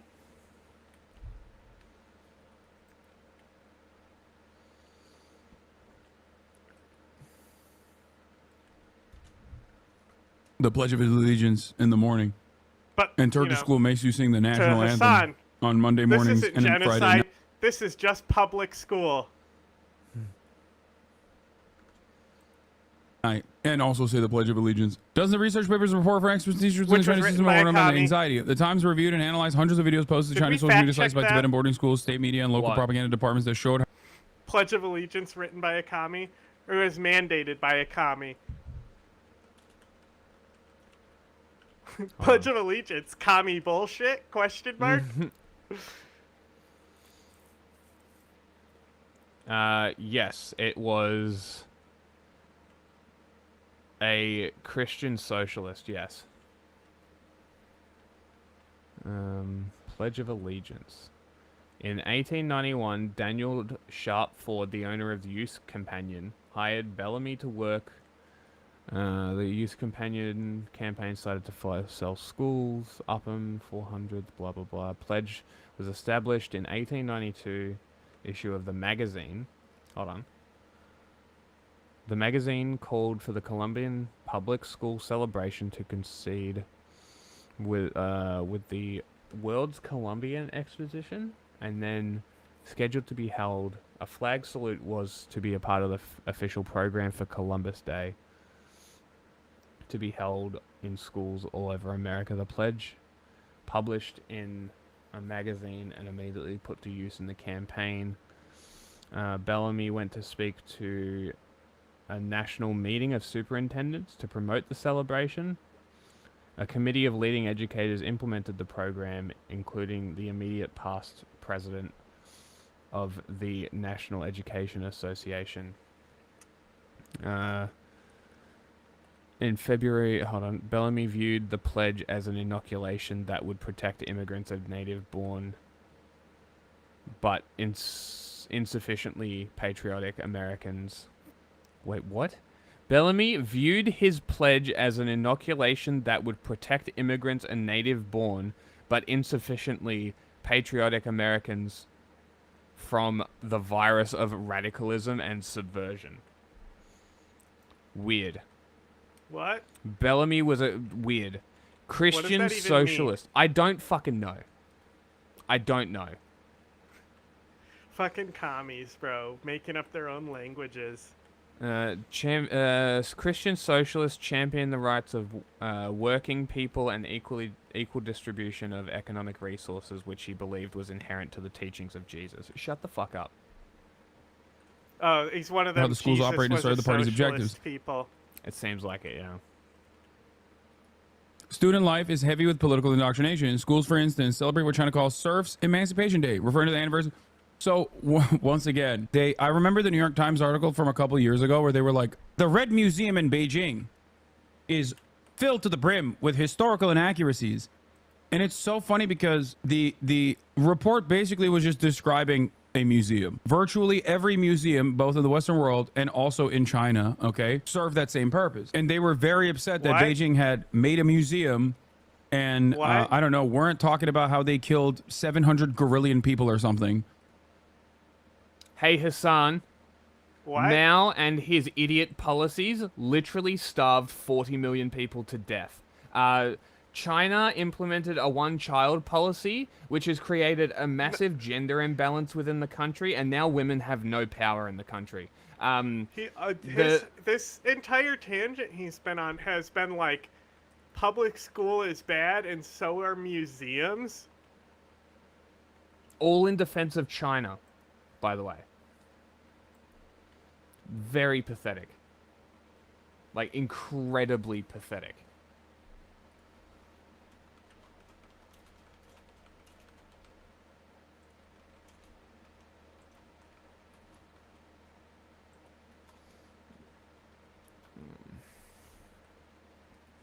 I didn't know museums just made shit up. Smithsonian, go fuck yourself. And I thought that was really funny because it's like yeah, of course. We probably like, well, have what are you we saying? have the Creation Museum, you know? There's fucking weird museums and shit, but like, bro. Museum, yeah, but they're designed to tell you what these people believe. Like, to When go to... somebody says museum, like, you would also say a Klan museum here is bad. Yeah. And not like, a good source. Like, when I went to Tennessee, right? I went to... what's the... a Klan rally? What's the Dolly Parton... Dollyland? Suburb called? Dollywood. No, what's the suburb called? Starts with a G. Dollywood. No, it starts with a G. I don't know. Next to it. Anyway, world's biggest knife store I went to, and they had like southern shit in like a museum part where they were showing history of knives and weaponry and shit. Still history. Still a museum. Just because they're wrong doesn't make it not a museum. China is likely incorrect on their history. Like, they probably play up the amount of people that died in the Nanjing massacre, right? Just like Japan plays it down. Okay. Just I don't participate with whatever's going on here. What do you mean? You don't think I'm just saying, Chinese? I'm not signing on to whatever you're saying. You don't think the Chinese I'm would just saying that overinflate their numbers? I'm not attaching my voice to this statement is what I'm saying, because I don't know where it's going. So it's not going anywhere. And like, all I'm not saying that you can't say it. I'm just saying that I'm not saying it. He is. No, like, That's all. all I'm saying is the fucking museums are gonna house incorrect fucking people, right? People who, like, let's say if the West lost, right, and Hitler won, all the museums would say that the Nazis' ideas were great and correct. While history in the West would say, yeah, they're fine, but also this is how it was before. Democracy was pretty cool, right? Like when Hassan talks about how China civilized Tibet and how they were slavers before. Yeah, and like in that example, if Germany was in charge and they had history museums that describe the history of World War II, I bet you there's some incorrect shit. Just like I bet you there's some incorrect shit in American World War II history museums. Like, this is not an argument. I don't understand. That's ridiculous. And two, even if that was the case, why no nation state is gonna do that? Have you been to an American museum? Yes. What the hell? Dude, I went to a naval undersea museum, which was cool, but like, have you? Historical inaccuracy is an understatement here. No, that's what I'm saying. Like, history is always changing. Like, information's always coming out. Like, history isn't changing, but the minutia of history changes all the time. Who's good, who's bad, opinions. It changes all the time. This is silly. It's like, That's why there's always a two-tiered structure in the way that American media, Western media covers China versus Western media covers itself. But because Western media is private rather than like state-owned broadcasters in general, we often have this tendency to... Does he think that the West and the Western media, the idea of the fourth estate, right? Or is it third estate? I can't remember. Whatever it is. This idea that the journalists are supposed to be these all-encompassing, holding power to account things. I don't know. To think like itself, but because Western media is right, it's like they're not just gonna praise Western media, like the Western leaders, because they're Western. You fucking idiot. Like, does he have a child's brain where he actually thinks like this? Yeah, plus there's plenty of, like you just said, there's a BBC article praising that dam. Yeah, like it brings up, and I mean the BBC article is a good example because it both brings up the concerns and the positives, as it should, because there are concerns of displacement and China using this to fuck over other countries like they have been with their other dams, as I mentioned with Vietnam and Laos and Cambodia, right? But it gives power to 3 million homes. That's pretty good. Is it worth the cost? China doesn't examine this. The Western media does. I don't know why you have a problem with this. It doesn't change if they're talking about China to the West. If America wanted to build a hydro dam on, what's a major river? The Mississippi, and the Mississippi ended up drying up towards Louisiana because of it. Do you think people would have an issue? Do you think the media would report on it? They probably fucking would. I don't know why you're so surprised by this, Hassan. Private rather than like state-owned broadcasters in general, we often have this tendency to think like, no, these are independent outlets. They do not have some specific interest. This street has many Tanka painting studio and the BBC is called the British Broadcasting Corporation. It is state-run. CBC is the Canadian Broadcasting Corporation. They are state-run. State-funded, not state-run. That's the difference between America, the West, and China. China has state-run media. The West has state-funded media. We also have state-run media, but it's literally like the White House press team.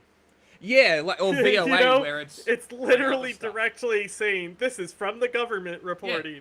Ridiculous. Like, I don't know why people are so resistant to accepting these basic reality facts. At this time, every studio has an artist who's painting now. 青金石、绿松石、金子，就是你们别看我们这边有黄金，但是黄金其实在比起这些矿物。 As far as what China is doing here, as long as students are still taught their own culture and their own language, they're not. I don't see an issue with it. But if they're actually forcibly bringing people into boarding schools, they are, and also forcibly teaching them Mandarin and nothing else, then no, that is not acceptable. That is completely unacceptable. That is yet another instance of a major power player in the world engaging in the destruction of cultural remnants of a population that they are dominating. Student life is heavy with political indoctrination. Schools, for instance, celebrate China called Surf Emancipation Day, celebrating the anniversary of the Communist Party's full takeover of Tibet in 1959, after a failed Tibetan uprising and a Chinese crackdown that forced the Dalai Lama into exile. Are they talking about the party when the Tibetans he's like talking about. He's like, if China does all this, it's bad. Imagine reading about Auschwitz and being like, wow, if the Nazis do all this, they're bad. Yeah, exactly. Bro, you're literally reading an article on it. He's doing excuses for his own ignorance here. He's saying, I'm not going to look it up, but if this does exist, I'm saying it's bad now. Also, Like, here, Serfs Emancipation Day, referring to the anniversary of the Communist Party's full takeover of Tibet in 1959 after a failed uprising. This is 8 years after they annexed Tibet, right? And they're saying it's a failed uprising and an Emancipation Day. They're literally celebrating imperialism, Hassan. This is them celebrating their victory of colonialism over the Tibetans. You understand that, yes? Accused the Dalai Lama, the Tibetan spiritual leader, of go. having ruled over a slaveholding society. I'm confused about this because it's like, this is not, like, what do you mean accused? Like, this is... Here we go. Like, there was a serfdom implemented in Tibet at the time. Tibet had historically been under Chinese rulership, but had some... Hassan. The Qing dynasty collapsed. Gone. Irrelevant. In 1912, Tibet gained autonomy. It was a country, an independent nation. I'm pretty sure. Let me double check this.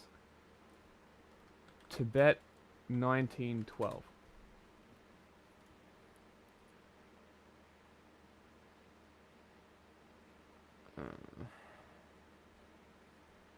It was a de facto independent state.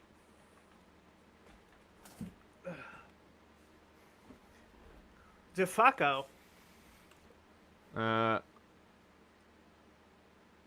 Okay, the nature of Tibet's relationship with China in the intervening period is a matter of debate. The PRC asserts that Tibet has been a part of China since the Mongol-led Yuan dynasty. The Republic of China asserted that Tibet was definitely placed under its sovereignty of China. Under the sovereignty of China when the Qing dynasty ended the brief Nepalese invasion. Wait, what? Asserted Tibet was then definitely placed under sovereignty of China. Okay. When the Qing dynasty ended a Nepalese invasion. So the Nepalese invaded, and then the Qing dynasty put it down, and they got put under their sovereignty then. The Tibetan government in exile, which I assume is the Dalai Lama, asserts that Tibet was an independent state until the PRC invaded Tibet.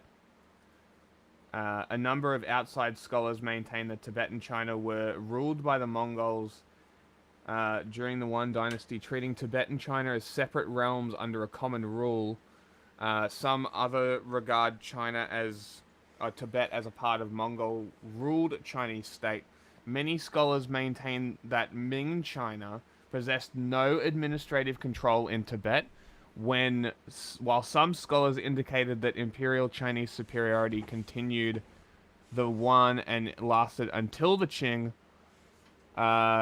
Tibet was part of the the Chinese Empire, or at very least subordinate of the Manchu-ruled China during much of the Qing dynasty. Many scholars maintain that Tibet from 12 to 51 enjoyed de facto independence with no formal international recognition. Others believe that 1914's similar convention formally recognized Chinese... The fuck does that mean? Suzerainty includes rights and obligation of a person's state. That's or polity a of which the suzerain foreign... state. Okay. Means that it's an independent city-state, but basically they are also like they have their own like independence, but they're kind of a vassal state. It's the mechanic and civ, right? Okay. The city-states, you become the suzerain of them depending on the envoys that you send, and then you get bonuses from being the suzerain of that state. Okay. The 14th Dalai Lama is not a separatist, but a autonomous. Which will never work under China because they're fascist. You can't have autonomy under fascism. Okay, Yep. so so definitely. Most people who are accused of separatism are actually just pushing for autonomy. Yes. And fascists are mad about it. Okay, so what do we figure out here? Is de facto independence? Sure, de facto independence. Do we want a semantic definition of de facto for people? De facto means in fact or in practice. So in practice, Tibet was independent. However, to great powers like Britain, and because we know that the English love to aid the stronger party because that's how authoritarians work, they said that China had say over Tibet. So Hassan, being pro-Chinese on this position, is being pro the Great British position. So that's kind of cringe. Not being for people, but being in fact for the decisions of states and kings is kind of cringe. Fuck you. Some semblance of autonomy. This is before the KMT. This is like predating. I'm talking about Chinese empire. In and out of Chinese governorship. Does this also mean that you would support the imperialist ambitions of the Chinese Communist Party in the South China Sea as they use the Republic of China's 11-line revised to 9 to assert control and ownership over the entire sea? Would you also support that, Hassan? Because that is called imperialism, and what you are supporting right now is called colonialism, my friend. You should stop this. The former nationalist control over Tibet. Oh, and hold on. Allowed Tibet to do whatever it wanted, and they did not have control. It was in practice independent. Just because Britain said that they had, what was it, suzerain control over it, doesn't mean shit. Yeah. The quips and whims of kings and queens are fucking irrelevant to the people in practice. Shut the fuck up. Like, you are just defending colonialism right now. And so, because I brought up de facto, let's bring up the definition of colonialism as well, shall we? What dictionary would you like us to use? Urban. You want Oxford? Stanford? Sure, let's do this one. Let's do Stanford. Colonialism. Colonialism is a practice of domination which involves the subjugation of one people to another, at least since the Crusades, and the conquest of the Americas. Political theorists have used theories of justice, contract, and natural law to both criticize and justify European domination. In the 19th century, the contradiction between liberal ideas and colonial practice became particularly acute, as the dominion of Europe over the rest of the world reached its zenith. This entry begins with a definition of colonialism, and the second section explains how European thinkers justified, legitimized, and challenged the conquest of the Americas. The third section focuses on liberalism, and the fourth section briefly discusses the Marxist tradition, including Marx's own defense of British colonialism in India and Lenin's anti-imperialist writings. The fifth section provides an introduction on contemporary post-colonial theory. This approach has been particularly influenced in literary studies because it draws attention to the diverse ways that post-colonial subjectives are constituted and resisted through discursive practices. I don't know what discursive means. Let's see what that means. Digressing from the subject. Or digressing from subject to subject. Interesting. Resisted through deflection! That's so funny! It draws attention to the diverse ways that post-colonial subjectives are constituted and resisted through deflection. That's funny. The final section will introduce indigenous critiques of settler colonialism. This is fucking fascinating. I'm going to link this in the Discord. I'm glad I clicked on this one. Where's the resources? Here, resources. Boom. Okay. Emerges as a response to colonial practices of domination and dispossession of land, customs, and traditional history for post-colonial theories of universalism. The goal of the entry is to provide an overview and philosophical response to the experience of European colonialism. So, let's go. That's a lot. That's a lot. This is a good resource. Damn. Okay. Liberalism and empire. The legitimacy of colonialism was a topic of debate among French, German, and British philosophers in the 18th and 19th centuries. Enlightenment thinkers such as Kant, Smith, or Diderot, I don't know, stupid European name, were critical of the barbarity of colonialism and challenged the idea that Europeans and the obligation had the obligation to civilize the rest of the world. I'm hoping this gets to like the way they view people and the relationships. One of the key issues that distinguishes critics from proponents of colonialism and imperialism was their view of relationship between culture, history, and progress. Beautiful. Beautiful.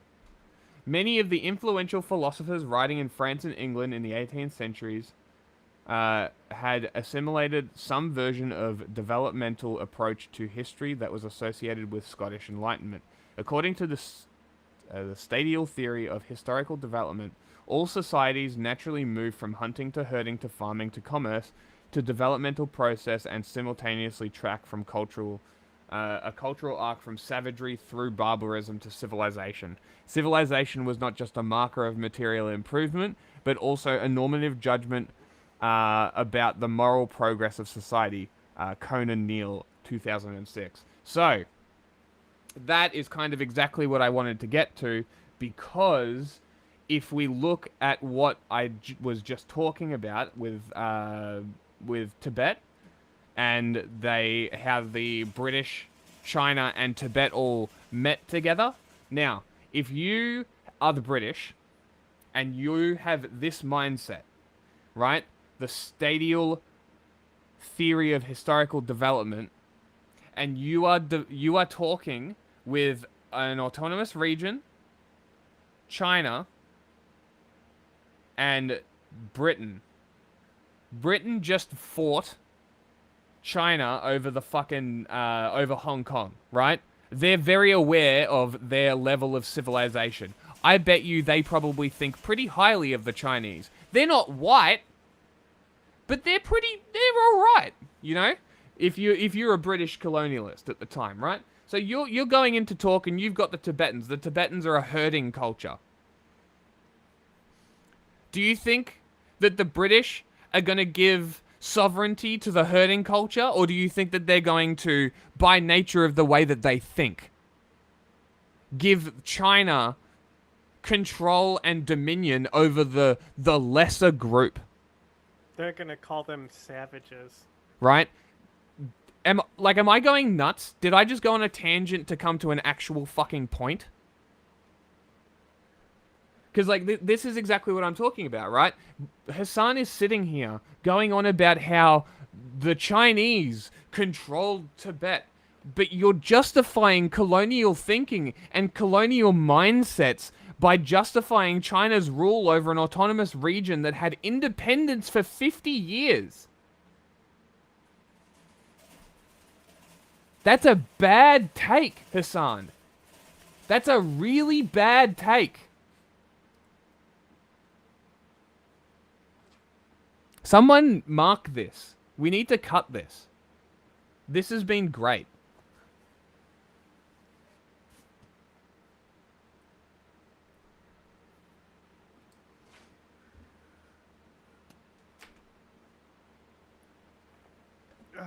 And to the slavery thing,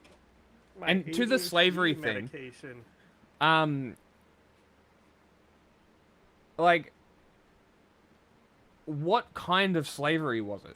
You know what I mean? Like, I'm genuinely asking. Like, was it chattel slavery like America, or was it kind of like taking servants after battle kind of shit? Like, what kind actually that was it? Hassan supports. I don't know. Because, like, You tell it's me, all bro. well and good for China to be like, yeah, we went in and flattened an entire culture and civilization because of slavery, but it doesn't tell me what kind of slavery it was. So You know what I TikTok mean? just got banned. It's by the gone way. now? Yeah. Nice. Moon just posted even. Yeah. So, you want to see what it says on TikTok right now? Gone.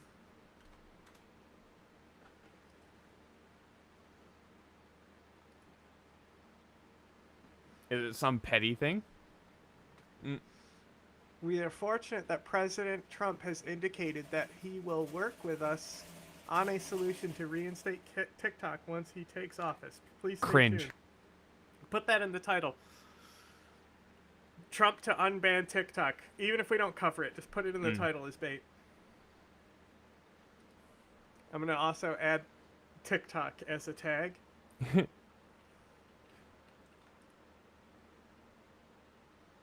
You have to edit the YouTube title from the YouTube. I don't care about YouTube, I care about Twitch. Okay. Well, TikTok's already in the title. It's okay. Trump to unban TikTok will get clicks, though. They'll think we're talking about it. People who are now unable to go to TikTok might flood into Twitch because True. they have nothing to do on their phone. True. And they're going to be mad that TikTok was banned, so putting that at the front of our title is going to get people to join in. Yeah.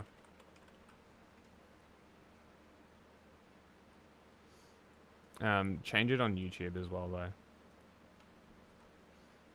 What do you want me to change it to? Just give me a minute. Trump unbanning TikTok Tibetan boarding schools. What else? Just What else type in was on the Trump list? to unban TikTok. Oh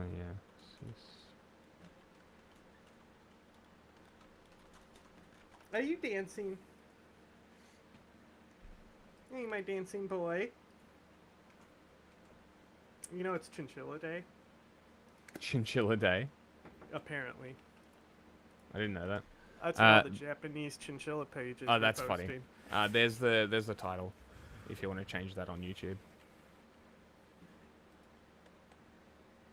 What do you get when you cross an owl with a bungee cord?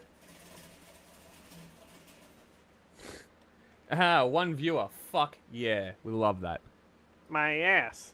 Yeah, we're absolutely annihilating this video Yeah, that's with what I was so much, laughing at. like, so much information that's so fucking good and nobody's watching. I guarantee you everyone went to go look at TikTok stuff. Probably. That the New York Times is just openly saying this was an accusation. The Times also found video accounts of boarding school teachers and travelers that showed how some schools are underfunded and overstretched. We are not crediting some of the accounts by name to avoid drawing backlash against them. China has been expanding its boarding schools for Tibetan children, even as countries like the United States, Canada, and Australia have been grappling with the trauma inflicted on generations of indigenous children. Yeah, they're really grappling with that trauma. China has been eager to show that happy, well-fed Tibetan children are proudly declaring that they are Chinese. Chung Ken Sumdo Town, Weird. Tibetan boarding central primary school, 10-cent video. Wait, what is this? Oh my god. I heard from some drama farmer YouTuber that your take on this matter is incredibly stupid. Yeah. What is happening I wonder right what the Huh? I said what is he even doing right now? He's about to say something incredibly stupid. drama Well, a yeah, farming that goes YouTuber without knows saying. about, like, yeah. I wonder what the YouTuber. I heard from some drama farmer YouTuber that your take on this matter is incredibly stupid. Yeah. I wonder what the drama farming YouTuber knows about, like, historic conditions. Or what about the two journalists on Twitch that just annihilated your entire fucking argument, you fuckwit? Historic conditions. Again, Unfucking believable. What does this mean? You know? Like, they say these words, and they're just like fuck the historic conditions. Yeah. Like, and if we want to talk about bro, historical conditions, it's just say that cultural erasure is bad and stop doing the apologia. It isn't hard. Like, really. Like, if you want to talk about the fucking material conditions or whatever dumb shit you fucking said, I just Historical. told you, like, I just read exactly the mindset of the British colonial person who you are defending by having your position. That's the historical fucking context, Hassan. You want to talk about historical context? The Qing dynasty fell. The Chinese empire was dead. The Republic of China was trying to pick up the pieces. Tibet was autonomous because it was already autonomous. They're their own people, you fucking idiot. I don't know how you don't connect these dots. Or not only just like the conditions of serfdom in Tibet, but also outside of that, like irrelevant. Irrelevant. You are justifying colonialism. And you are justifying the repercussions of colonialism 70 years after the annexation of the entire country. This is what you are doing. Like the long and extensive history of Chinese empire and its control that it's maintained over Tibet, allowing Tibet to operate autonomously while still, you know, entertaining the notion of serfdom existing until Mao Zedong. Strangers to their own homes. Gallo, a Tibetan education researcher, became alarmed by the boarding schools in 2016 when he saw... Yeah, until Mao Zedong, when he enacted colonialism 2 years after fucking winning the Chinese Civil War, establishing the People's Republic of China. Within 2 years, they were being colonial. 2 fucking years, Hassan. Well, that's that his just 2 preschool age grandnieces were communism success story, in my opinion. Who were attending one of his hometown in northwestern China prefer to speak Mandarin, not Tibetan. When the grandnieces, then aged 4 and 5, went home on the weekend, he said in an interview they appeared withdrawn and spoke awkwardly in Tibetan with their parents. Much change from when he saw them in the previous year. Now they behave like strangers in their own home, he said. I said to my brother, what if you don't send them to the boarding school, Gyalo said. But this is also something that needs to be said. You can find anyone to support your story. It does matter about what the general conditions are. It does not matter about the best or the worst of it. Like, yes, that contributes, and yes, the best and the worst of it are concerns, but when we're talking about the actual existence of them, we need to examine the actual conditions of which these kids live and what the education is like. Unless the curriculum is released, or somebody is able to go and observe the curriculum, we will not know. However, well, historically, Xi Jinping went and observed. Of course. So and freshly painted. But historically, boarding schools are bad, especially boarding schools for minorities. Minorities with unique cultures of which the ruling culture does not like and wishes to supersede. He said he had no choice. I have now gained multiple resources on this argument from this stream. I like this. We should continue doing this. Yalo set out to investigate the changes families were going through as the schools expanded across Tibetan regions in China over the next 3 years and visited dozens of such schools and saw that many Tibetan students spoke a little of their mother tongue and were sometimes only able to see their parents once every several weeks or even months. Children as young as preschool age were being sent away, he said, and parental visits were limited. The Times talked to 3 Tibetan parents with children of elementary school age and residents after large protests were held before the Beijing Olympics in 2008. The organization provides access. Holy shit, is that a source? Don't you know if you start criticizing Hassan, a bunch of drama YouTubers will continually make videos about how you're, quote, crashing out? Sure, okay. I don't know what exactly crashing out is, but... Non-violent protests against the actions of the Chinese apparently government. what you do Tibet Action when Institute you is a human rights criticize organization Hassan? I'm not sure.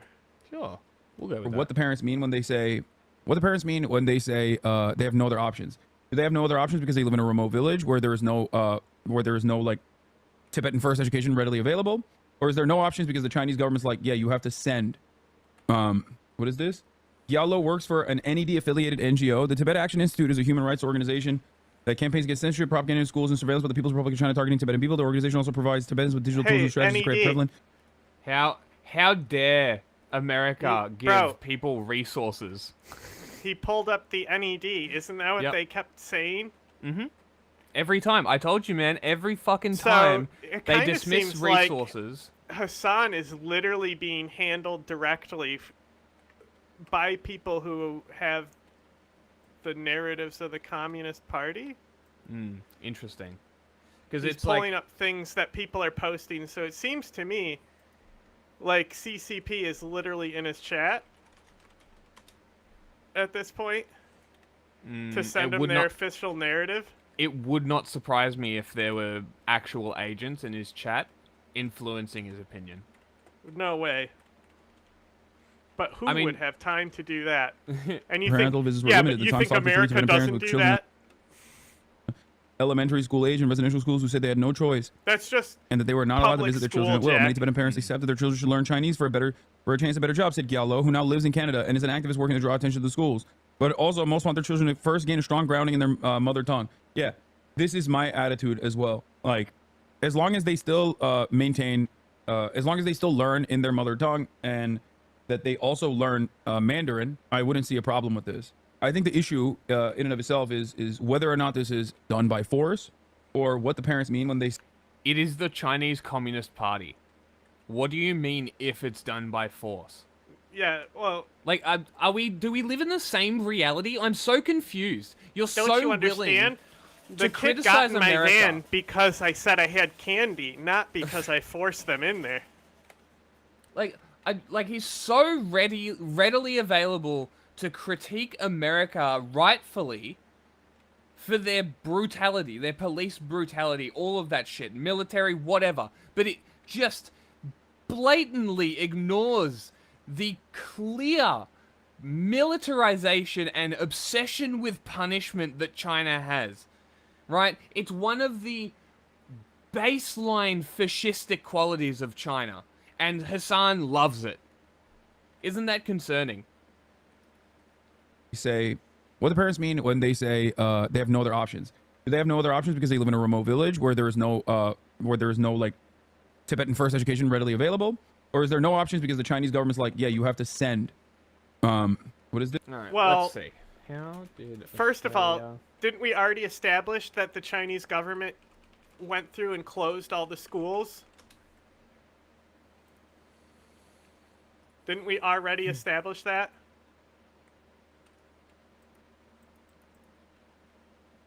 Yes? Maybe? Perhaps? maybe. Okay, Didn't so you- wasn't that in this stream? You pulled it up. sorry, I'm reading something else. What'd you say? We've already established that the Chinese government closed all the schools, the local schools. I couldn't find a source on that. I'm still looking. Mm. I think that was from this article. That was from the article he's reading. Is that they talk about that? So, is there anything showing the other direction? No. No. But yet he's acting like it exists. Yeah. Like, this is how conservatives do the trans issues. Mm-hmm. Tibetan language schools They just in Tibet say, have oh been yeah, under climate increasing change, but there's restrictions. studies that also counter that. Okay, Tibetan Where? language schools in Tibet have been under increasing restrictions from the Chinese government. Restrictions ranging from including replacing Tibetan textbooks with Chinese textbooks, forcing schools It's to great teach in to Chinese, talk and to just closing be private ignored. schools. Yeah, because I'm finding the source. What do you want me to do? When I'm talking, maybe listen to what I'm saying.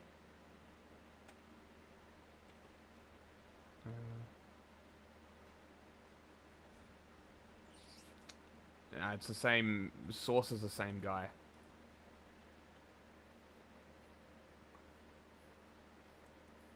Sorry, what'd you say? I don't remember. I moved on already.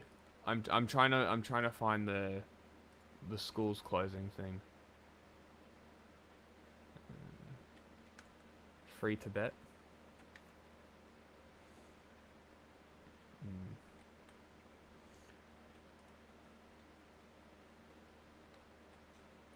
let's see.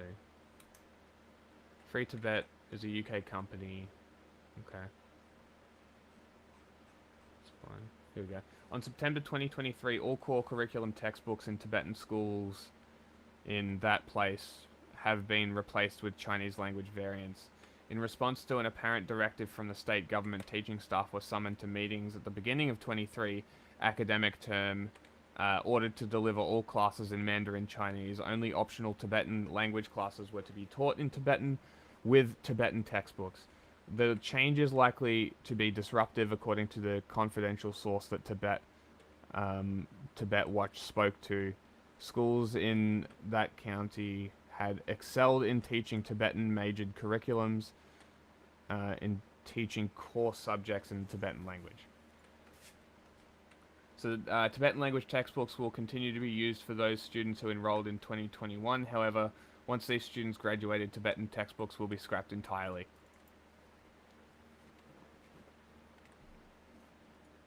There you go. Came from these guys. Tibet Watch, UK, about.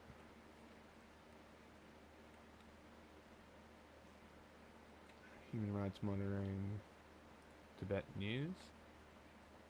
Okay. You guys can't see this. This is a different page.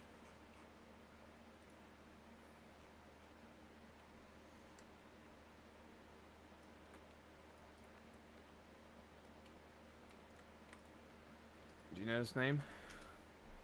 Huh? Do you know this person? No.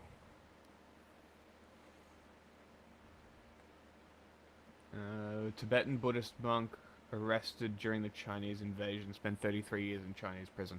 Okay. So if that... Oh, interesting. Okay. Research team. And he defends Funding. slavery because then that's why he's invalid.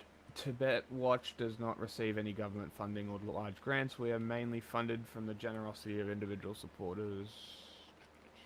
Okay. This source seems fine to me.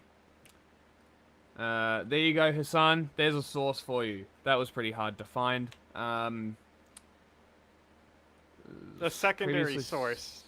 He already had the information in front of him. Secondary source. And look, but third again, source.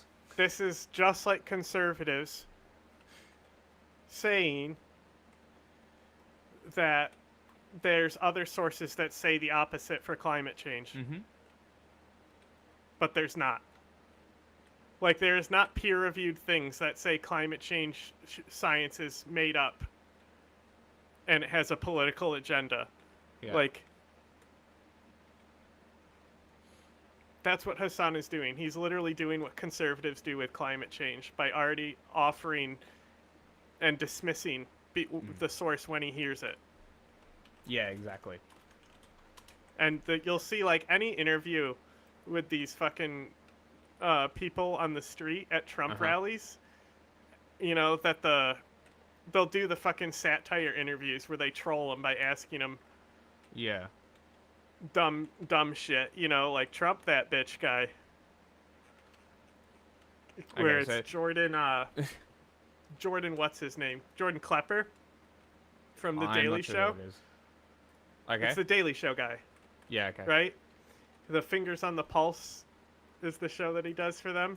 Yeah. So he's at a Trump rally and he's like talking about something about how the Democrats hate women or something. Mm-hmm.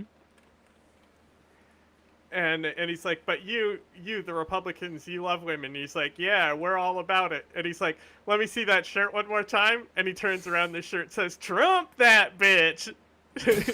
And he goes, the irony is completely lost on you, huh? That is amazing. Okay, so Tibet Watch has 3,000 followers on Twitter. I'm going to say that this is actually probably a pretty safe source.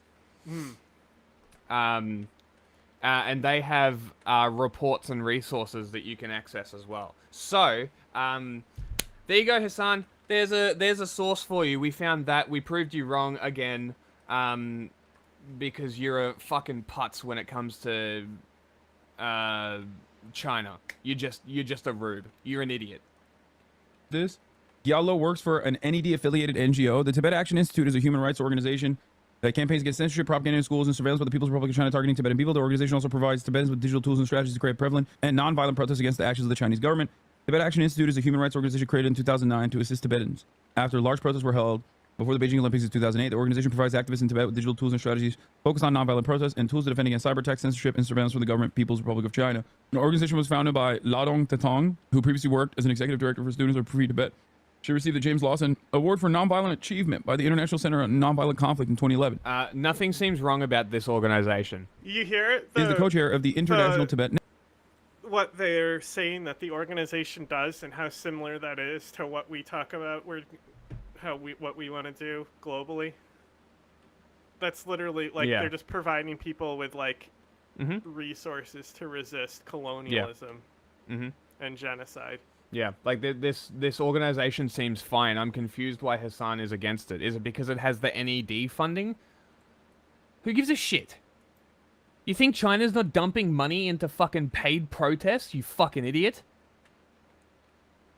They literally do that in America, Australia, and the UK. Are you that dumb? Or is this another one of those... argument is that America does it too. Like this is another one of these the Veritasium video that we watched. The politics makes you fucking dumb. It's another one of these situations. Is Veritasium the guy that literally did Chinese propaganda? I don't know.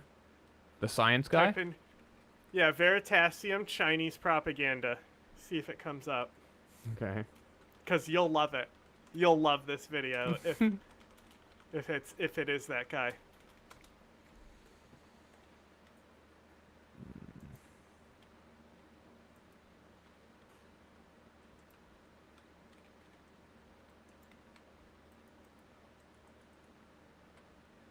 No.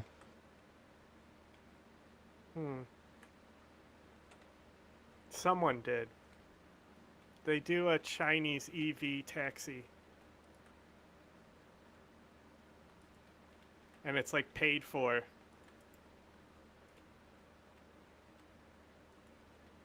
Is it about Waymo? I think so. Waymo is an American thing.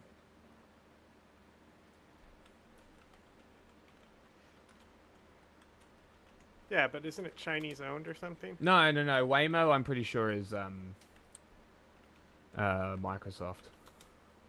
Okay, there is something that's it's like Google. a Chinese Sorry, Google. company. Google. I thought it was Microsoft. It is Google. But yes, it this seems to be. Yes, no, it's this video. Computers is that we. It's this one. This is. No, I've seen this video and it was dumb.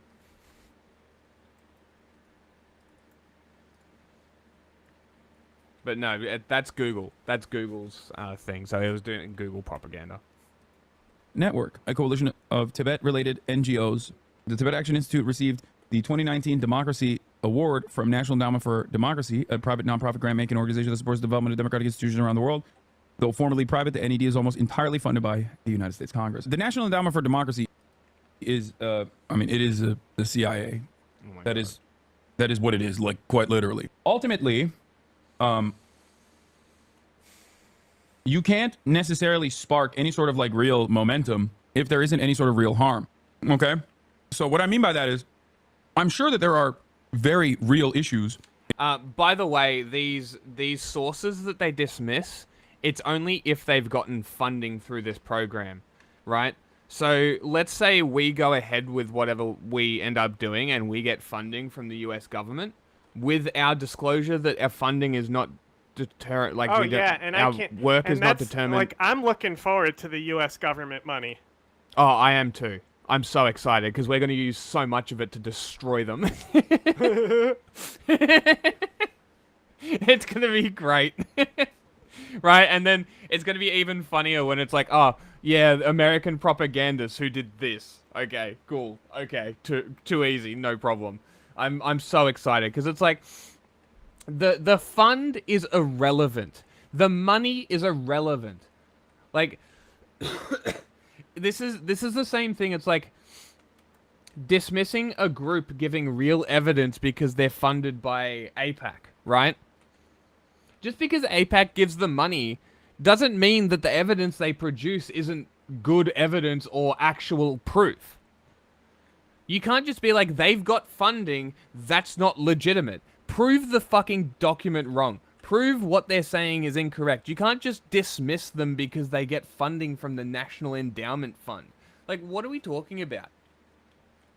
In terms of Chinese governorship over, and there are very real issues in terms of Chinese governorship over Tibet. Again, almost every protest that has pro-CCP people is paid bust-in protesters. Nobody organically supports the Chinese Communist Party. That issues could be addressed through economic improvement for the most part, and also by not necessarily trying to, the term isn't Hanifying, but, you know, not necessarily... It's sinicization, and it's a policy that they employed in Xinjiang. Hassan, that's the word you're looking for. Sinicization. It is also paired with the civil servant family pair-up scheme, which puts civil servants with the families of arrested people and allows them to essentially... it's eugenics. It's a soft attempt at eugenics. Creating a incentivized or by force, I guess Hanification structure, not the appropriate term here, but regardless. In terms of like people's real gripes, cynicization is better. Yes, cynicization. Sure. America can't operate successfully if there isn't any real gripes from the local governance. They can't. You're so dumb. You're so fucking dumb. America can't exist if there's no gripes. You're a literal idiot. Just like simply give money to people and hope that and hope that there is some momentum. Okay, but this is pretty commonplace in terms. Yes, America gives money. He doesn't know that one of the reasons why the CIA is so weak in China is because China killed all the informants. Like, that's like, this is like a China W. You know what I'm saying? Mm-hmm. Like, I mean, preferably I would not like to kill a bunch of people who are associated with informants and vanguardism and stuff like that. Yeah. But as far as China's concerned, and their security and their intelligence, for sure, this was a W. Uh-huh. There's really no downside to it because they're killing spies in a spy network. Yeah. Now, and they're also killing their own citizens. Could there have citizens. been collateral and people who were uninvolved got killed? Of course. But the point is like, it helps them reign over their own intelligence network with fear. Yeah. The CIA... It makes people scared. The CIA operates more in the United States than China at this point. Yep. Any country, even. Well, it's a joke because the CIA isn't supposed to operate inside the United States. Well, that's right. They're not, are they? They're purely a foreign intelligence agency. FBI is the internal one, isn't it? Or is that Homeland? In terms of like wherever America has any interest of destabilization, they will look at real gripes and real anger and real resentment that the local population has towards any of our foreign adversaries, and they will greatly overemphasize it in Western media. They will use...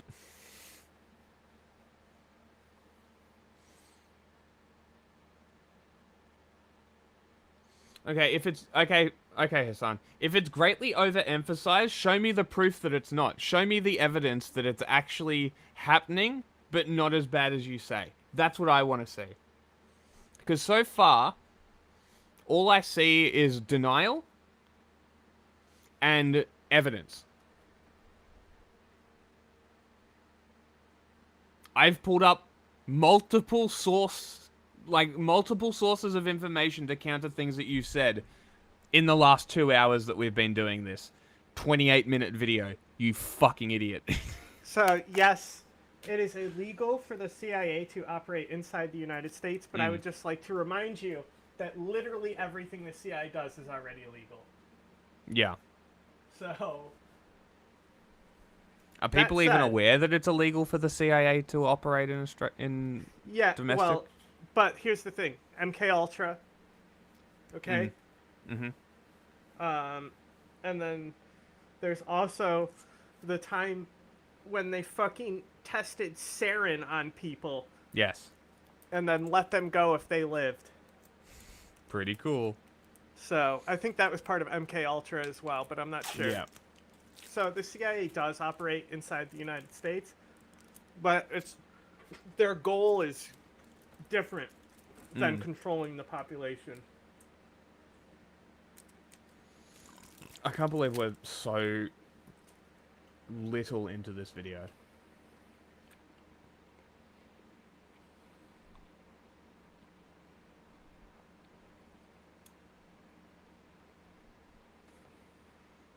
Israel's been determined to be a school teacher in eastern Tibet beating a child with a chair in his classroom. The video circulated on the internet in China more than 1,000 times before it was taken down. The school at which the beating took place has been described in state media reports as having students who lived on campus. Sure, Israel's been determined to be committing scholasticide, but have you considered that the New York Times is breaking news about a teacher abusing a student in rural Tibet once? Yeah, I mean, that's what's so wild about what's going on here is that, and I have talked about this before, where it's like people will come in here while I'm in the midst of covering like what Israel is doing and be like, dude, but you never talk about China. And then the story that they come to me that they want me to cover desperately is like the Chinese Coast Guard spraying a Filipino fishing boat with water. And it's like, hey, retard, it's imperialism. It's the Filipino fucking waters. It's China using their Coast Guard to enforce a claim that has been told to them multiple times that they have no right to. But don't you know, China does imperialism peacefully. Okay. And that's why it's good, and it's okay, and we don't criticize them.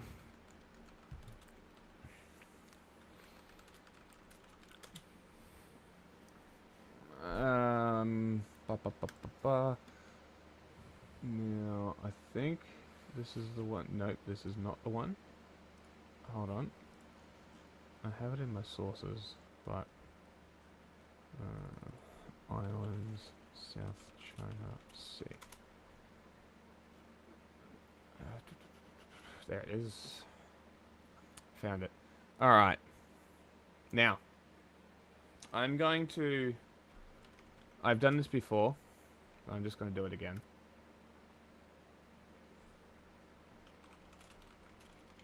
Just so we...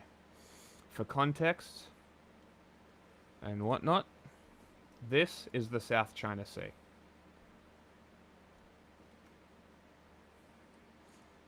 This is China. This is the southernmost point of China.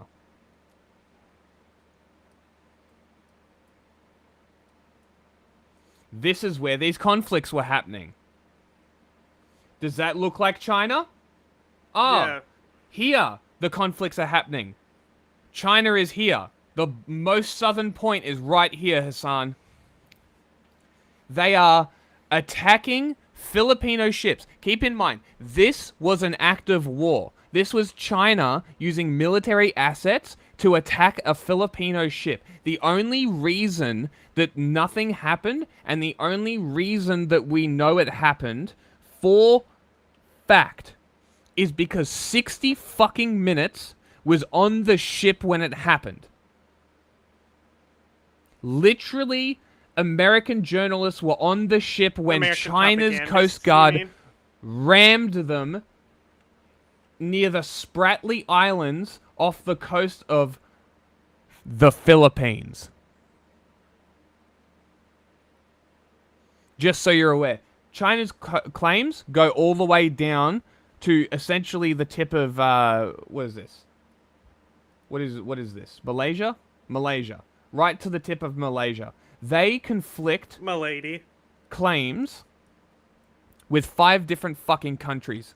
Do you know who agrees with China's claims over the South China Sea? The Kuomintang of Taiwan.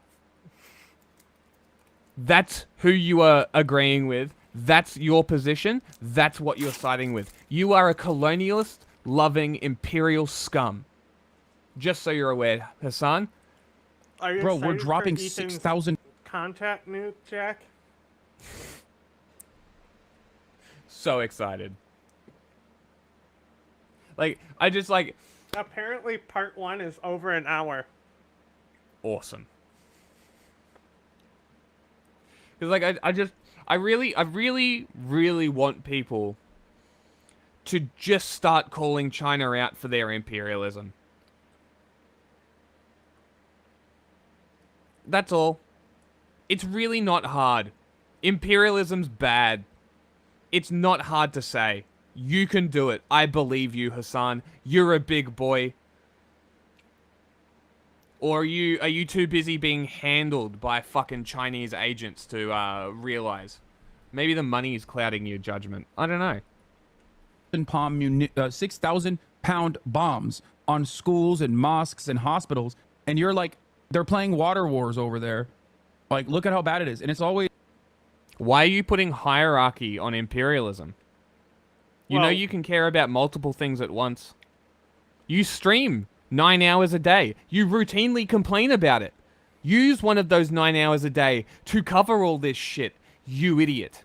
Instead, you give it a hierarchy of care and focus all on Palestine. Sudan has 12 million fucking internal refugees. That's cool. That's great. There's another genocide going on there. Do you talk about that? I don't know. You probably mentioned it once, right? Cool. Great. All right. Cool. 9 hours a day, you'd rather talk about YouTube drama, but you can actually do something with your platform and inform people. Because nobody watches us.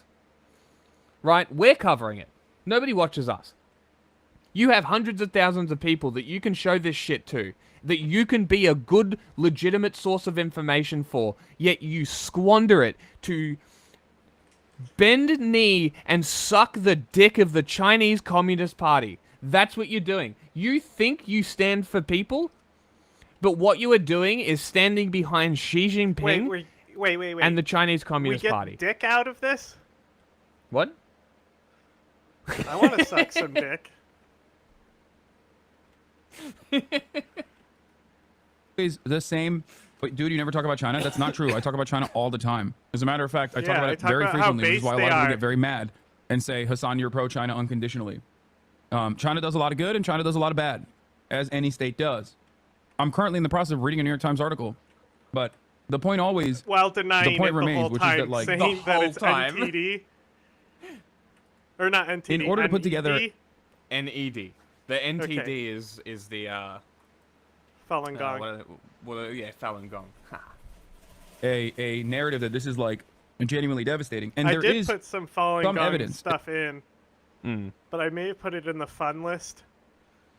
Okay, I'm thinking I might cut this whole Hassan bit and cut it into smaller clips that is more consumable, because we did hit very specific subjects along the way. Well, you can cut it and then also use the chapter markers. Yes, and release a full video as well, yeah. Yeah, just, you gotta remember to cut it, though. Yeah. Especially considering what large nation states have done, okay, to wipe out certain aspects of cultures that exist within a nation state's boundaries without offering them proper autonomy, with the fears that they might separate or whatever. I'm inclined, at first glance, to not immediately assume that this is all fabrication. Also, from now on, I'm not going to argue with people. Anytime they challenge what I say, I'm like, all right, show me, link me. Give me a link. It's the only thing I'm going to respond with. So, all right, source me. Give me a source. Show me. This is all lies or anything like that. Having said that, however, the article then does this very classic thing that virtually every country of origin perceives as completely normal, which is talking about like a random school having an abuse against a student. Like, yeah, no, there's like, this would be akin to China writing an article about like a pedophile teacher that was outed, like a gym teacher, in an Ohio suburb. You know what I mean? Like, can you imagine the largest publication in China? No, it really wouldn't be. Because those things happen in China and also get covered up. Yeah. But also, this is more like if remember the guy who literally like chained a woman to a bed and she had 6 children and the Chinese government rewarded the guy when it came out? I don't remember that actually. You don't remember that they rewarded? You don't remember the lady who was No, I don't chained to the remember this bed? at all. What? Look it up. Woman chained to bed in China. Chinese government rewarded him.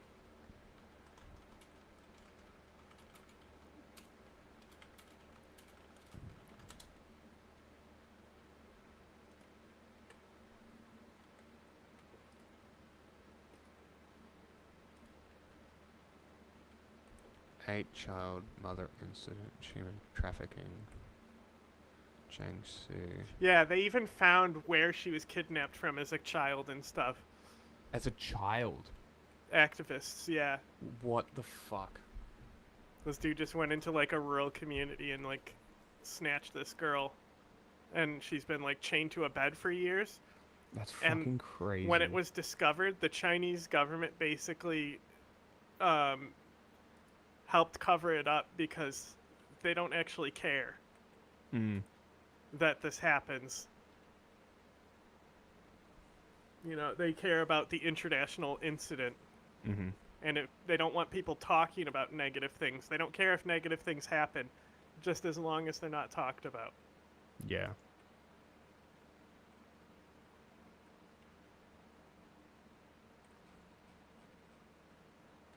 Interesting. I had no idea about this. Crazy.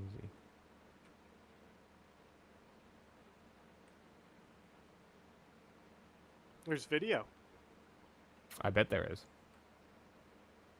Bride imports. People bringing people. Doing user.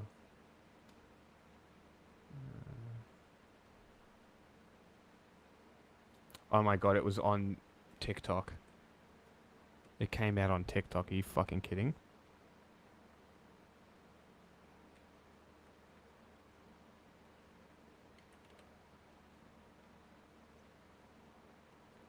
Wow.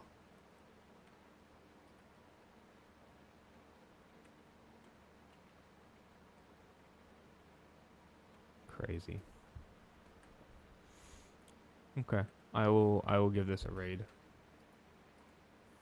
Writing an article about like the dangers of American public schooling and talking about how No, this is okay, so what this is if the American government put boarding schools in native communities that everybody knew about and denied were abuse places, and a video comes and then out video came out of the abuse happening. of a school, a single school where the abuse was captured. And then you are an American conservative going, oh, but it's only one school. It's not representative of the whole thing. That's you, Hassan. What you are doing right now is cope. You are coping for the fact that you are defending this and this action. There was a pedophile who was a teacher who was outed as a pedophile in I don't know, Springfield, Ohio. Now, the reason why I'm not talking about the school shootings is because that is a valid thing to cover. If there were that many school shootings happening in China, do you think the New York Times would not cover it? They would literally cover it every single day. They would be like, the Chinese Communist Party is purposely executing and turning a blind eye to the gun violence problem in China. That's what they would be saying every damn day. A 16-year-old living in a Tibetan village. What about the daily people being vehicular run over by manslaughter? cars? Where's the reporting on that? Yeah. What about the people drowning inside trains? Where's the reporting on that? It's just like he has no idea how little reporting is actually done on China. Gets out of China? Yeah.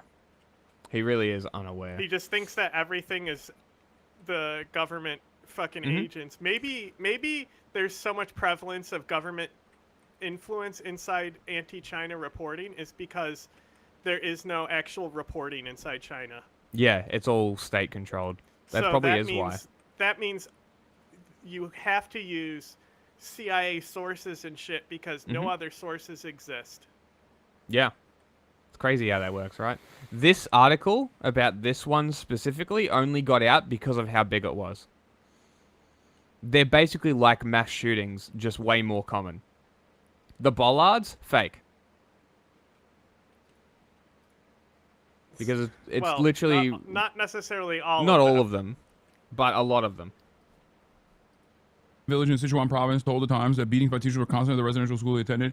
Said that over the years he had accumulated several scars on his back from beating by teachers, sometimes by hand, other times by a wooden ruler. Chinese government does not say how many Tibetan children are in boarding schools. The Tibetan Action Institute, an international group that has campaigned to close the schools, estimates that among children aged 6 to 18, the figure is at least 800,000, or 3 in every 4 Tibetan children. The group arrived at its estimate, which is published in a report in 2021 based on local government statistics. Ladon Tatong, a co-founder and director of the group, likened the Chinese schools to the colonial residential schools in Canada, Australia, and the United States. Different time, different place, different government, but same impacts, she said, in the sense of breaking cultural familiar bonds and roots. Statistics collected by the Times from local government documents across Tibetan areas shows similar numbers in boarding schools, with some areas notably higher than others. In Golog, a Tibetan area of the Qinghai province, 95% of middle school students were in such schools, according to a study published in 2017 in China's main journal on education for ethnic groups. A report from the local legislature in 2023 said that 45 of the 49 elementary schools in Golog were residential. The expansion of boarding school enrollment in Tibetan areas. 44 out of 49. Very cool. Run counter to the national trend. Chinese government guidelines issued in 2018 say that elementary school children should not, in general, be sent to such schools. But children from ethnic minorities in border regions seem to be treated as an exception. In the far western region of Xinjiang, children of Muslim Uyghur ethnic groups have also been sent to residential schools in large numbers. Chinese officials say such schools help children in the Tibetan region avoid long commutes, but official websites also promote instructions from Mr. Xi on minority education, arguing that youth in ethnic minority regions were at risk of having erroneous ideas about religion, history, and ethnic relations. To counter those threats, Mr. Xi said in 2014, children of the right age should study in school, live in school, and grow up in school. The government's hope is that children will then become champions of Chinese language and the party's values. In one video, which appears to be filmed and uploaded on social media as a part of a school assignment, a Tibetan fourth grader at a boarding school described how she saved the day when a Chinese cashier could not understand the girl's mother, who spoke only Tibetan. She then called on other students to teach their parents Mandarin. Be a civilized person, speak Mandarin, the video was titled. Is ethnic relations racism? He thinks that's funny. Yes. Yes. No, this is 100%. There's definitely valid claims and valid concerns. It's true. Like China it's not a secret. China very aggressively pursues assimilation. They do that. And they do. But your conclusion from reading this article is the CIA doesn't exist, and also not real. isn't as bad as the American stuff Like, that dude, was done. Like it's not like the American boarding schools, because China is nice about how they go about assimilation and like for anybody they don't use watching, direct violence. Never happened. China's No. never been violent to Tibet.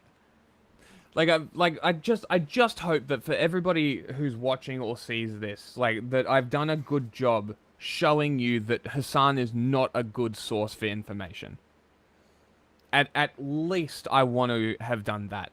And how easily Googleable. At very least. Yeah, how easily Googleable all of this is. This is pretty easily Googleable. And they have engaged in cultural genocide. People will say, well, that's because it's a necessity, because, American CIA trained Uyghur Islam separatists created an environment of unsafety in Xinjiang. They wanted to separate from China with erroneous claims of independence. And they did a lot of stabbing attacks, and that's why the Chinese government had to do this comprehensive anti-terror initiative. And I personally find that to be ridiculous overall. Thank God. Because regardless of the veracity of what people are talking about, it is akin to making that argument against undocumented migrants in the United States of America. It's ridiculous. Somehow you are unable to see how your comparison of the boarding schools to a pedophile teacher is not an actual apt comparison. What you should be comparing them to, because it's an actual comparison, are the boarding schools. Your avoidance of comparing them to the boarding schools in Western countries makes your argument weaker. You could compare them, and the Chinese boarding schools would actually look good. That's the thing. But we also don't have all the information. That's the other thing. Make that argument against black people in America. You can make that argument against anyone. And many right-wingers do. Americans make the argument all the time. And they say it's good. It's still unacceptable. Trying to drive to assimilate Tibetans echoes history elsewhere in the world where indigenous people were being seen by their foreign... How shameless of the New York Times How shameless of the New York Times to talk about the like straight up indigenous genocide and then compare it and say like this is what the Chinese are doing elsewhere in the world. Also, It's if you not what they said. You fucking idiot. They're talking about the boarding schools. They literally have somebody who is their direct source who said it literally is just like what the U.S. did in terms of cultural erasure. Mm-hmm. I mean, the point... Gone. It may not be the exact same circumstances. They may not be bathing them in gasoline. But the point is, cultural erasure all the same. It's slavery by another name.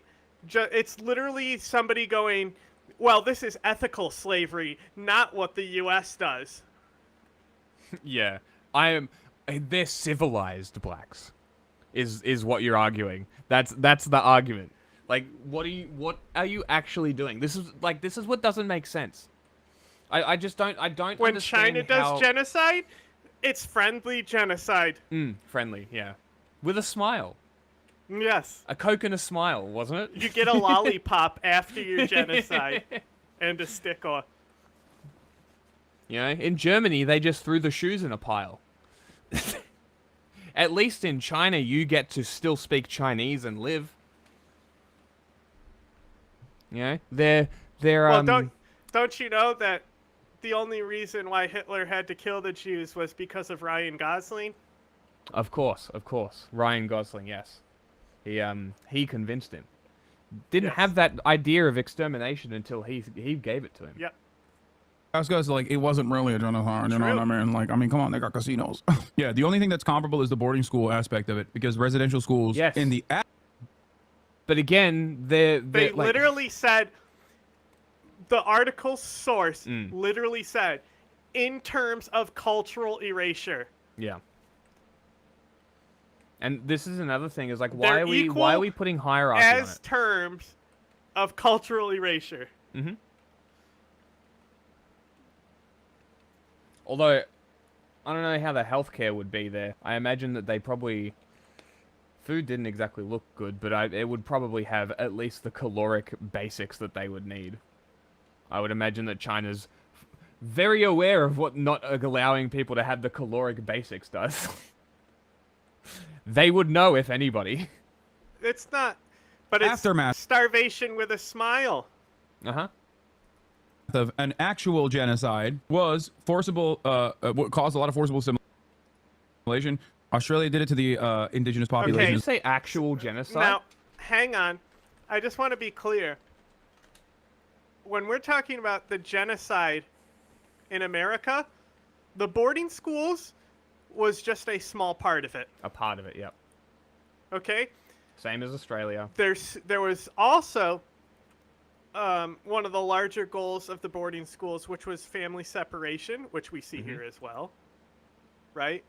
If it was just the boarding schools, do you think that the events would be labeled as a genocide against the First Nation if it was just boarding schools that happened?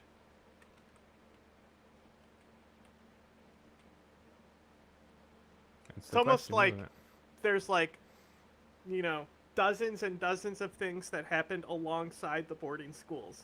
Yeah. The boarding schools in and of themselves may have not have been a big deal in comparison to all the other violent things that happened. You see what I'm doing here? Exactly what he's doing, except I'm doing it from an American standpoint. Admitting that they exist, but they're not so bad. They're just teaching them how to be civilized and integrate into the culture. Yeah, what's wrong with that? I mean, I'm not saying China does do the assimilation, okay? They are forcing the assimilation. Alright. So, just for context here, this is some information about the stolen generation. So, the stolen generation was a period in Australia's history where Aboriginal children were removed from their families through government policies happening through the mid-1800s to the 1970s. 1860s, Victoria became the first state to pass laws authorizing Aboriginal children to be removed from their parents. Fucking Victoria, represent. Similar policies were later adopted by other states and territories and by the federal government when it was established in the 1900s. For a century, thousands of Aboriginal children were systematically taken from their families, communities, and culture, many never to be returned. These children are known as the stolen generation. Or the stolen children. These children were taken by the police from their homes on their way to school. They were placed in over 480 institutions adopted or fostered by non-Indigenous people and are often It's subjected to abuse. Our migrant overflow camps, they have a purpose for existing. Okay. There is some justification. Not saying it's justified. I'm saying there's justification offered behind it. Right? And it would be crazy to say they are the same thing as what we did to the Japanese in World War II. Is it harmful to compare it to internment camps of World War II? No. Because that's what they are. They are internment camps. Yeah. And they're interning a specific type of person. If anything, the Japanese internment camps were more justified. You know what I'm saying? I mean, yeah, like if a camp is to be justified and you want to irrationally justify something, I'd say people from the country that's bombed you is safe justification, if any, which there are none, right?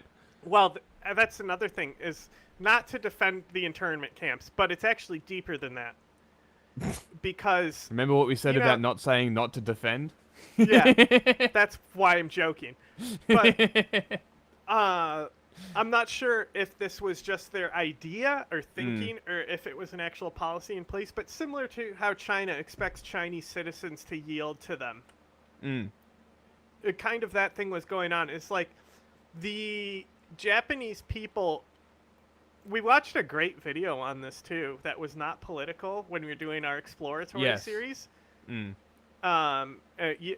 Just a day off thing when I was by myself. Yeah. And the video was so good, and it was not a political video. It was just a girl in Mexico making a video on why some Mexicans look Asians. And she's going like, here's what I found. This is what surprised me to learn about this. Yeah. And giving all these examples. And one of the things she talked about, she said it twice because you could tell she had to learn the word internment. And that she had cuts there to make sure she was saying it perfect every time when she had to say it. So she said that they had internment camps and that the Japanese people were like settlers. Like their view of going to these countries wasn't to have a better life, it was to extend the empire. Yes. And so there was a settlement of Japanese people during this time, some of which were fleeing the internment camps in World War II. Interesting. And they settled in right outside of Mexico City. And there's still Japanese people who speak Japanese to this day in the area. That's fucking cool. Yeah, it was a great video that I just stumbled on. Yeah, I can't remember what it was called. I'm sure we could find it again. No, you weren't here. I watched send it to like me? with chat. Nope. When? Last week maybe. Oh, okay.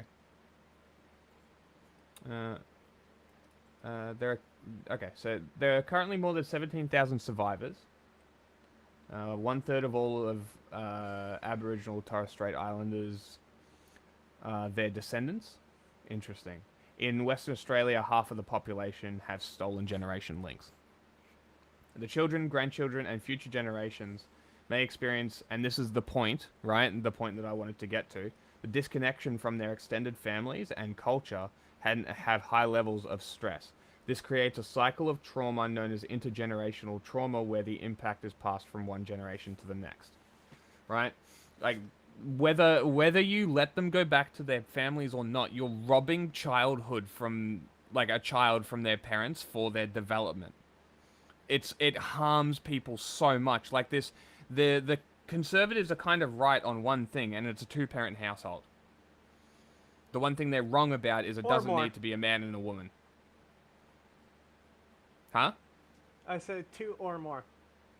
Yeah, two or more. As long as there's some kind of masculine and feminine figure, it doesn't really fucking matter what the gender is.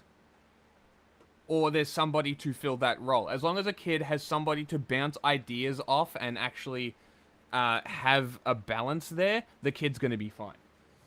You take that and make it a school environment where it's a hierarchy, all you're doing is training them to be subservient. You're not raising a kid. Oh, that's just public schools. Alright, let's get to TikTok. Anyway, I sent The you clock the ticking video on I was TikTok. Talking about Here's one. Yeah. Right there. What you sent me? Yeah. So we watched Okay. it already, but like, Fuck, it was that's such a loud. great video because it's not specifically political, but she talks about stuff like, how settlements happened and how the Spanish settled, but she does it in such like like her approach is to gain the knowledge about why some Mexicans look Asian and all the reasons she could find behind it. And it's like, it's such an interesting video because of how apolitical it is while talking about something that ends up being very political. Yeah. It is very interesting. So I just think if you want to put it on for just a second to like show how the tone is, I think the tone is just so interesting. I was just going to watch it. It's also very fucking loud. The video? Yeah. It's incredibly loud. She's doing max volume. But there is a part in here that is about the internment camps. It's towards the end. And like... As I was asked. It And just has probably like a Mexicans million living in views it. and her channel's big now. But I'm pretty sure she made this video before she was big. And had a smaller audience. Maybe. Are asked this question as well. In this country, there are loads of people with an incredible ethnic variety, from indigenous people to very white people. Of course, we can understand the inheritance the Spaniards left 100 years ago, but why do some of us look Asian? Well, stick around and I'll tell you all the information I found about this topic. I like my suitcase. Everything started when the first settlers arrived to the Americas.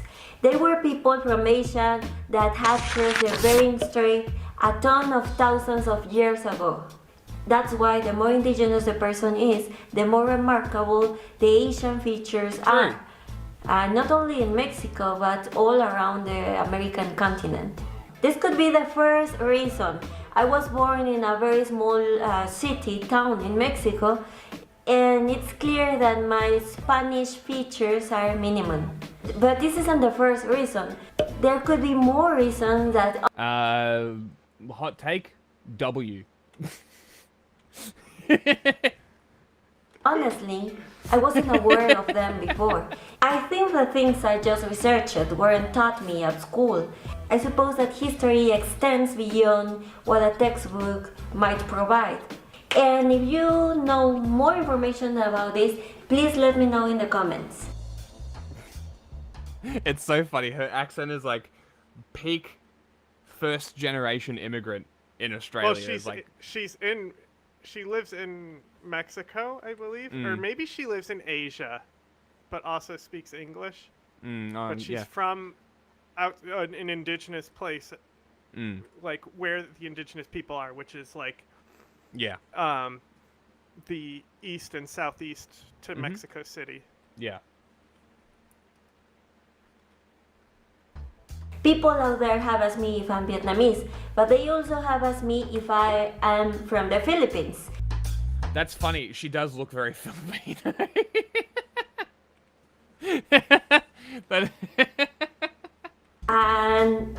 But also, I'm pretty sure the Filipinos get asked if they're Mexican all the time as well. Well, she gets into this. This is part of her video, and that's what I'm saying. Is like, there's already a lot of politics here, but she's not being political about any of it. Yeah, it's a lot of colonialism.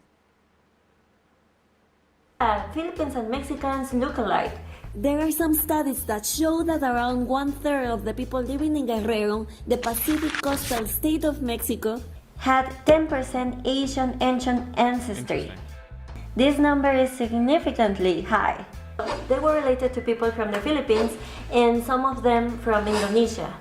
This is because Spain had conquered the Philippines and Mexico, and they found one of the most important commercial routes, which was Manila, Acapulco, Veracruz, and finally Cadiz. Interesting. This was very functional for around 2.5 centuries.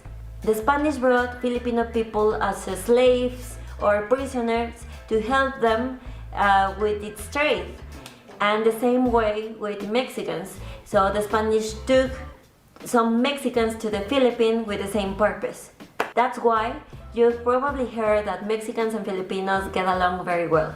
We have similar cultures, religion, and even the Spanish language was one of the official languages until 1987. Before continuing, don't forget to subscribe and hit the bell so you'll be the first person to watch my... That's great. I am going to watch this video, but I do want to get to the TikTok stuff. Mm-hmm. That's good. That's great. So, does she only make videos like this? Well, no. Like, that's the thing is like, this was like, she makes, you know, just like she finds a topic she's interested in, she makes a video on it, like, you know, a lot of people do. But, like, this one is just interesting because it was so political and she presents it so neutrally, you know, and just being like, this is what happened. Like, there's no need to be... story about her hometown. Yeah. You know, there's no need to fucking amplify anything. Like, colonialism happened. Like, we don't need to, like, be dramatic about what China's doing either now.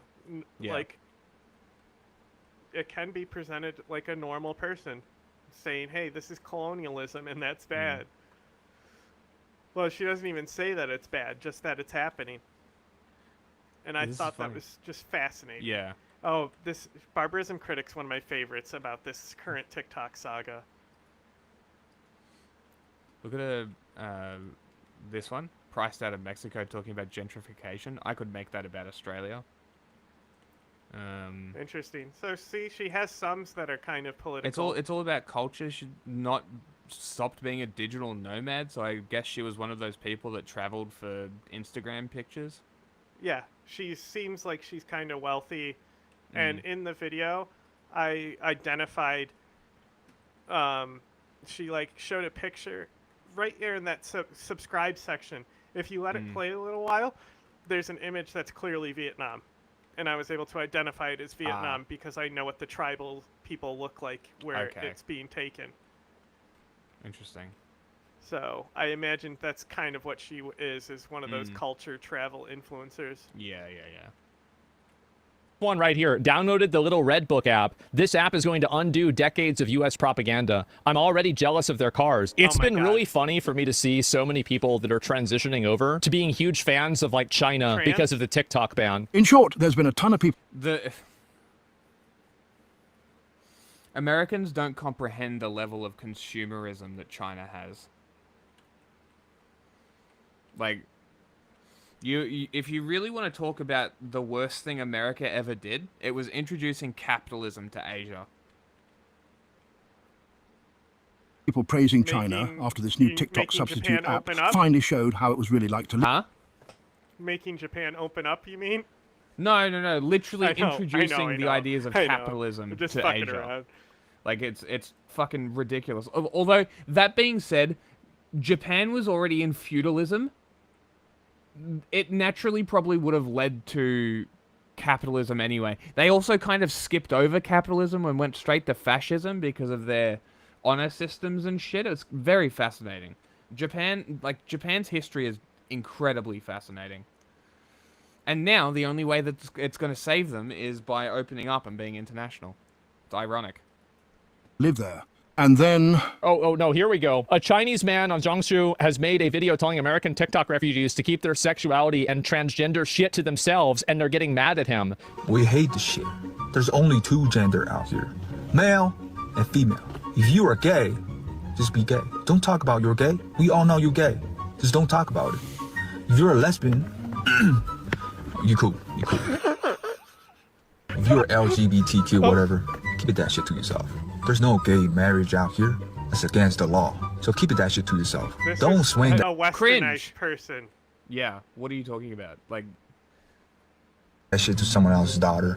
this dude is 100% a rich Chinese guy who lives in Shanghai. Or something. Or Beijing. So now they're getting mad about it. You got a bunch of these comments here. Man, the transphobia is going to make me delete the app. Certainly did not expect the homophobia. What the fuck? It is a shock to me that they did not expect this. All white people, stop using RedNote. You bring pervert and slut behavior to RedNote. Look at this white blood already spread slut virus on RedNote. Shake arm fat like a country flag. So a guy posts on the Chinese app. Who could have guessed? Do you know they're racist? There's people that are being racist. Reply. Don't say that at all. It's better to not say that. He says, I am a racist. Join RedNote. Start posting. Taiwan is a country. Free Tibet. COVID came from China. Uyghur concentration camps. Tiananmen Square massacre. Account suspension notice. I think that this is a red pill moment for a lot of Gen Z and young people. I think that it's so good. Oh my god, you're so stupid. Yeah, I mean, it's Asmongold. He literally is the Roach King. Clock ticking on TikTok. The Roach guy. The Roach King. Have you? All right, guys. So let me get this one straight here. In order to get rid of an app. Have you seen the movie Creepshow? No. Okay, so it's a really good anthology series. Stephen King is even in one of them. Like literally X in one of them. Okay. But I want to say it's mainly put together by George Romero. Oh, okay. But there's different ones. Like one is something that you'll see a lot repeated in popular culture, and it's being buried up to your neck as the tide comes in. Okay. Right? You've seen that before in other things, right? Yes, I'm familiar, yes. So it was like, there's a story about that where I want to say Leslie Nielsen is the guy who's burying them. Okay. And then, so they drown, but then they come back as seaweed monsters. You be creeping over there on YouTube? Come to Twitch. Have you been watching the whole time? One of the stories in Creepshow is literally about roaches. It might be in the second one because there's two. The first one has 5 stories, and you so said they're it's all anthology? shorter. It's like from this. It's very good. So the first, I have it actually. I was able to find it with Manhunter in a library in like Maryland, off the beaten path, and I found a bunch of good shit, and it was only like $5, and Manhunter was in the set that I grabbed along with Creepshow. And Manhunter is like, you know, because like this is when I was into collecting DVDs. Now I don't care anymore about anything material, but I still have a lot of them, even though a lot of them were damaged and missing from like people who took advantage of my things. But I found a bunch of, like, Manhunter is one of those things where it's like, sure, online now you could probably find it for $2 or something super cheap because it's online now. But like back in the day, like that was the fun of collecting, is to find like really rare movies and find them for really cheap.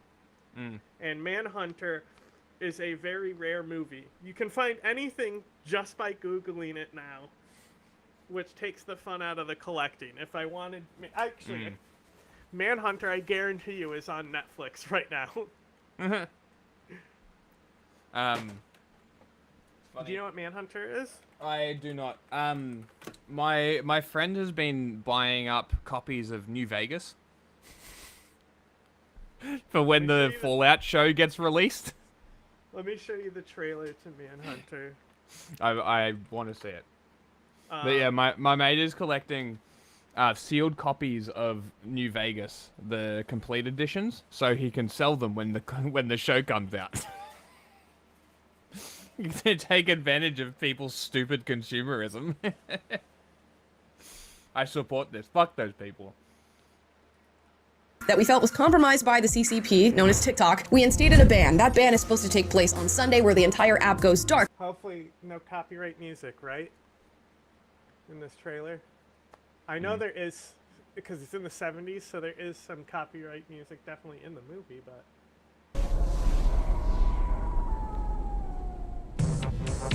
Is this a B movie? Nope.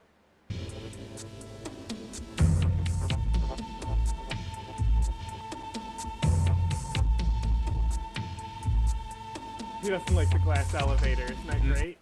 You see the character being like imprinted right in there, showing just in that trailer he's nervous in the open glass elevator. And I don't like him either.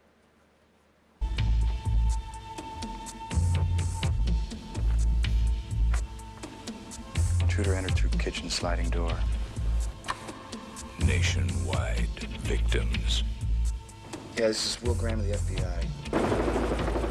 One killer. This is what the subject's teeth look like.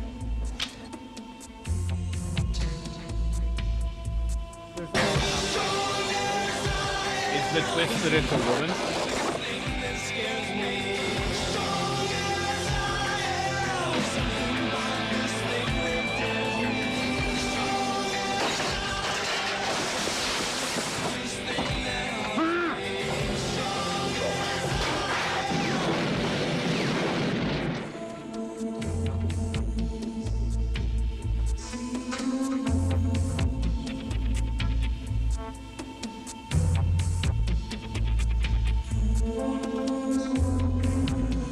That looks like a real creature. Have you ever seen blood on the Moonlight Well?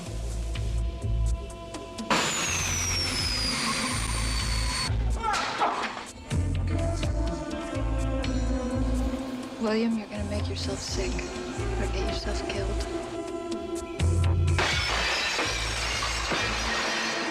Multiple trails. Just you and me now, sport. One hunter. I'm gonna find you. Damn it. FBI agent Will Graham. Manhunter. Like an old, Well, would old you trailers. believe me if I said you're way more familiar with this movie than you think you are? Sure. Why? Really run by China. Why? Because you are. Okay.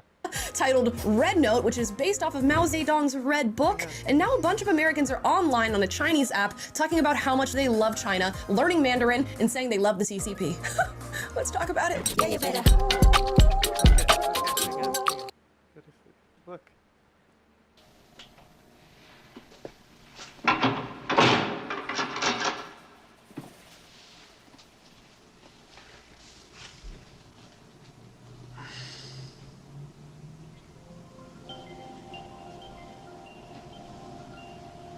That's the same atrocious aftershave you wore in court 3 years ago. Yeah, I keep getting it for Christmas.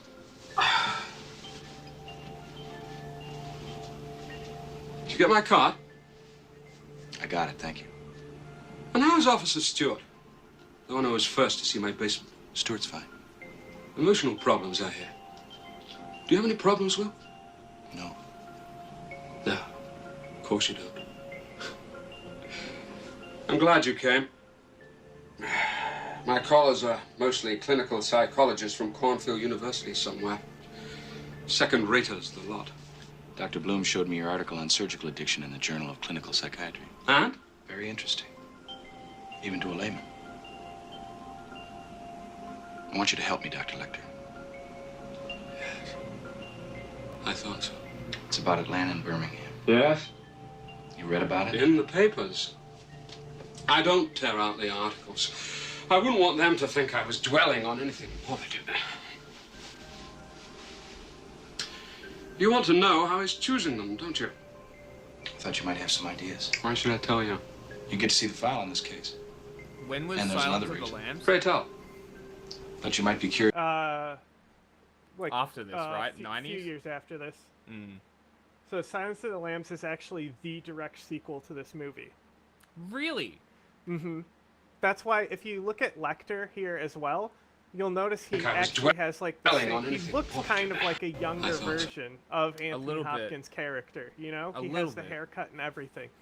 So Silence of the Lambs was just like it's a different studio, I believe, but it's actually a sequel to this movie, and this movie is remade as Red Dragon. Really? So Manhunter is actually the first Hannibal Lecter movie, and it's the only one where Anthony Hopkins isn't Hannibal Lecter. Huh. And I think this guy is very interesting because, like, I think Anthony Hopkins, while his performance is great, it makes sense why you wouldn't suspect this guy. Like, so, like, I think in this scene, he's like, "You caught me, Will," and he's like, "I had advantages," and he goes, "What advantages?" And he goes, "You're insane." Well, this makes me want to kind of watch this. Yeah, that's the debate is if it's as good as Red Dragon. It's definitely not better than Silence of the Lambs. I haven't seen Red Dragon either. I personally really like Manhunter, but the ending is a little lackluster compared to the other one. There's like, I don't know. There's nothing it's more weird. iconic. It's weird. It's kind of experimental acid trippy at the end. Yeah. I mean, the Silence of the Lambs was just so iconic. Everything about it is just such an iconic movie in that genre. Like, that's... So, it's got a 94% on Rotten Tomatoes. Not bad. The audience score is much lower. And that's what I think, that's what I'm saying, is like, critically, if you look at it, I think it's a very well done, well put together movie. Mm-hmm. And I think it's better than Red Dragon in certain aspects. But the ending sequence to Red Dragon is so good. And also, like, I don't think Edward Norton is very good in that movie. But like the same stuff happens. Like, there's a whole, you know, with the Philip Seymour Hoffman guy, he gets lit on fire and rolled down a thing. This is the one girl who does the conservative side of all those Jubilee videos, right? I don't know who this is. She used to be on Daily Wire. You're telling me. She used to be a producer for them. You're telling me. You're telling the story.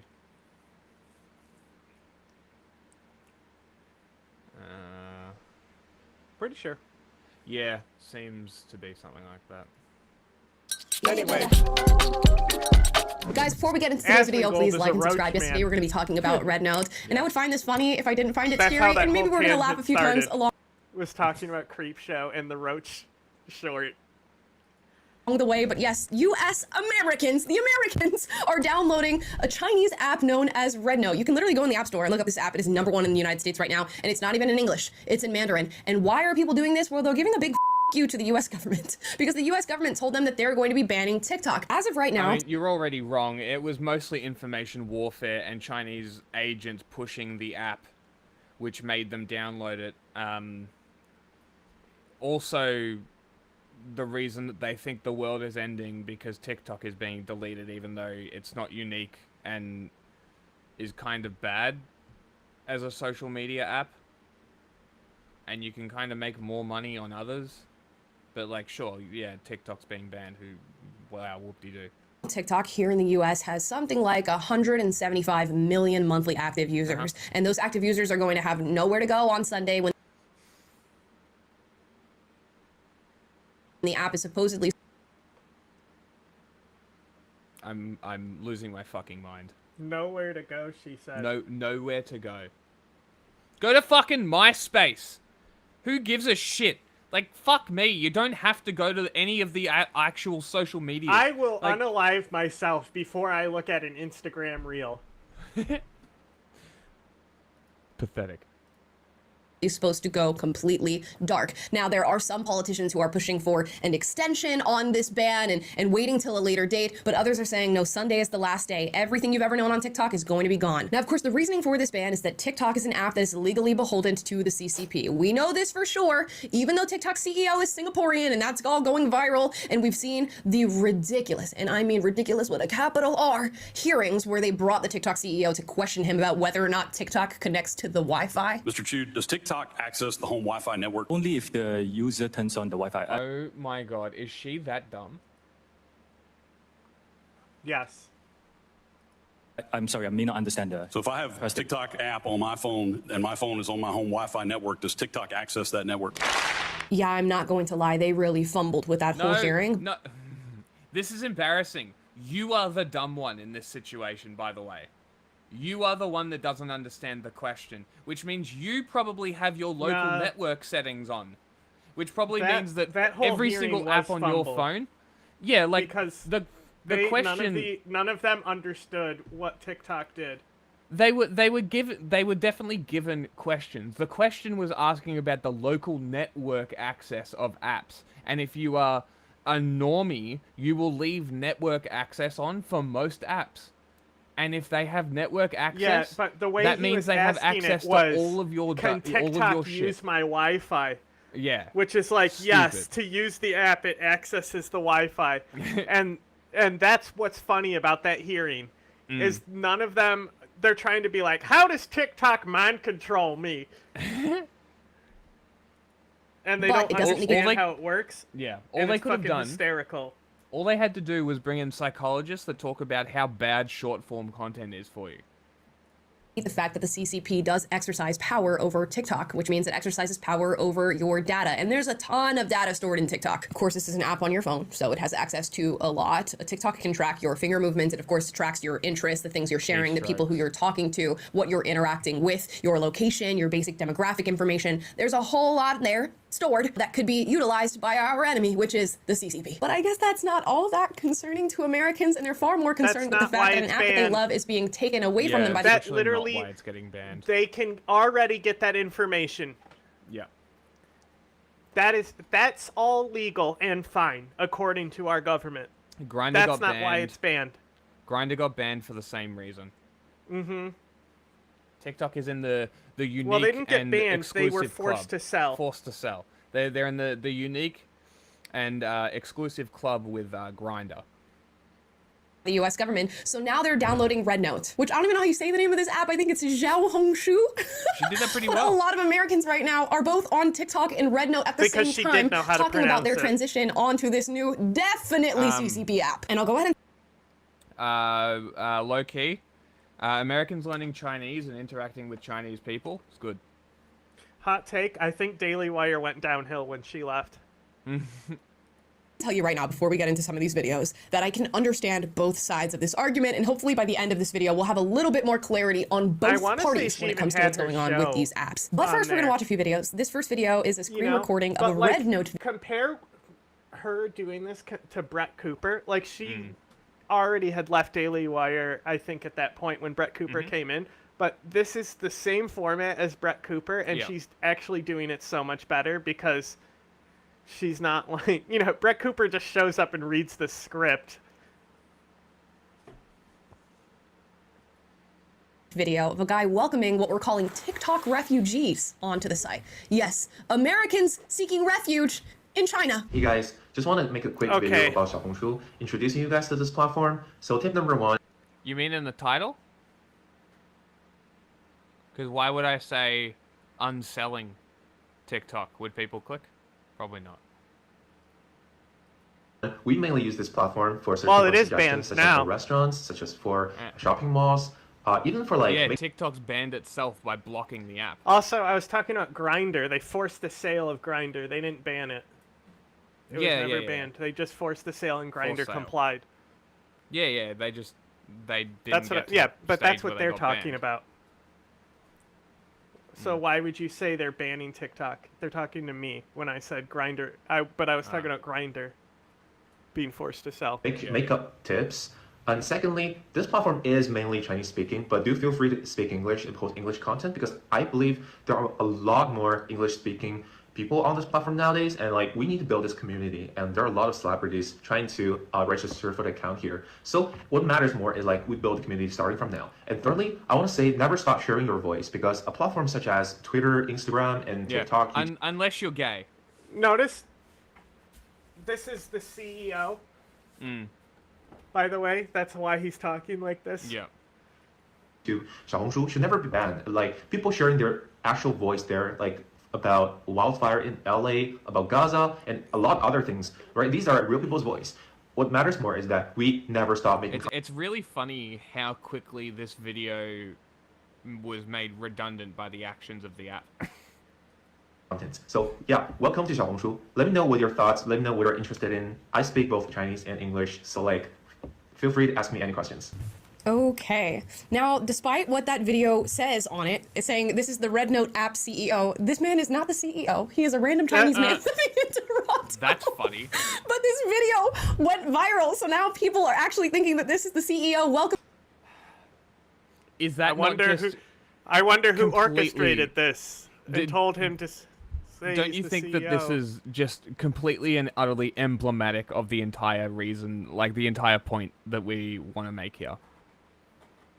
I think it's great. Welcoming them on to the app. That is not the case, just to clear that up. Now listen to the messaging there. You are now on a CCP-powered app, and people on there are telling you apps like TikTok, Twitter, Instagram should never be banned. You should always have TikTok the freedom is to for fun. exercise your speech and to make space for yourself and to talk about the things you want to talk about Gaza and Palestine and the fires in LA. Guys, I don't know if we need to brush up on the CCP, but you definitely don't have free speech over there. But I understand why Americans feel this way. They feel as though they've been slighted by their own government, so why not give their data to That's right. I forgot. I actually knew about this. The CEO, the actual CEO, his name is Mao.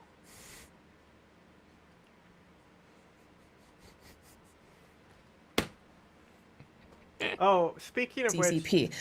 which, you just getting here. In our profile, you have the schedule on Friday still, and you say Ooh, it's I like do.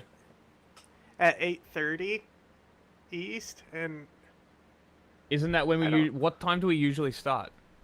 I gave a time. You tell me to show up at 4, so I normally show up around 4:30, and then you come in 30 minutes later, well, and then I'm not logged in, so you are gonna have to change that. I'm gay. As we all know, here in the US, we've been worked over by the Patriot Act. We've been worked over by our government. But yes, that's outdated now. It's very changed. Working in tandem with big tech. We heard recently, and honestly, years ago from Mark Zuckerberg, that he was working with federal agencies in order to shadow ban certain stories, to make sure that certain people weren't heard, to have fact checkers be completely biased in their fact check. I don't care. People are responding to them and welcoming the equal. But this time, slightly low-cut tops. Here's a post on X. Here's the shady part. RedNote's terms of service require you to follow Chinese laws, even if you're not in China. Sounds like a trap, right? RedNote's rules: no political content, no offensive posts, no intellectual property violations. You also can't do illegal things by American standards on their apps. Yeah, except American laws just aren't as relevant to the internet. China is a controlled totalitarian state. Break them while you're in the US, you're fine. But if you travel to China, welcome to Midnight Express, the sequel. But this time, you're stuck in a Chinese jail for breaking. Yeah, that's actually correct. They can also arrest people for bad opinions on China in Hong Kong and territories now because of their security laws. If you've ever badmouthed the Chinese government, probably don't go to China while the CCP is in power, especially under Xi Jinping. The app rules. Especially now that there's visa-free travel. Oh my gosh, guys, this is so hilarious. I don't know what's going on, but we are surely in clown world. So if you're posting that kind of content on RedNote, I hope you never want to go visit the Great Wall of China, for if you do, they'll most definitely have the I'm Chinese. Hey, TikTok refugees, I'm so overwhelmed by you guys today. This is so cool and crazy. I'm posting this to see if this is real. Oh my I'm God. Chinese. You can ask me anything about China. But so you might cringe. be in the wrong place, because here is not the Chinese version of TikTok. Here is the Chinese version of Instagram. It's too funny.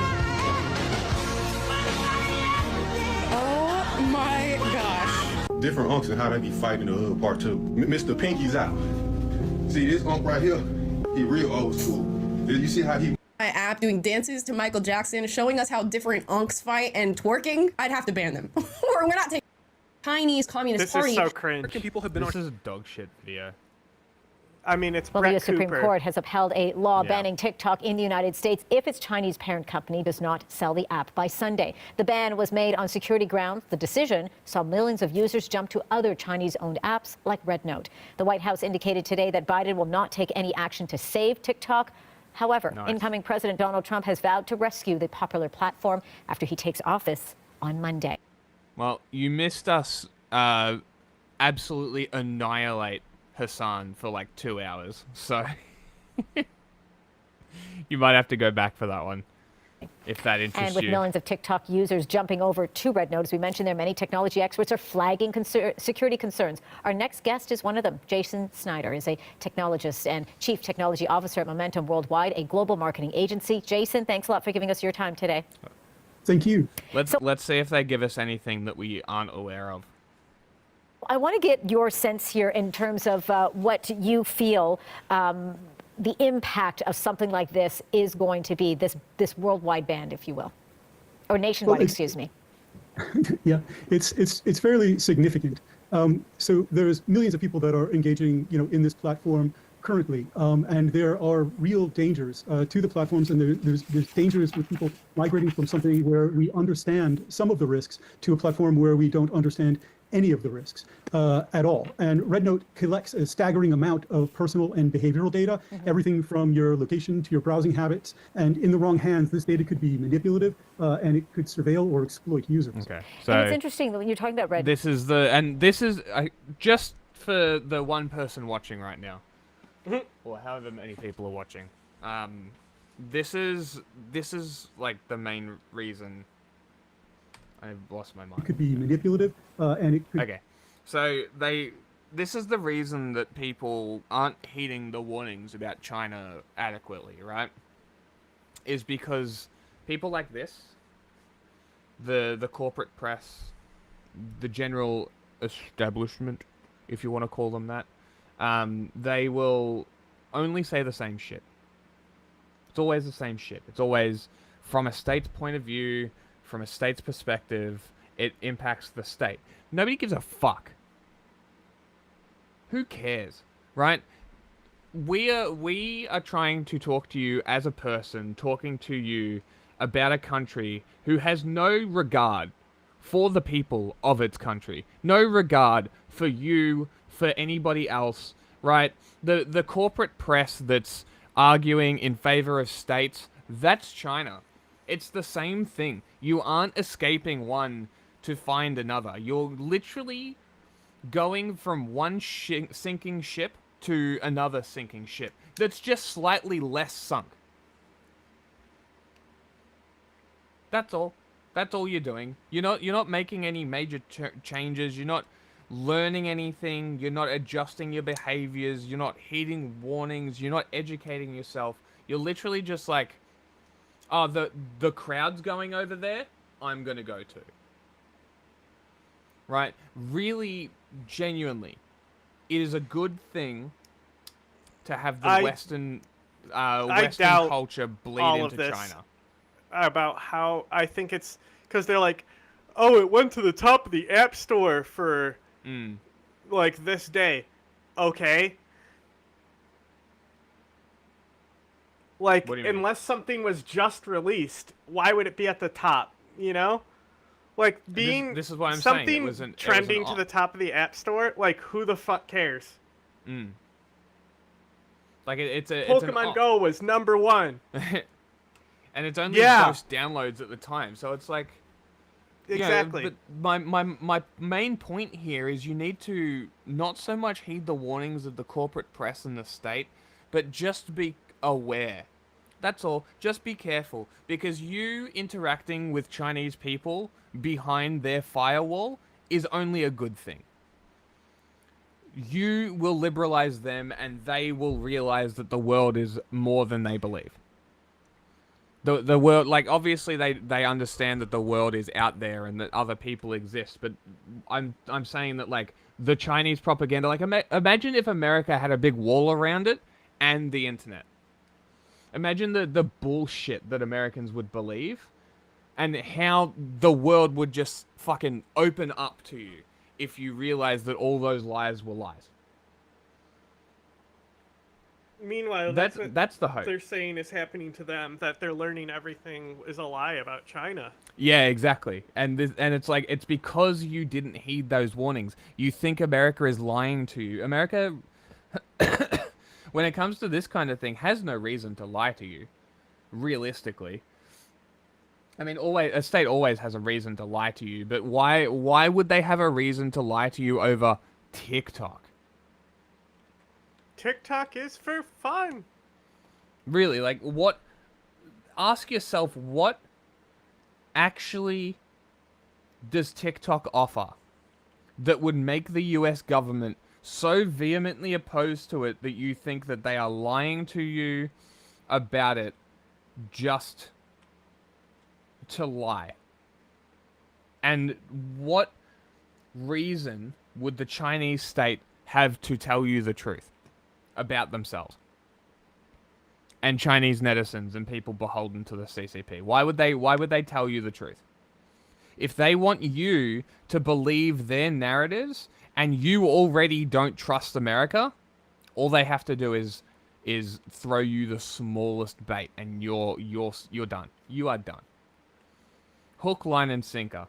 And you're going to start denying genocides and chemical attacks, and China's going to invade Taiwan, and you're going to justify it. You're going to justify an invasion. And then you're going to be called a piece of shit, and you're going to wonder, why am I being called a piece of shit? Because I'm a piece. It all tracks back to now. Huh? Being called a piece of shit because I'm a piece of shit. Hey, if you don't be a piece of shit, Stan says you're a cunt. Right? It's just like, all it takes is a little bit of critical thinking, a little bit of Googling, a little bit of research. You know, you could spend 6 minutes watching 1,000 videos on TikTok, or you could spend 10 minutes reading an article and actually educating yourself on the subject. TikTok is for fun. You make the choice. Surveil or exploit users. And it's interesting that when you're talking about RedNote, because with the concern around TikTok and TikTok users and getting access to that information, we're seeing them sort of jump over to another app, this one being quite a popular one. But there's the assumption that it's pretty much the same. Talk to me more about the alarm bells, at least, that you're seeing when it comes to something like RedNote, especially when it comes to if you don't understand the, quote, fine print, or let alone be able to read it upon translation. This could be very dangerous. Absolutely. The real danger of RedNote isn't just in its data collection, it's in its ability to control narratives. So the power to decide what users see and what they don't see is actually the power. God, it's literally, it's so shallow. Their criticisms are so shallow. It's literally, watch out, your phone's going to get you. Technology is scary. China's going to mind control your kids. Be afraid. Welcome to the Dreyway. I am glad you're here. We got stuff to talk about. Man, there is a lot going on. Don't forget to hit the subscribe button. I'm glad you're here. There's a new show each and every day. It's like the 1950s. Remember they used to break records and be like, rock and roll has got to go. It's corrupting our youth. Well, we can't have this. It's horrible. It's sending the wrong message. Bam, and they were breaking records. That is exactly what this is like. This is exactly how I feel this is going. This is the same thing. And it just makes the Supreme Court look so old. I mean, do you guys know how old and out of touch you look? And do you know how banning an app isn't going to do anything? Nothing. Because the hottest thing going on right now, at this is because this is the narrative that exists, and China said, why would we sell? This is better for us. Exactly. And we'll probably get what we want anyway, because America is a democracy and the government has to do what the people say. Yep. They're literally playing Americans. Americans are that dumb. This is why I keep saying on the 5th gen account, Americans are literally this dumb. As I said, and I've been saying since the election, my opinion of Americans continues to drop. I didn't think it was possible, but it's happening. Is RedNote. RedNote is the hot thing, and it's going to get even hotter. And you want to know why? And what is RedNote, you're saying? No. It's like TikTok / Instagram in China. Yeah, in droves, by the thousands, by the hundreds of thousands. People are going to RedNote, the app, right now, and filling out the information and getting on the app. And the app is trying to accommodate all of these Americans coming onto a Chinese app. And they're trying to make it easier for, bless them, you know? And what's happening immediately, because I have some friends that have actually been on it for a couple of days, and they showed me their messages. They couldn't be more welcoming. They couldn't be more kind. They couldn't be more inquisitive. More, hey, can you help me with my English language? I'm trying to learn English. What does this mean? What does that mean? I mean,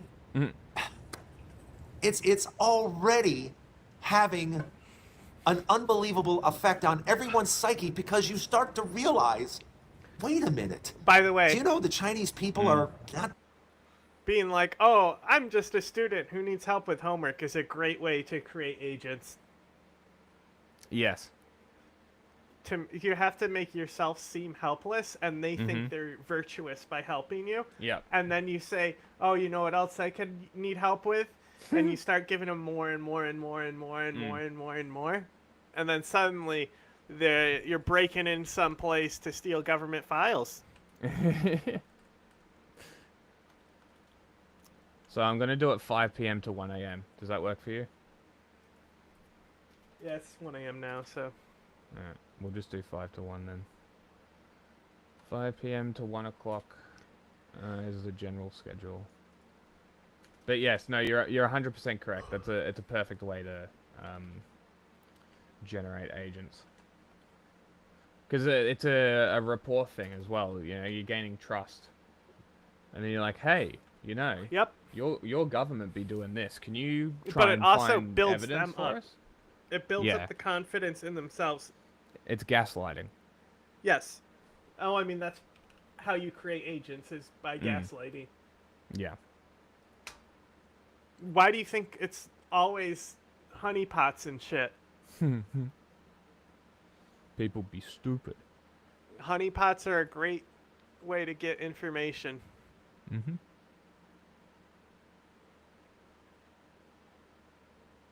Plus, it's fun to create people. Yeah. I can change the schedule to actually display. You can be anyone you want to be. I can change the scheduling to show that we do Mass Effect on the Mondays. Not for So long. that's neat. Okay. That should be all changed. that different than us? That they're just trying to have fun and have a good time and make it in this world? And it's actually making the world smaller. That is what these apps do. They make the world smaller. They make communication easier for us. Because none of us want to believe the government anymore. None of us want to believe that, oh, this is bad and that is bad. The people aren't bad. You know what's usually the case? It's the government that is bad. And yet here you are repeating their narratives because you're too stupid to look further. The government that wants to hold on to money and power. But the people, what we're discovering is, doesn't matter what country you're talking about, the people are a lot like us. They oh just my want God, the same this things is what that I'm we talking do. They about. want to live You're and literally love. just fucking in. There's like, it's so sad how insular Americans are. No shit. Remember, dude, remember how often I fucking will say shit like this? Where I talk about like autonomous societies, and what we need to understand is that these are still human beings. The Nazis were also people. Yeah. They were not that different than the conservatives of today. That's why we can make comparisons between the Nazis and them. And the tankies and them. Wow, crazy. People are people. I love this shit. It's blowing my mind, man. Can you believe it? That we're a lot alike. We both like anime. They also watch One Piece in Yemen.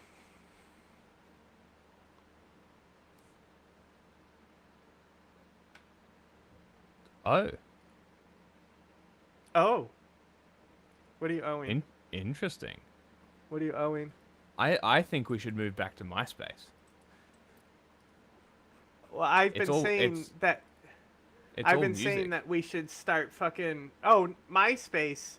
Sure, we can do that too. But Facebook, I definitely want to start making sure we're putting videos on. Oh, look. Profile type. You can pick profile type. Dude, we should try and get back on... We should push fucking MySpace again. Well, that's... And get through this life the best way... with the multi-streams, you know? Yeah. So that's, like... I absolutely want to be on Facebook. I want to broadcast on Facebook for sure. They can. And that is what scares governments. That is what's scaring the United States of America. Or otherwise, what are we banning this communication for? This ability that we have on TikTok to talk to each other instantly. Why would we be banning... Give me a second. Are you...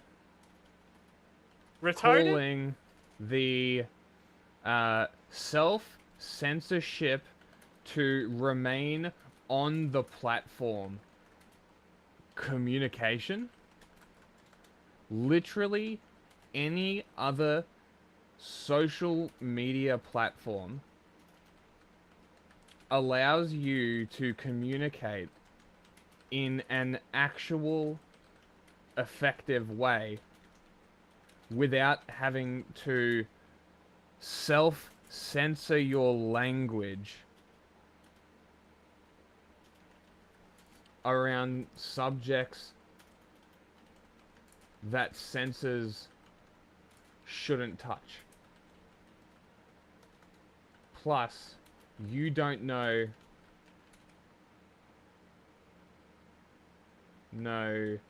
what scares governments. TikTok is on the same TikTok is level for fun as Grindr. Google why Grindr was sold to Tinder. I think. Let's see if that was the right Match company Group. that sold it to. Yeah, Match Group. Which is Tinder, right? Yes, they own all the dating apps. If you're banned from one, you're banned from all of them. Isn't that great? So don't open it in Syria.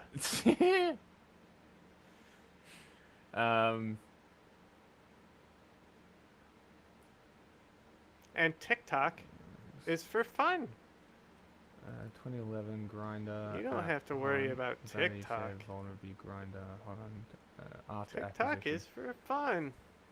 Okay, so Grindr announced that it had sold 60% stake to a Chinese video game development firm. It was then forced into sale, divestiture, and public listing. March 2020, the company it sold it to announced it would sell its 98.59% stake in Grindr to US-based San Vicente Acquisition LLC. And then I believe it went up to... wait, maybe it's not owned by Grindr. TikTok is for fun.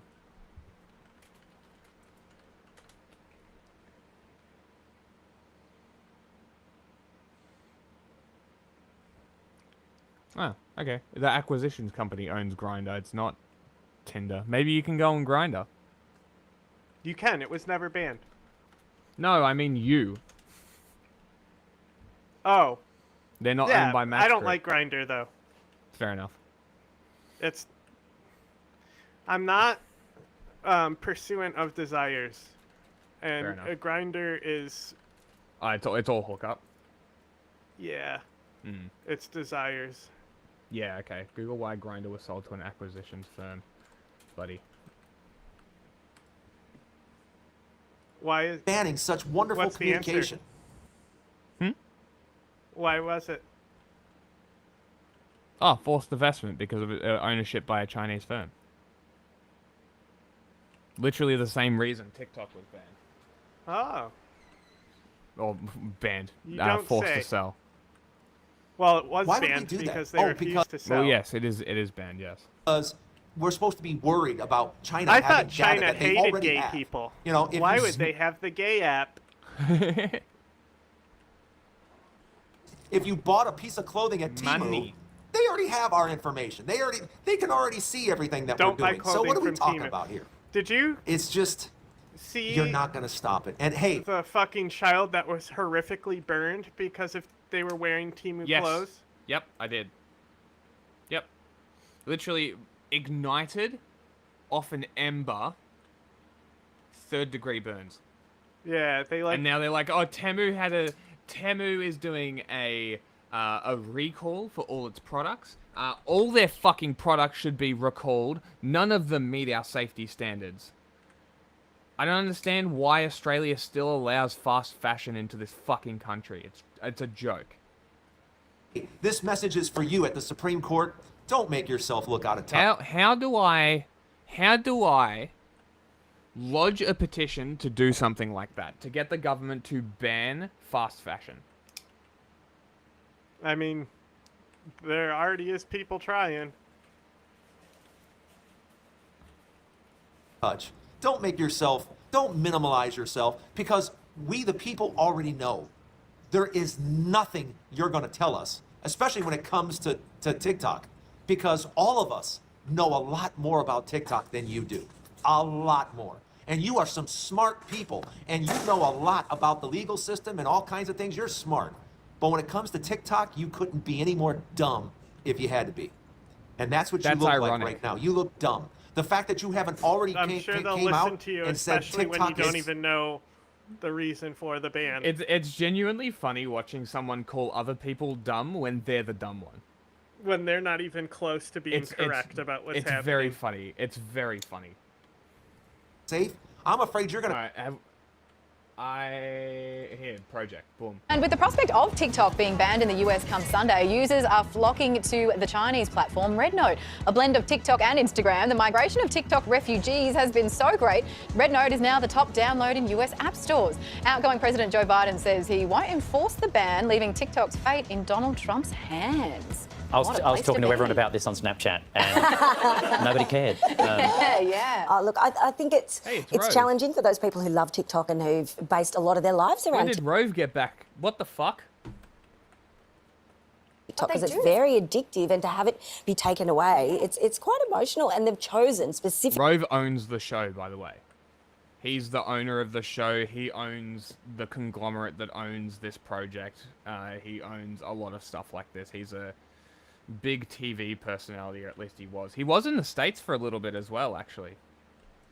Tried his show in America. Specifically a Chinese app, because essentially Trump is trying to ban a Chinese app. So what they've done is gone, oh, well, we'll just go to another one over here. And it's a little bit of a... Sorry, I'm no more things with my hands on this show. But this... If Biden isn't going to ban it, how is it banned? No, he's not acting. What do you mean? Yeah, so how is it banned if Biden said he wasn't going to act on it? I don't think that was what was... US app stores. Outgoing President Joe Biden says he won't enforce the ban, leaving TikTok's fate in Donald Trump. It's just he's leaving it up to Trump, that's all. Yeah, but it's banned. I'm unsure what... The court upheld it, yes. So, why It's does not it banned. matter if he enforces it? It's not banned because TikTok did it themselves. TikTok could literally go and remain open if they wanted to. Oh, why But don't they? choose because the victim card is better. What that means for... There's so many Americans that are going to lose their mind, especially those users who have this as not only a love and a habit, but it's their main source of income. It's a financial But also for for thousands of Australians who people. most of the content they're watching is coming from the US. If Yes. that doesn't exist anymore, what happens to us, even though we are allowed to have TikTok here for now? I betcha I don't understand. what will happen is all the Americans who go and start posting on Instagram Reels, those Reels will then be reposted to TikTok the way that TikToks are reposted to Instagram Reels. Who the fuck is exclusive to TikTok? If you're making money on TikTok and you're also not on Instagram Reels, are you actually making money on TikTok? Dude, And YouTube Shorts as well. Like, you can't forget YouTube Shorts. But Like, it's also, literally all the same format.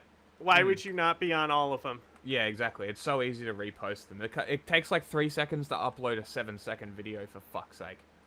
What happens to us, even though we are allowed to have TikTok here for now? Like, What would happen? this is the other thing. Why do people think that because TikTok's banned now, content is just going to evaporate overnight? Like, YouTube hasn't existed for 15 years. Also, when Vine disappeared, that's what Exactly, gave us same. the Paul brothers. Yeah, musically. They were Vine refugees. Mm-hmm. Vine closed, came to YouTube. Then, what did I say? Fucking, before TikTok, it was something else. Vine. Musically. Oh, the app that TikTok became. Yeah, Musically was TikTok before Tencent bought it. And I remember Musically when it was first around. Initially, I was like, this is shit. This is dog shit. And then remember, it became the biggest thing. Did you know about this? That when Twitch first started, they literally mandated that you played video games? Yes, I did know that. And you would literally get banned if you were, like, clearly Just not talking? playing the game. Yeah, and I mean, it's kind of ridiculous because, like, look how big Twitch is now. Imagine if they just fostered it from the beginning, how much bigger they'd be. You know what? Twitch might even have overcome YouTube as the most used video platform. But we'll never know. Anyway, that's the show. Raid? Do we have enough? You tell me. I don't know. 4? Sure. No raid. Just go. It's raiding. late. Whatever. Raiding. Raiding who? We'll see. I'm gonna press same category. Let's see here. Go to this Cosmic Protocol band. I don't know. Okay. That guy. Sure. Why not? Wait, more specifically, why does the government want a forced ban of... Well, I think I explained it. I just read that. Oh. Because they said so? Um... It's already gone. I already rated. Yeah, whatever.